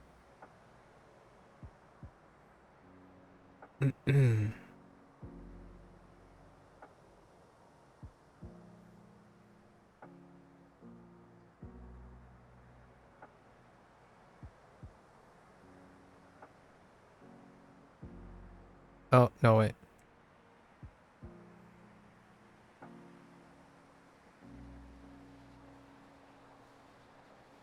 Sosoku. Alright. The first four are intact, so no biggie. No biggie. Pretty smooth. Pretty smooth sailing. Now here's the real challenge. How much have excuses... and I'm blaming everything on excuses. Excuses distracted me from my second page of vocabulary. We're just gonna blame everything on excuses. You know?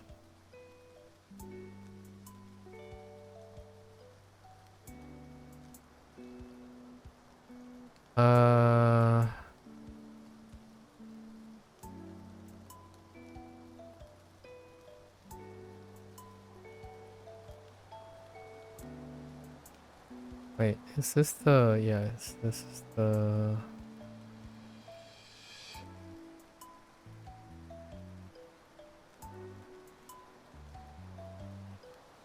Right?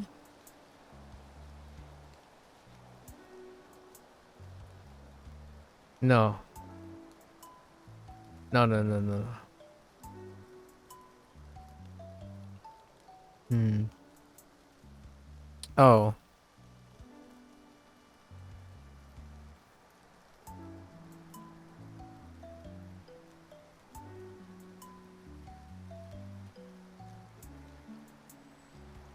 Yeah. Omibako. Omibako. And then, yeah.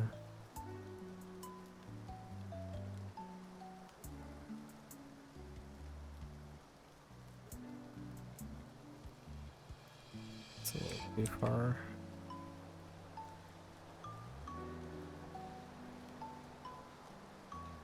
Itanai.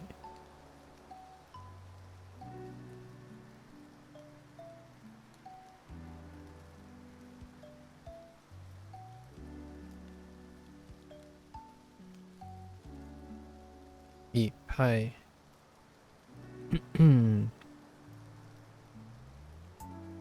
The last thing. Hmm.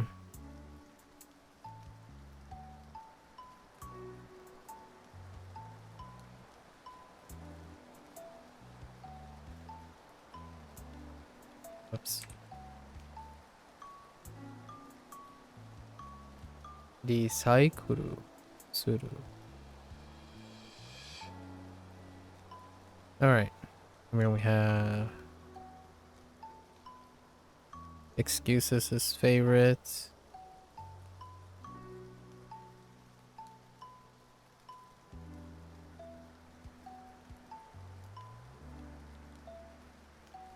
Neko. I didn't bring that out, you know. It's fine. Neko.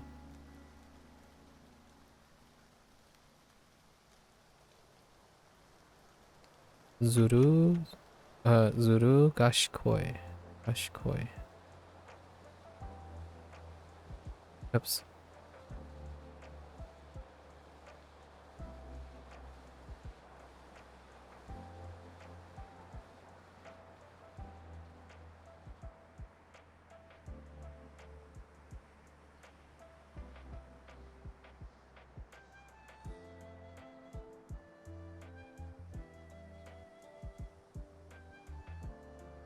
It looks a little bit better this time.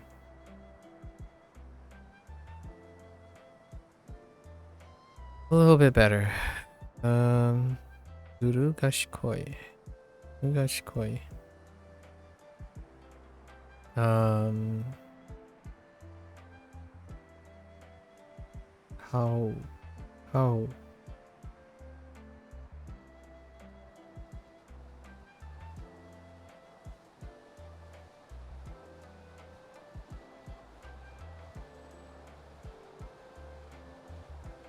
Hawaii.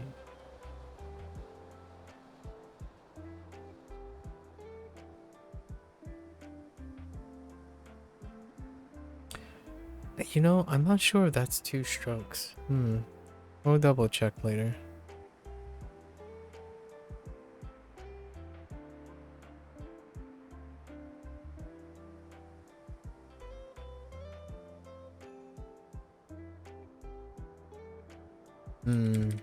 This has got to be bigger. Okay.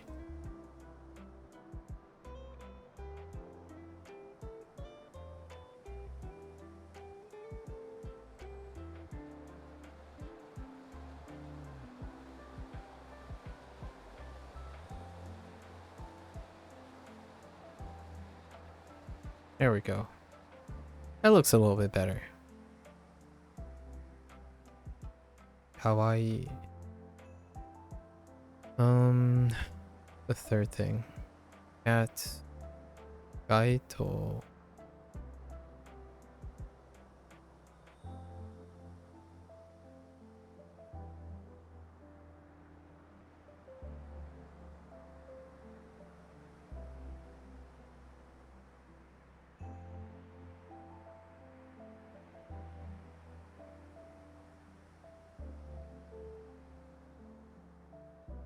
Okay. Gaito. Okay.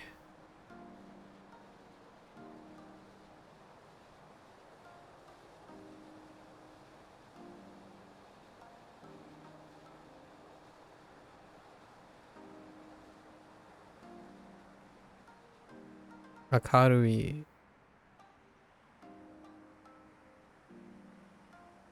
Pork chop and rice. Very nice. Very nice. How do you prep your pork chop? No player. Akarui. Akarui.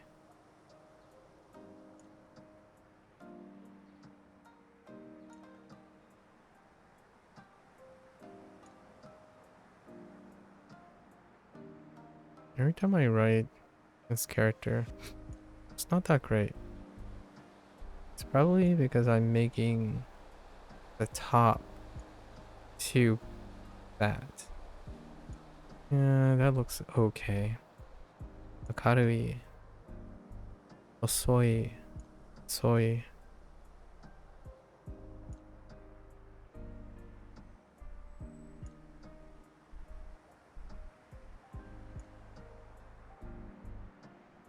Osoi. Osoi. And then where are we going? Karaoke.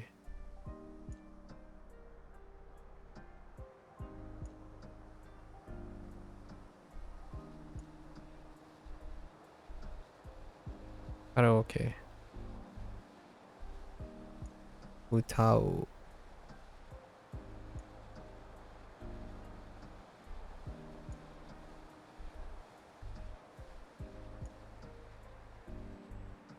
Utao. And then warao. Warao.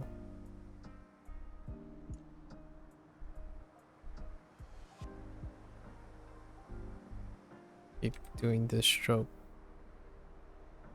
in the wrong direction.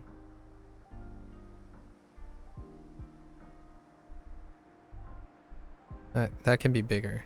That's fine. I could stretch it out a little.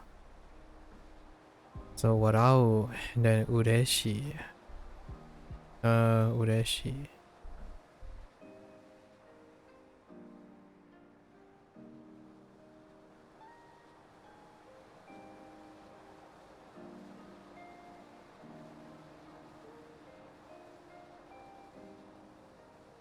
Ugh.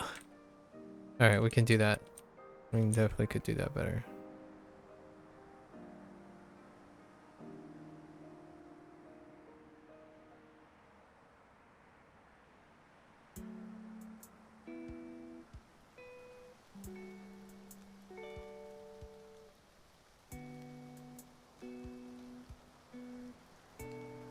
Okay.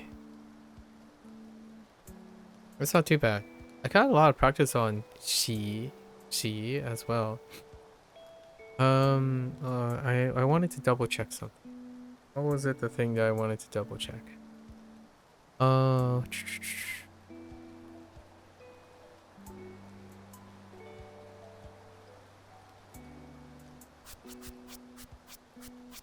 oh, you know, we didn't take new pictures of these. We gotta take new pictures of these. That's actually part of the experience. So, let's go take new pictures.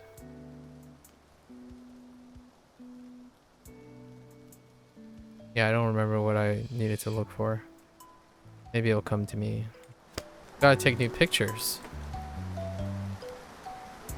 What filter are we gonna use this time?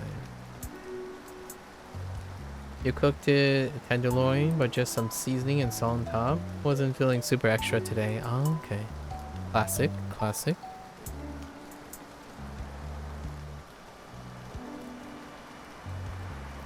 What was the first thing? Oh. Alright. New filter.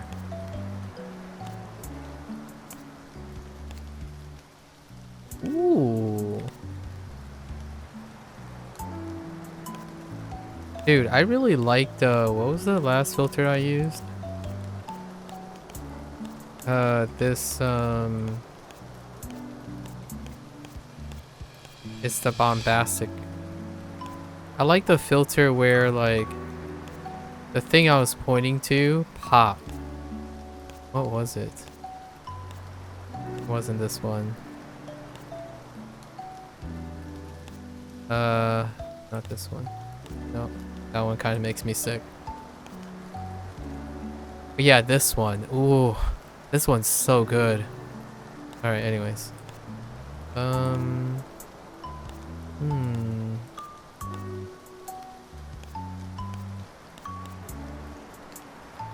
Yeah, let's do a warm one. Okay. This is for all the melatonin out there. 公衆トイレ Ah, 公衆トイレ. Alright.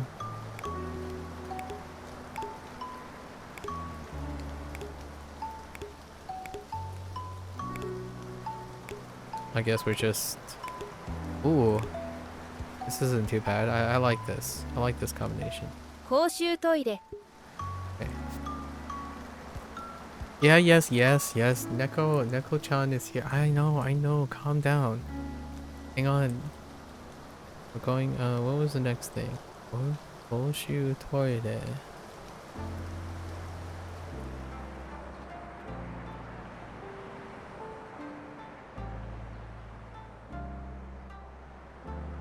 Oh, Hana. Hana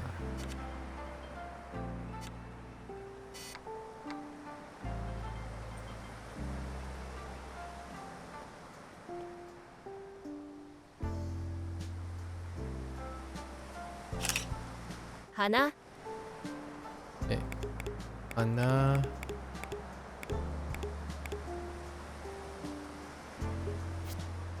Okay.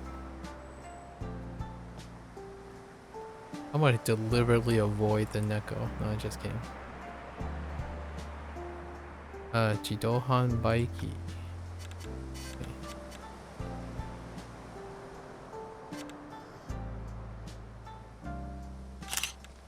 Jido Hanbaiki Jidohan Baiki.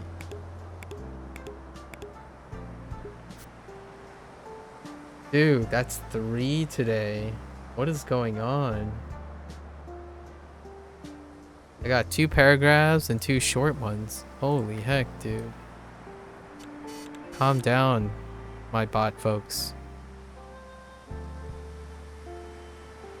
It's like Skynet is ready to invade or something. With fake Nomimono. viewers. Okay, nomimono.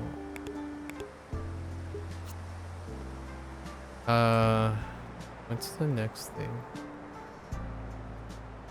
It's all in here.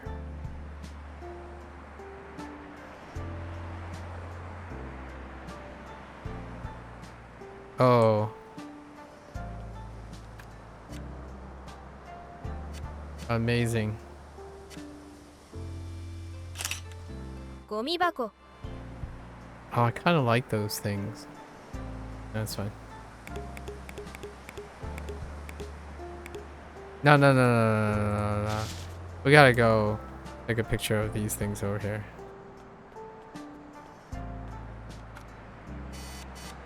Now that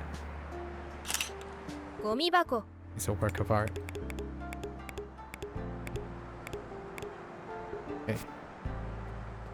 Okay. Alright, alright. We're gonna take a picture of the kitty cat. This one.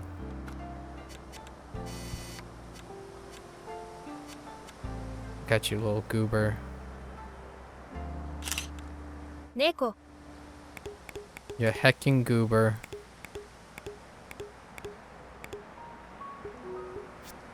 Alright.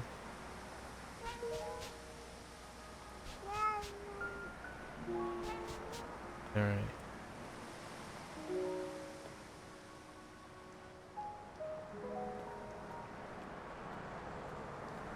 You're welcome.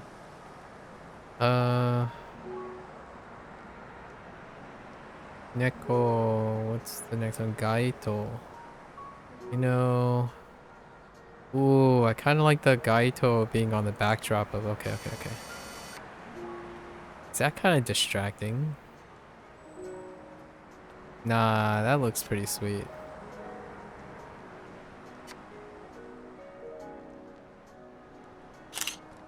Gaito Gaito.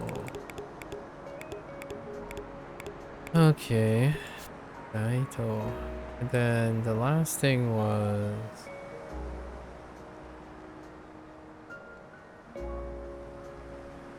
Oh. For whatever reason, I decided to walk. Oh, it's because I was walking. Now I'm doubling back. Because I went down one street the first time. And we went to the karaoke. Karaoke.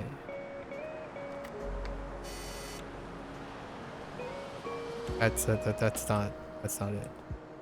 I like this angle.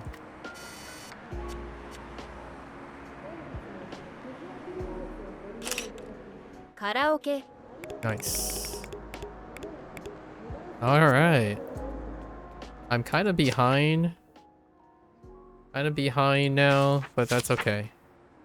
Tomorrow, we're not going to jump the gun and do another 8. We're going to try to review the 3.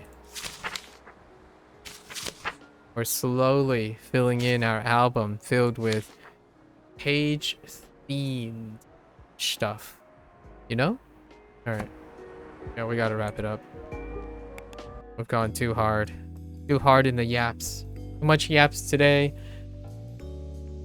That's an end for day 19.